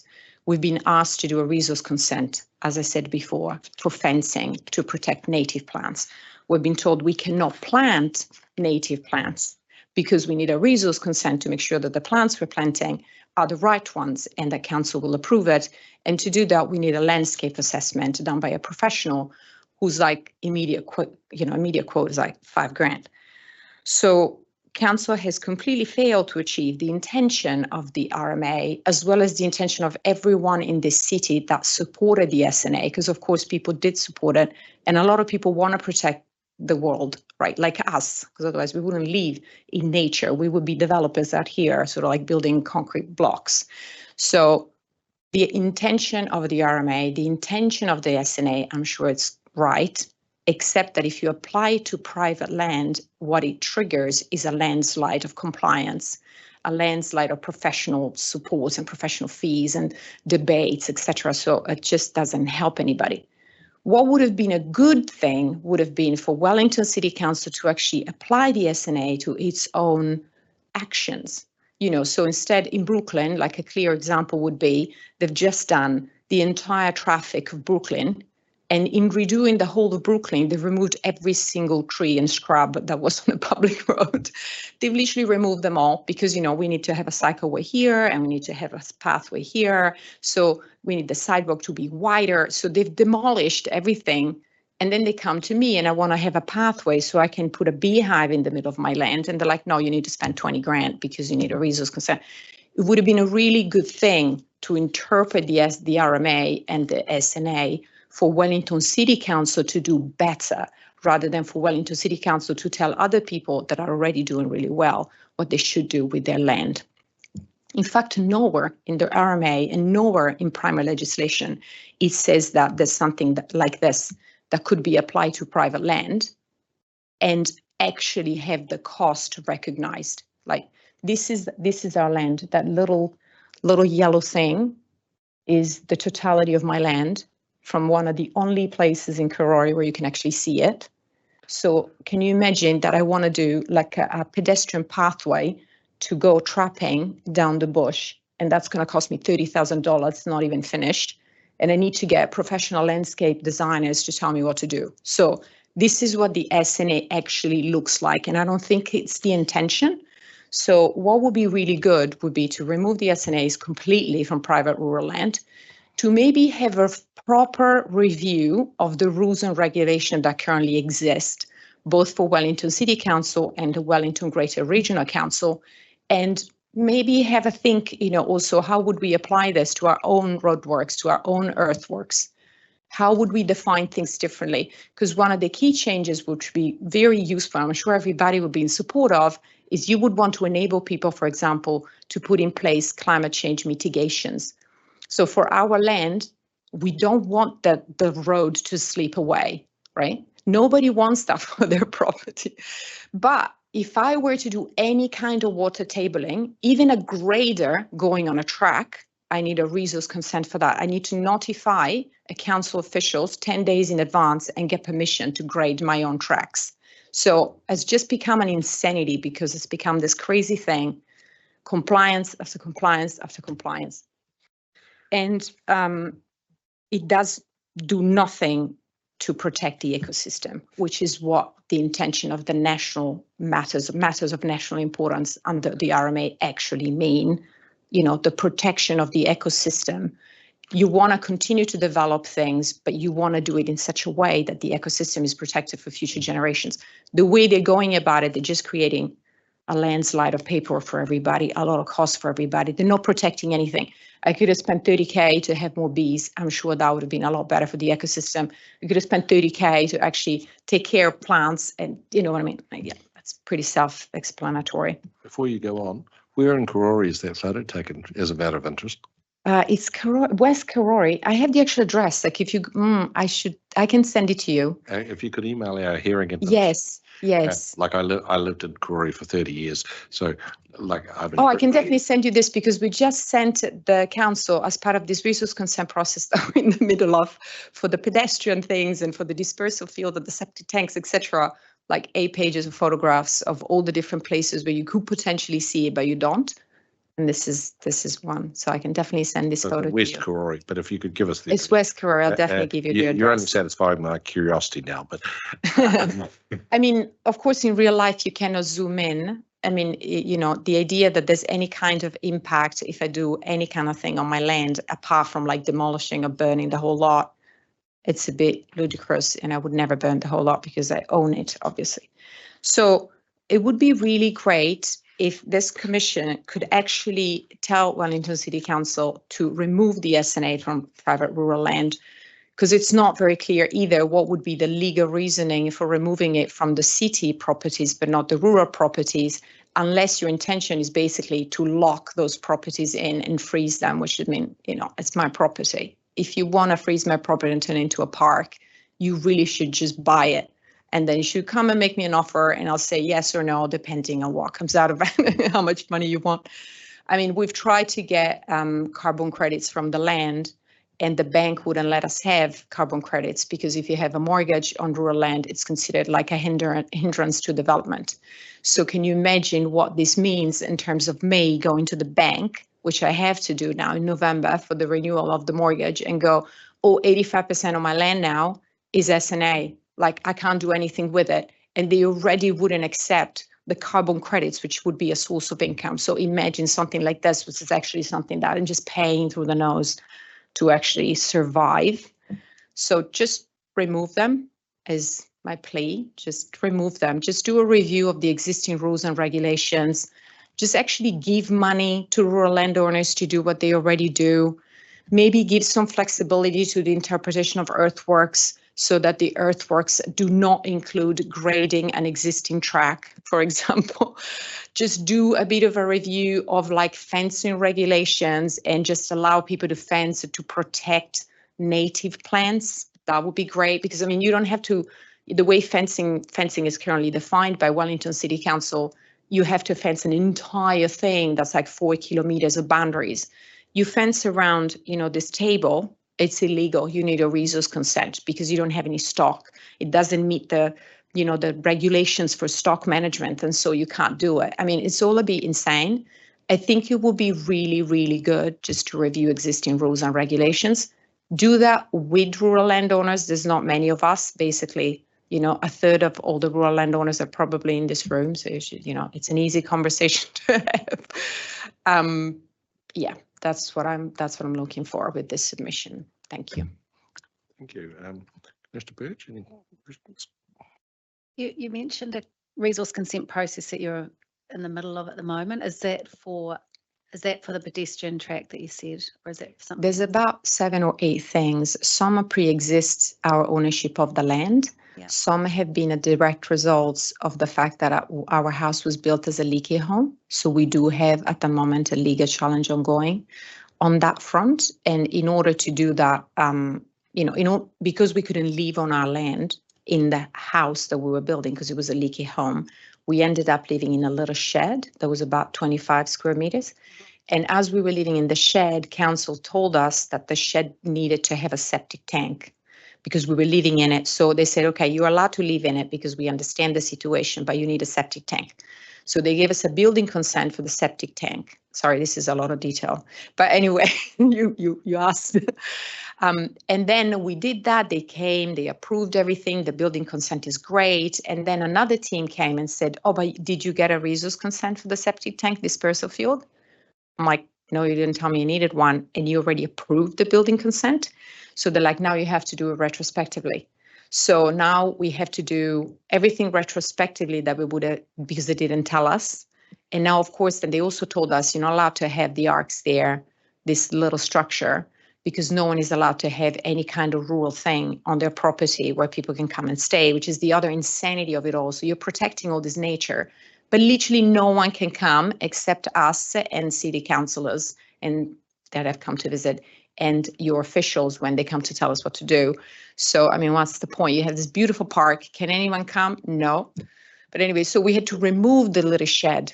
So now we have a septic tank in the middle of our land that we're not using, that makes no sense whatsoever. That's costed us like $60,000. And we're still debating with them. Hopefully they will give, we've done everything they've asked us to do. Like, I really believe that in order to challenge the rules, you have to follow the rules to begin with. So I've been trying to work within the rules. That's why I'm telling you the rules are insane. Yeah. They don't make any sense, really. Thank you. Mr. Pomar? No, I don't have any questions for you specifically. I'm clear on the relief that you're seeking, and you've outlined very clearly and with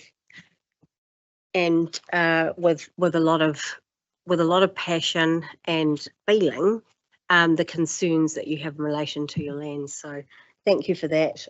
I've taken note, and I do just encourage you to have a closer look perhaps at the rules, and seek some assistance from the council officers to better understand maybe the proposed rules around permitted activities in relation to the general rural zone. Yeah. I presume it's general, is it? I mean, we've had this discussion with council officials and got a lot of different opinions. So, you know, we had pigs on our property. There's literally 3 pigs, even though she had piglets, not many survived. So there's now maybe 10. But we got one council official, and this is all in writing. We got one council official telling us we needed to get a resource consent because, you know, the pigs are a certain type of animal and we wouldn't be allowed to have pigs without resource consent. Then we had officials come and visit the land and completely tell us, no, you don't need to do anything. This is perfectly fine. But then I went back and I said, would having pigs, would you consider that a permitted rural activity? And they never replied. We have 42 beehives, which they would consider a permitted rural activity. But then for the purpose of the SNA and the resource consent, and I have this in writing, so I mean, who knows what will happen next. They're like, they would be considered a permitted rural activity, but for the purpose of this resource consent, we are not going to apply that distinction. So basically what happens, and I've been talking to council officials for years, that you get constantly redirected, and the advice that you're given, you constantly have to go and check with a third-party professional person. they themselves have such a level of arbitrary power in interpreting the things that, you know, one guy will tell you one thing, and if you're lucky, they'll let you live.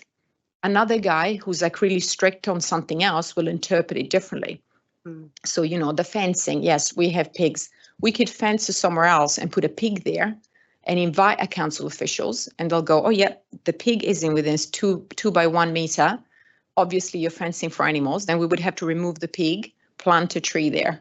That would be allowed.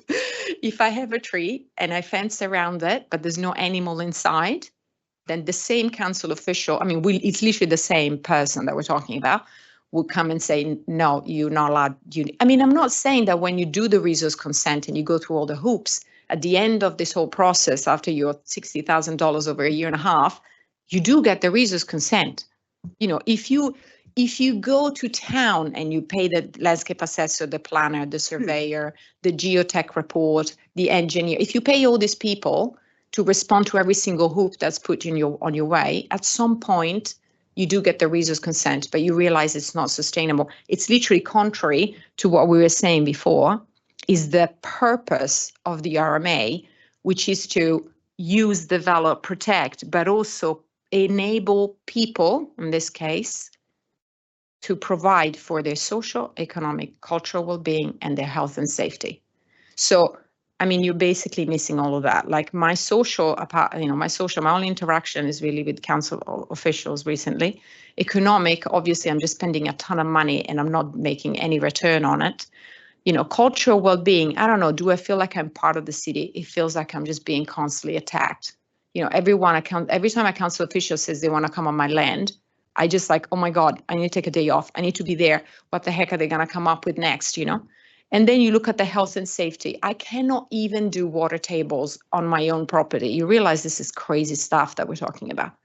You know, you want to do something because there's a fire hazard and there's a tree that's about to fall on your shed and you can't do anything without asking first a council official. It's just nuts. So the SNA has an unintended consequence, and you really have, hopefully here the ability to stop that. Thank you. Mr. Deitch? Thank you for that. Just a couple of clarifications. You mentioned the figure 30,000.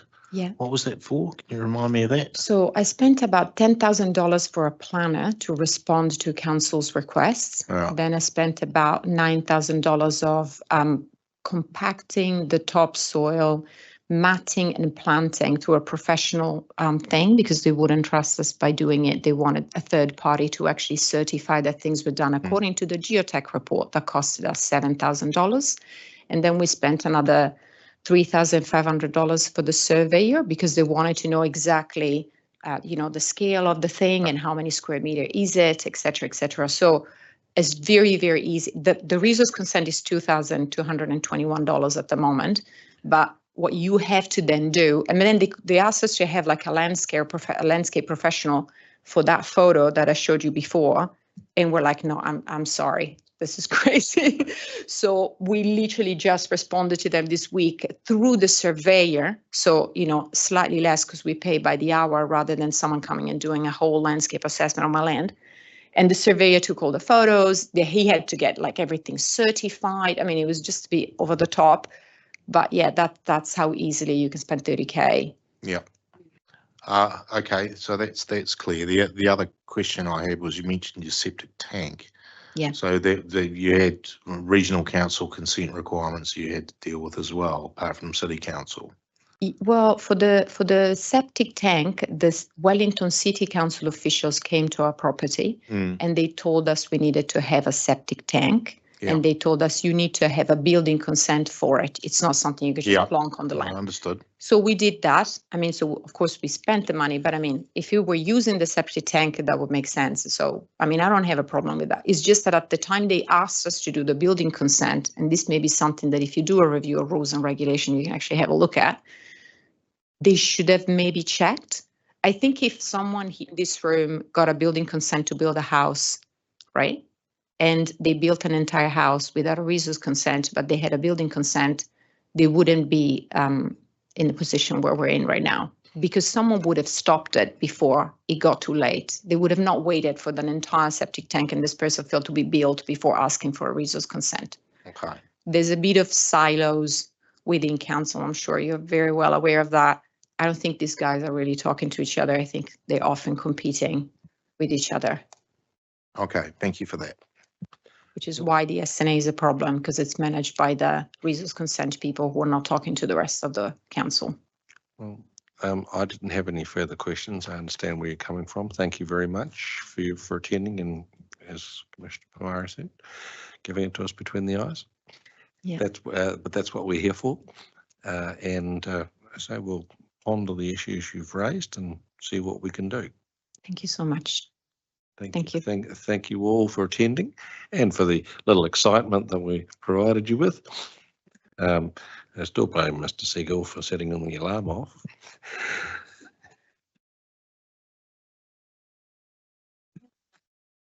Is anyone else speaking today? So if you want to speak, sure. That's what I say. That's what we're here for. Sorry.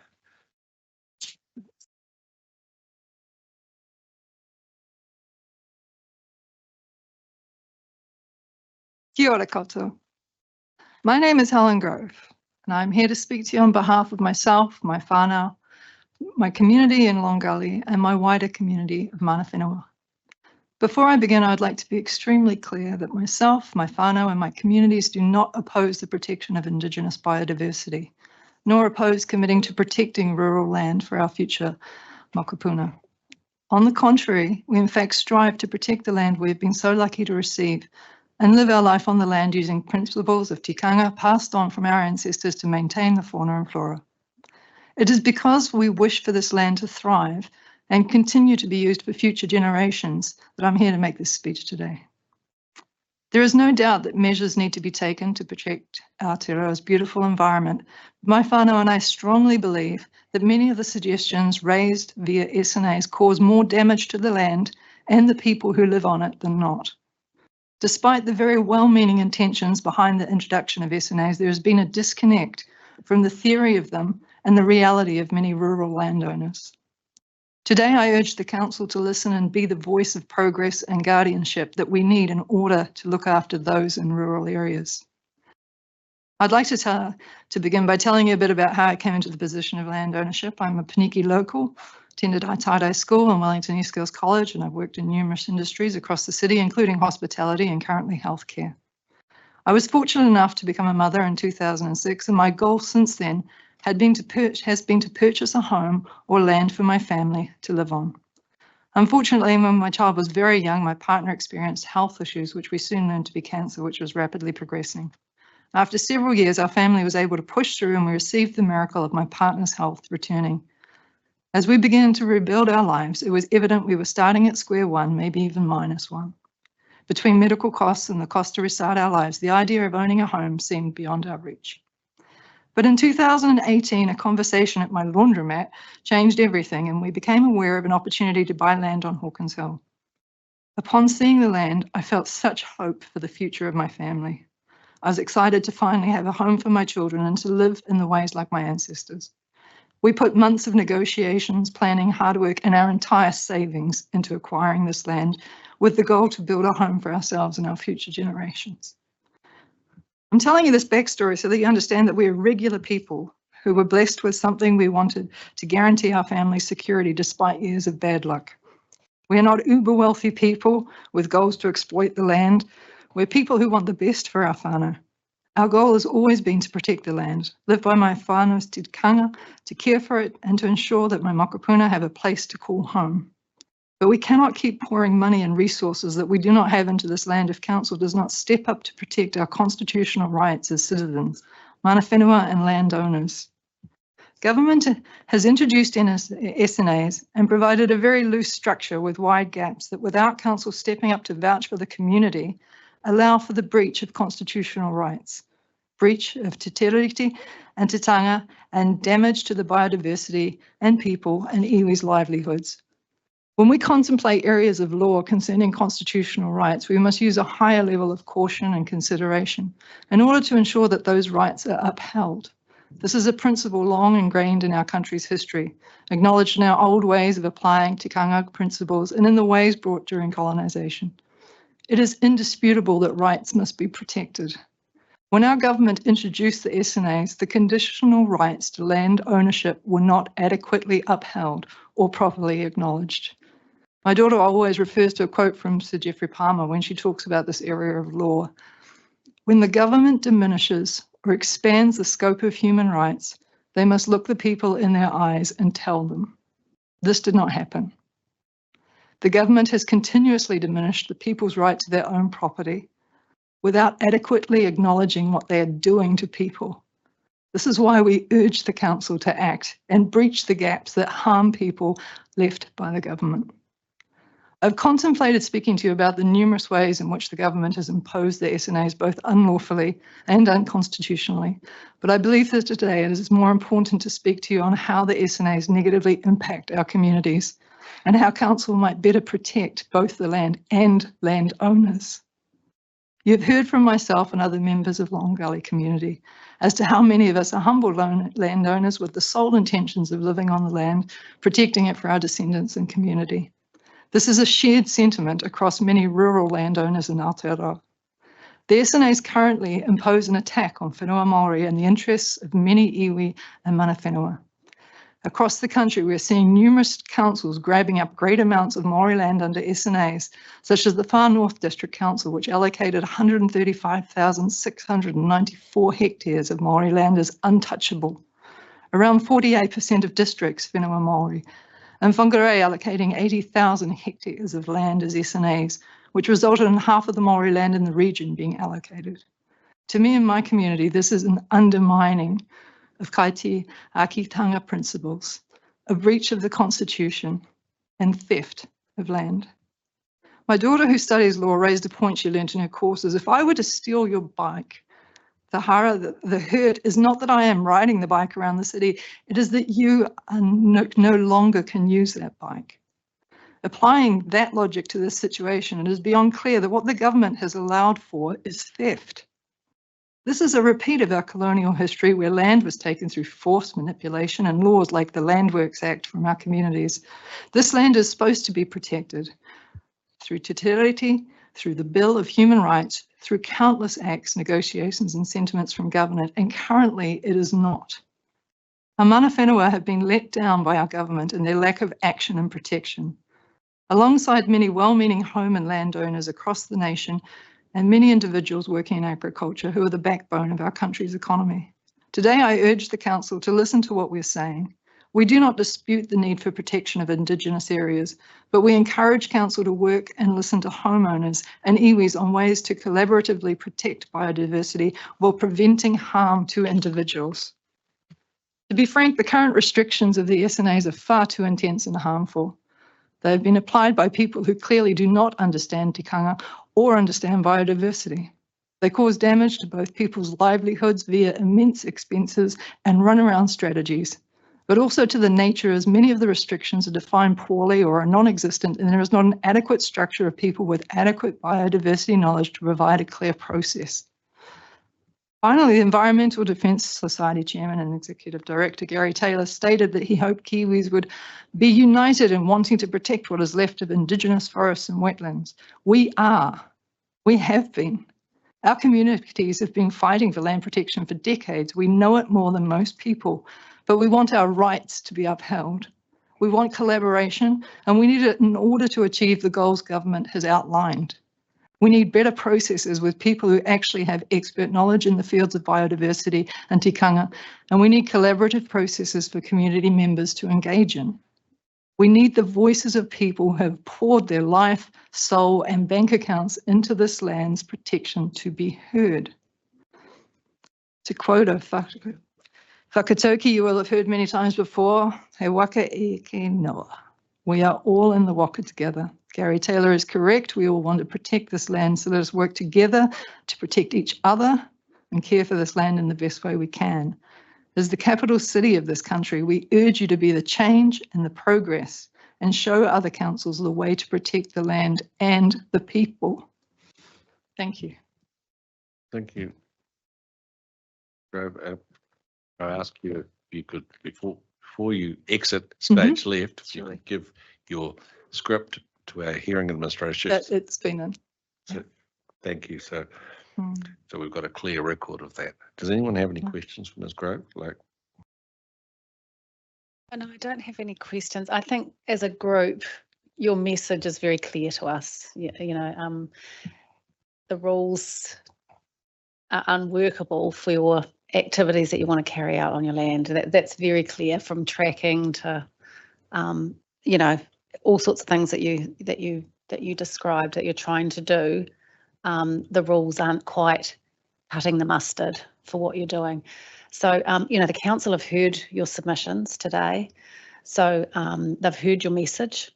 So, we invite them to now reply to us of how maybe they will look at your submission and how maybe they can massage those rules to be more complementary to the basic activities on your land that you're trying to do every day.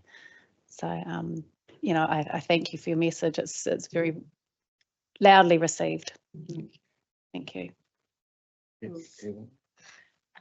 Just no specific questions for you, but thank you very much for taking the time today to make your submission in person, and to all of you for coming along and presenting to us. It makes a big difference to have you here in person, ka nohi ki te kanohi, and I just reiterate the comments made by my colleague. I'd also just want to acknowledge the comments you made in relation to tikanga and treaty principles and potential breaches in respect of those issues in terms of the imposition of SNAs on Māori land. There has been, I think, some cognizance taken of the concerns raised by iwi in the far north in relation to that earlier outcry over the imposition of huge swathe of SNAs on Māori land there, and I just note that the NPS on Indigenous biodiversity, that's more recently, not the draft that was introduced back in 2016, I think, but more recently it has come into effect in the last couple of years. Right. And that has taken into account to some degree, some significant degree, I think, but the proof will be in the pudding. We are aligned with the objectives of the NPS. That's what's so frustrating about this process. Yeah. This barberry, I also brought a little video of our drive to the property to show you that I've had council tell me not to touch my land for 5 years, and this is actually the invasive pest. This actually can install itself. It's spreading like wildfire, and it can replace Indigenous species. And so we've got incredible objectives, and then we've got horrific realities happening. Well, we hear you. Thank you.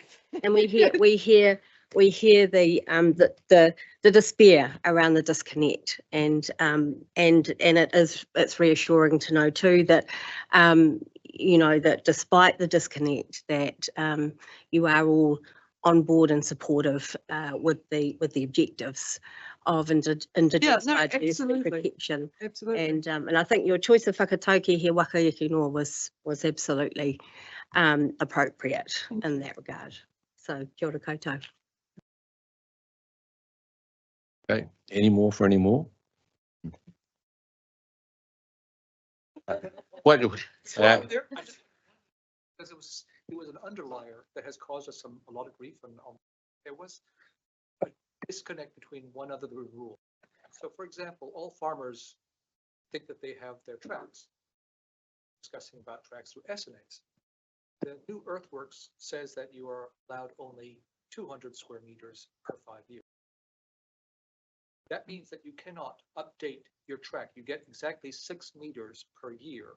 I think it is, because I think it was 6 meter wide track, and that it was about 50 meters that you need to cut down per year, 10 meters worth of track that you're allowed to legally take care of your land without getting a resource consent. That is absurd fall through of the rules, and it's outside the SNAs. And I probably was supposed to have presented that piece of information when I was having a migraine sometime in the past. Better late than never. But that one there is a killer because it allows us to say that you can't do the rural. I can't make the farm because you can't have the rural tract to become a farm. Therefore, you will never have the right to do anything else on your Can't do land. permitted rural activities because the rules to do the permitted rural activities are Follow- so Follow earthworks. follow the earthworks. I mean, the whole thing of the rules and regulations, it's a bit of a patchwork that people have added things and removed things and not talk to each other. It would be so much better to just remove the SNA and do that review. As well as the incredible limit. That doesn't make sense to apply that to a person who's just trying to keep. There's also a lack of clarity as to, they said it, but there's the part where they get you is that you can do earthworks and it does not include cultivation. But if you change the form of the land, in the sense that you've flattened your field to, but Yes. you'll keep on doing it, that is considered earthworks. And boom, you can't do your You field. can't do agriculture anymore. You flatten and I mean, this is Wellington we're talking about. You're like, oh, let's flatten this a little bit so that we can plant something. And the water is gonna go in the right direction. You need a resource consent for that, which requires you to have like a survey to identify the exact measure of what you're doing. And then you need to have like a landscape assessment for the impact of that. And then you need a geotech report just in case whatever you're doing to flatten that area doesn't have an implication for something else. So next thing you know, boom, like 10, 5, 15, you're spending money all over the place. And you haven't even started planting something. And then you're like, oh, I'd like to be able to get to the places, like, but you're not planting anything. You're not really doing agricultural activities. I think we've got the message, thanks.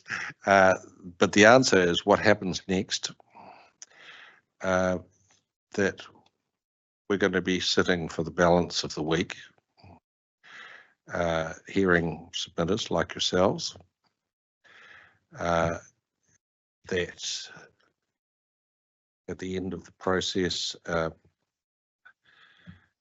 what would normally happen is that about 4 weeks after the end of the hearing, the council will produce a written reply that would be available to you, and then we will go into a huddle and decide what we think and write that up as a recommendation to the council, and it will go to a council hearing panel.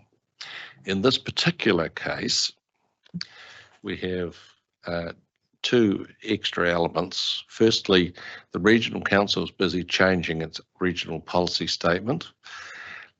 We don't know how it's going to change, but they're going to make decisions at the end of September. And if that shifts the goalposts materially, we'll probably be inviting people to make comment in writing on that. And the second point is that the government's foreshadowed that it's going to change the law, and we've seen a draft bill, and we're sort of, it's not enforced, so it doesn't work yet. But when it is enacted, then we'll go through the same process. So say, where have the goalposts moved? Have they moved materially? Do we need to ask everybody for their feedback on where are we at now and what difference does that make? So we're in a waiting and seeing mode.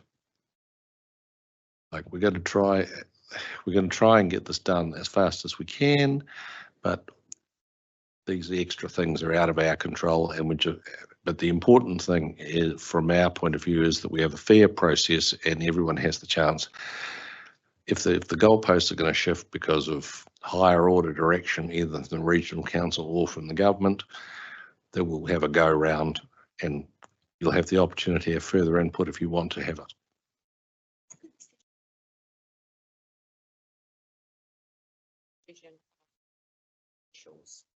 The answer, the process is that we will make recommendations. The council will sit, the councillors will sit and decide whether they agree with our recommendations or if they don't, and if they don't, what they think should happen. And then everyone who's made a submission has a right to appeal to the Environment Court. That's it in a nutshell. But we'd better proceed since the representatives of the next bidder have arrived. Thank you.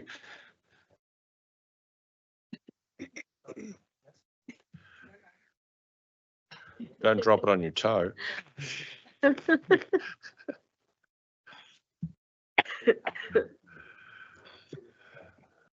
Someone's laptop? Yeah, that's mine. Oh, Yeah. okay. It's all right.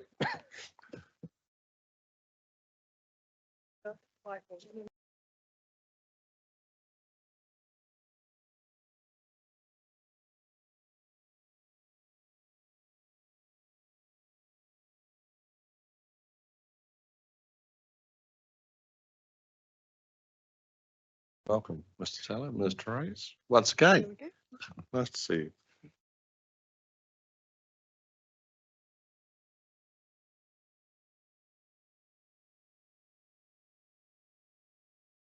Just let me know when you want. Do you want us to start now, Mr. Chairman?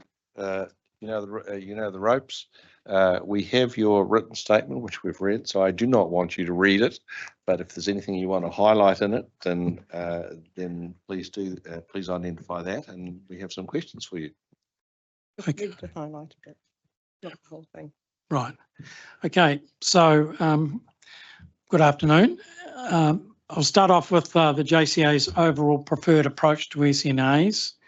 The JCA strongly advocates the council adopt a partnership approach regarding encouragement of IB on private land, as advocated by the Capital Kiwi Trust Board. This approach is also supported by the NPSIB, Section 3.5 refers, and the current National Coalition Government, who have made it very clear that the focus from councils must be on IB and not on SNAs. SNAs are a suitable mechanism for maintaining and promoting IBs on public land. They are not a suitable mechanism for promoting IB on private land. Partnerships with private landowners without the threat in perpetuity of SNA classification is the correct long-term strategy for encouraging IB on private land. That is the key message we want to give this Commission. Consistent with the latter, the JCA strongly disagrees with the new rule, Eco R4, where a private landowner wants to remove IB that exceeds the rule's square meterage limit, 100 square metres for a private landowner. They have to get a resource consent. This effectively results in private land containing a de facto SNA classification. We also note the evidence of David Norman in his statement of supplementary evidence, where he states in paragraph 39, in relation to the 100 square metre protection proposal, that in all cases, the community benefits of the proposal through increased biodiversity protections are a small fraction of the costs imposed through the policy. He then went further and did further analysis in terms of the 200 square metre and the 300 square metre protection sensitivity tests, and he reached the same conclusion, stating, even with looser restrictions on development, the estimated benefits derived by the proposal are a small fraction of the likely costs. Yeah, I'll come to that. The JCA reiterates again item C from its executive summary in the submission. If a private landowner wants to change any aspect of the IB on their privately owned property, that should remain the property owner's right and should not be subject to state control. Moving on, just want to talk about the Capital Kiwi case. It highlights the need for clarity in the district plan regarding the council's policy regarding encouragement of IB. We say that the district plan needs to have a clear statement on whether the voluntary introduction of native species will or will not lead to the imposition of an SNA on private land in Wellington. And we've made recommendations to the Commission to that effect. I won't read those out, Commissioners. Just want to go to the partnership versus the control model. We say the NPS-IB does not advocate the usage of a control model to promote IB with private landowners. Instead, the NPS-IB encourages the usage of a partnership model as set out in section 3.51D, E and F. And it's really, D says the importance of forming partnerships and promoting IB. E says the role of peoples and communities as stewards of IB. F, the value of supporting people and communities. And at the top of that, it did say local authorities must consider. Right. The council's control model states that if a plan change process identifies IB on private land as an SNA, the private land owners to be punished in 3 ways. By the state. The land title is encumbered with an SNA classification. That's the first thing. The full utilisation of the property is restricted and control, and the landowner's property value will fall significantly without any compensation. Just wanted to go to Minister Andrew Hoggart's advice. He announced in March that they were going to suspend rules around SNAs for 3 years while the government replaces the RMA, and he included in his statement the following. The government has agreed to suspend the obligation of council to impose SNAs under the NPS-IB, and we're sending a clear message that it would be unwise to bother. In August, he issued a statement, 28th of August, another press statement, and this was about the scope of the SNA review, which included the following statement. Mr Hoggart says the coalition government is delivering on its commitment to cease the implementation of new SNAs and review their operation. He then says, we campaigned on the importance of individual property rights and we intend to deliver. In their current form, SNAs identified on private property limit new activities and development, and in my view, will likely undermine voluntary conservation efforts.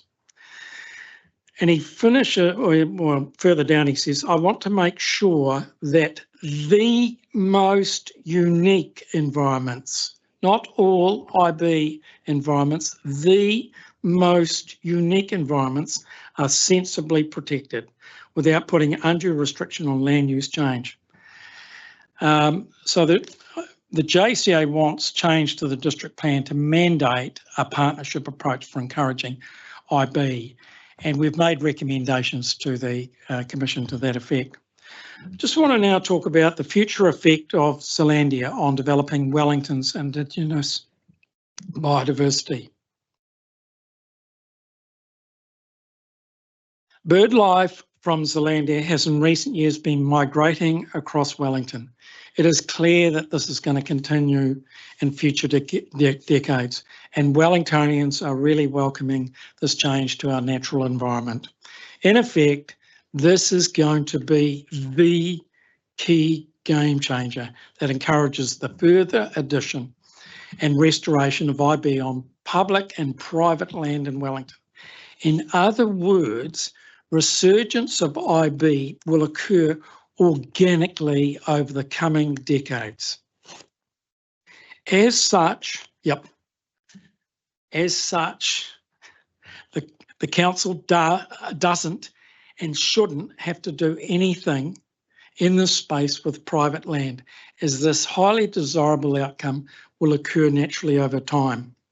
The threat of SNAs being declared on private land is the key game blocker here to the achievement of further addition and restoration of IB on private land in Wellington. The threat of SNAs being declared on private land must consequently be removed. We didn't put this in the submission, but I'll just briefly mention it. Council is under-resourced to manage expanded IB on private land in Wellington. The council is currently overcommitted to servicing maintenance requirements on its own public land. Paragraph 224 says this. Due to competing financial priorities, we can't do the SNA financial incentives program. The council does not have the funding nor the resources to expand its operation to manage and maintain SNAs on private land, and it doesn't need this self-inflicted encumbrance on itself. Cost-benefit analysis on the effect of SNAs on property values. As we signalled in our submission, we asked for the spreadsheet to be provided by council, by GHD. That's been denied. Our comments on this is this. This outcome is completely unacceptable to the JCA. The outcomes from the model spreadsheet are being used by the council to justify its district plan public policies in relation to SNAs on private land in Wellington. And yet how the model uses those inputs, assumptions, and any formula to calculate those outcomes from the model are not subject to submitter scrutiny. Submitters are being asked to accept this evidence without being able to challenge or validate the positive benefit cost ratios calculated for imposing SNAs on private land as part of the hearing review. Given these very relevant facts, the JCA recommends the Commission treat with caution Appendix F and the comments provided in the section 42A report as economic evidence to justify SNAs being classified on private land. I want to finish just by saying this. In the statement of supplementary evidence, David Norman is cautionary regarding the usage of the benefit to cost ratio analysis in the table in paragraph 217 of the section 42A report. At the very least, David Norman's work should be independently peer reviewed by a competent party like Dr. Tim Helm to provide that extra level of assurance as to the robustness and soundness of this work. Natural justice demands that an independent peer review is done. And I'll just finish by saying that I cannot think of an encumbrance that's been placed on private land in New Zealand in my lifetime that is as large as this, with the exception of confiscation of private land without compensation. And that has part of New Zealand's history.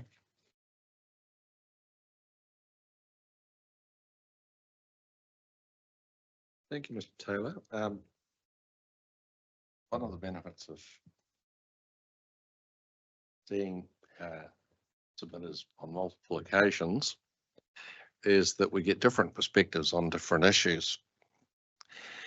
And I was intrigued by your approach, which I understand completely, but it seemed to me to be in marked contradistinction.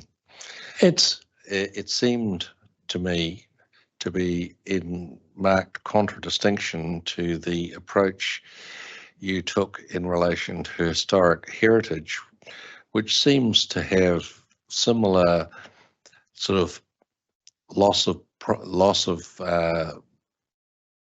private property rights for public benefit, where the JCA supported heritage listing of the Masonic Lodge. And I wanted to give you the opportunity to tell me, what's the difference? You supported historic heritage controls, you're opposing Indigenous biodiversity controls. So what's the difference between them?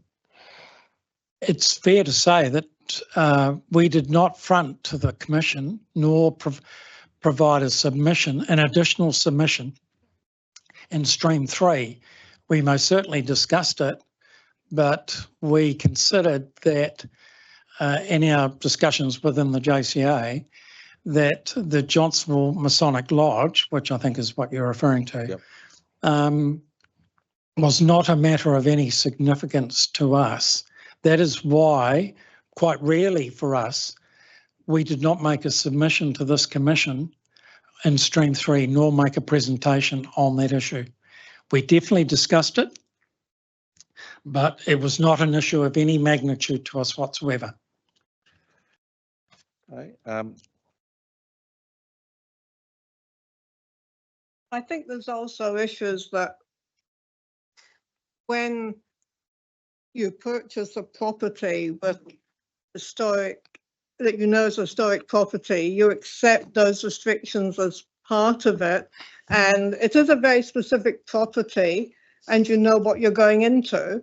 Whereas this particular proposal is intending to extend restrictions to absolutely everyone, which is a different beast from going into it knowing what you're getting into. Now, you could say, you know, you're going, well, if you buy land, you're going to have these restrictions, but it's applying to absolutely everyone who owns land. So it's as though someone came along today and told me, because my house was built in the 1950s, it's a historic house. Well, I would protest that and that. So I think there is a very small number of cases which are genuinely historic. And yes, it's a sacrifice, and there should be compensation for those people who have a historic house, whereas this new proposal is seeking to put similar types of restrictions on absolutely everyone, whether it's land they own now or whether it's new land they're going to purchase. So I think there's a matter of magnitude, knowing what you're getting into and having things imposed on you that really you can't object to or have any control over in future. And again, there is the issue of compensation, which I think should be available for people who do have historic houses and are restricted. And it's unfortunate for them, I agree entirely. Now, Mr. Taylor, in terms of you quoting Associate Minister Hogarth to us, I'm not sure you are aware, but there's a constitutional principle that ministerial public statements don't change the law. I understand that, and but it is clear what, to me, it's reasonably clear from what he was saying there that there's a clearly stated intent to shift the dial away from SNA whilst trying to also protect significant IB in the country. And I think he's got the dial right. And in terms of looking down the road, you know, using prescient wisdom, I take your point, Mr. Chairman, that we can't get ahead of what the law is, but possibly the Commission could say, this is what the rulings are now, but if the government does move to put severe restrictions on what can happen with SNAs, then the Commission could say that if that happens, then this is how we would read the situation in terms of the policies and rules for Wellington going forward, if the government does do that. Well, and I think our presumption is that the Minister's statement is a clear indication that that is what the government intends to do. And yes, you can act now, but being mindful that the law is likely to change, it means that a cautious approach is required before putting something in which is going to mean you have to change it later when the law does change. So it's caution. I think it's going to happen faster than that. That one of the things about this process, precisely because we hear so many people on so many different issues, it takes us a while to get to the barrier to make our recommendations. Yep. And the reality is we'll be doing well if we've finished our recommendation reports on Indigenous biodiversity by Christmas. The government has said it's going to change the law before Christmas. But what we don't know, because we don't have a well-polished crystal ball, is exactly what it's going to do. But I don't know, I think you might have come in a little later, but what I told the previous submitters was that our plan of action is we have to hear everybody on the law as it exists. When the law changes, if we haven't made our decisions by our recommendations by then, we're going to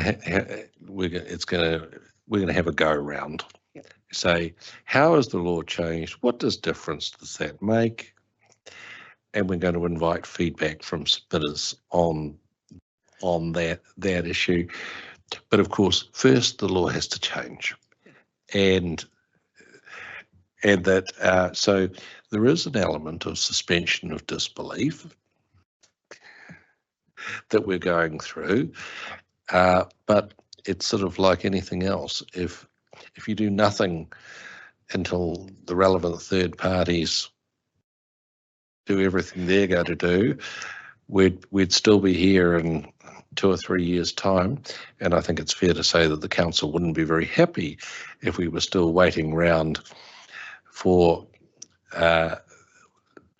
government to do whatever it's going to do. So I think that the way forward is that, I say, we apply the law as it is.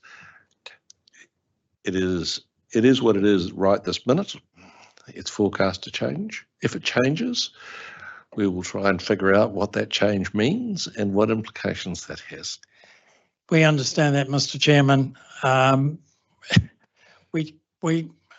I think it's better to say that we consider that having a commission, an independent commission, looking at this issue and setting the rules, or at least providing oversight over the rules, gives us far greater confidence that the settings will be right than if we just blindly follow, not referring to you, what the council wants to do in this space.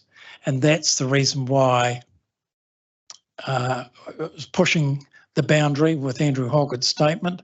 I was well aware of that when I wrote it, but intent is valid information, and he was pretty clear about it too, and he took legal risk in terms of putting his statement out, and was criticised by legal experts. I'm aware of that.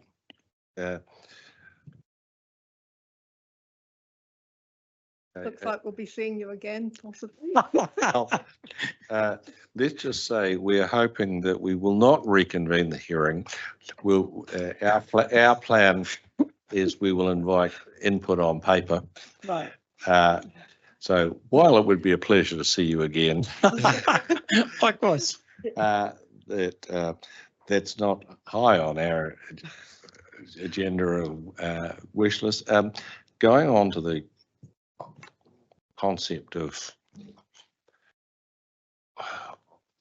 regeneration, generating more SNAs, and your request to have something in the plan saying that changes to biodiversity that occur naturally or artificially indeed shouldn't be reason to create new SNAs in the future.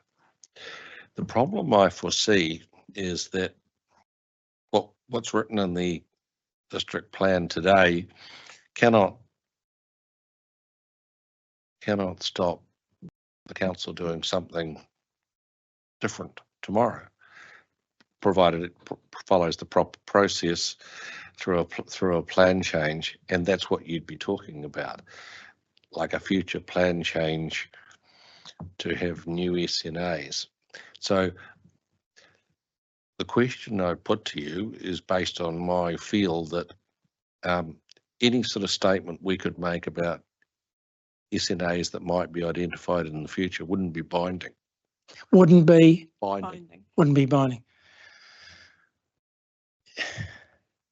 I suppose what we're interested in is clarity from the council on their policy around how they're going to approach SNAs in future.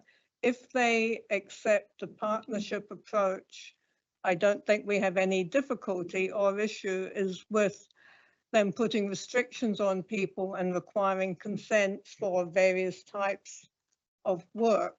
And yes, I agree, anything can change, but that in part is our concern, that it is exposing people to a future risk because things can't change. The council did decide 2 years ago not to have SNAs on private land, but they could just as easily decide next week to put that back in play again. And so emphasising a partnership approach and lack of, I suppose, restrictions such as requiring resource consents for clearing is the best we can hope for. And it's a matter of intent from the council of what they want and clarity around that. And yes, I agree, you're undoubtedly restricted as they can either accept or reject what you propose, and things can change tomorrow anyway. I think it's really important that the council does actually set the rules in perpetuity here for SNAs. When the public backlash occurred, when it was first suggested 2021, 2022, there were multiple Wellingtonians saying, if they're going to do this, then I'm not going to have IB on my land. And if I've got IB on my land, it will be pulled out. And I know I haven't got IB on my land. I would love to have IB on my land, but with the threat that's posed by an SNA classification, I most certainly will not put IB on my land. And I know that I'm speaking for not just us, but many Wellingtonians. And that reality has to get through to the council. And that's why we put in there about the removal of the threat in perpetuity of the SNA classification on private land. If that's not there, I think with the bird life from Zealandia, etc., Indigenous biodiversity will flourish in the city. The other comment I'd make, and we made this point at the start of our original the submission, is that there is a fundamental question here about, is there actually a lack of SNA in Wellington? It's 18% of the land. I've never heard, until we come up with this thing came out of the woodwork in 2021, people saying we haven't got enough SNA in Wellington. And I can see that with Zealandia predator-free programs, that IB has a real chance to flourish in the city. But if there is the threat of SNA classification on private land, that desirable goal will be compromised. And the solution to this is so simple, and it's sitting there right in front of the council officers' eyes. Remove the threat of SNA classification in perpetuity, private land in the city, and bingo, IB will just flourish naturally, organically over the coming decades. One of the things that, like, we've discussed with Mr. McCutcheon, and about the fact that Indigenous biodiversity is on the improve and has been for the last 10 to 15 years. And the problem that he has identified is that the NPSIB, although it has the statements that you picked out of, which are positive in nature, it says councils must consider this. It has much more directive statements that councils must also recognise and protect SNAs, must identify SNAs, must impose SNAs, must avoid adverse effects on SNAs. And it's both very detailed and very directive. And that the thing that Mr. McCutcheon is wrestling with is the interaction between those highly directive elements of the NPSIB and the similarly directive elements of the NPSUD, and that's an important. But the key point is that the NPSIB on its own gives very little wriggle room. I think what we should be doing here is aiming for excellence.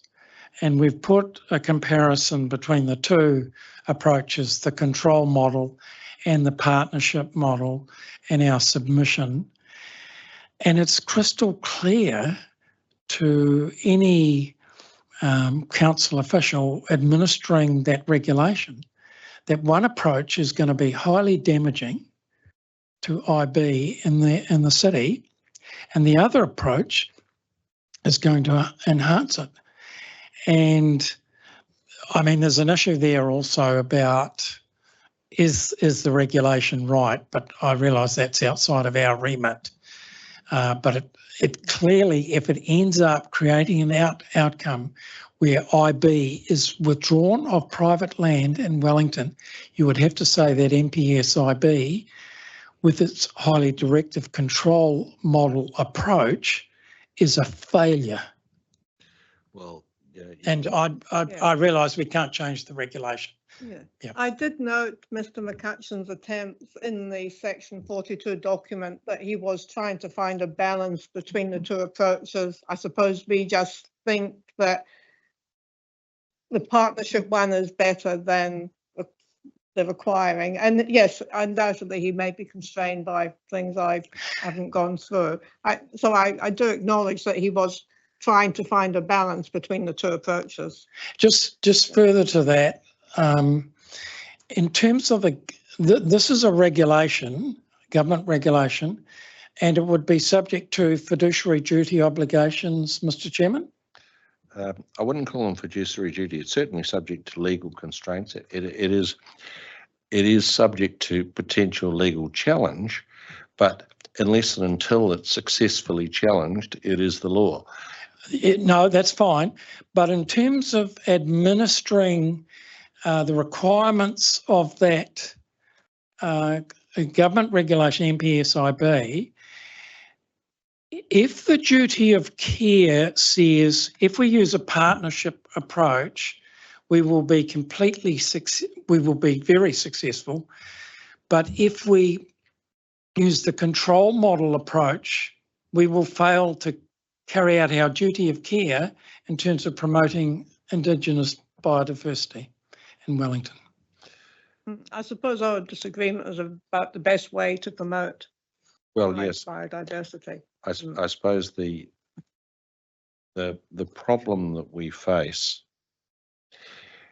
is that the way that the NPSIB is written, it assumes the control model is the correct model and doesn't give discretion for anything else. And so the way Mr. McCutcheon put it the other day was that he's left poking around at the margins looking for leeway. And so I think that that's a problem that we're wrestling with. And yeah, I suppose I come back to Warren's comment about punishing people. We used to think the way to correct bad behaviour was to punish people, for example, smack naughty children, but we've realised that actually it doesn't work. And so our view is that this control approach is actually punishing people and it won't achieve the objective. And while accepting there are issues, we simply think punishment won't work. You have to work, use the carrot, encourage people. And that's where we see it going. We know that the control approach doesn't work. yeah. And yes, there are restrictions that you have to find wiggle room within. Yes. I agree, but And because we think it's just not quite wiggled enough. so, okay, well, I'll ask my colleagues if they have any questions. Yes. I don't have any questions. Thank you. Your submission's very clear. Yeah, thank you. And likewise from me, thank you very much. Thank you. And for me, not that I haven't listened intently to you, because you've made some very well points and it's crystallised a number of things which are, if you like, troubling us. Yes, I think you do have a difficult job. Yes. Definitely accept that. Hey, we got broad shoulders. We just keep trucking on. Thank you. But thank you very much both once again. As I say, I wouldn't wish you to think ill of this, but I hope I don't need to see you again. So do we. Yes, So do we. yes. Not that we Not that- haven't yeah, not enjoyed that our we- time. All right, thank you. We Thank will, you for your time. thank you. We will adjourn Cheers. the hearing for the day. We'll be back at 9 AM tomorrow.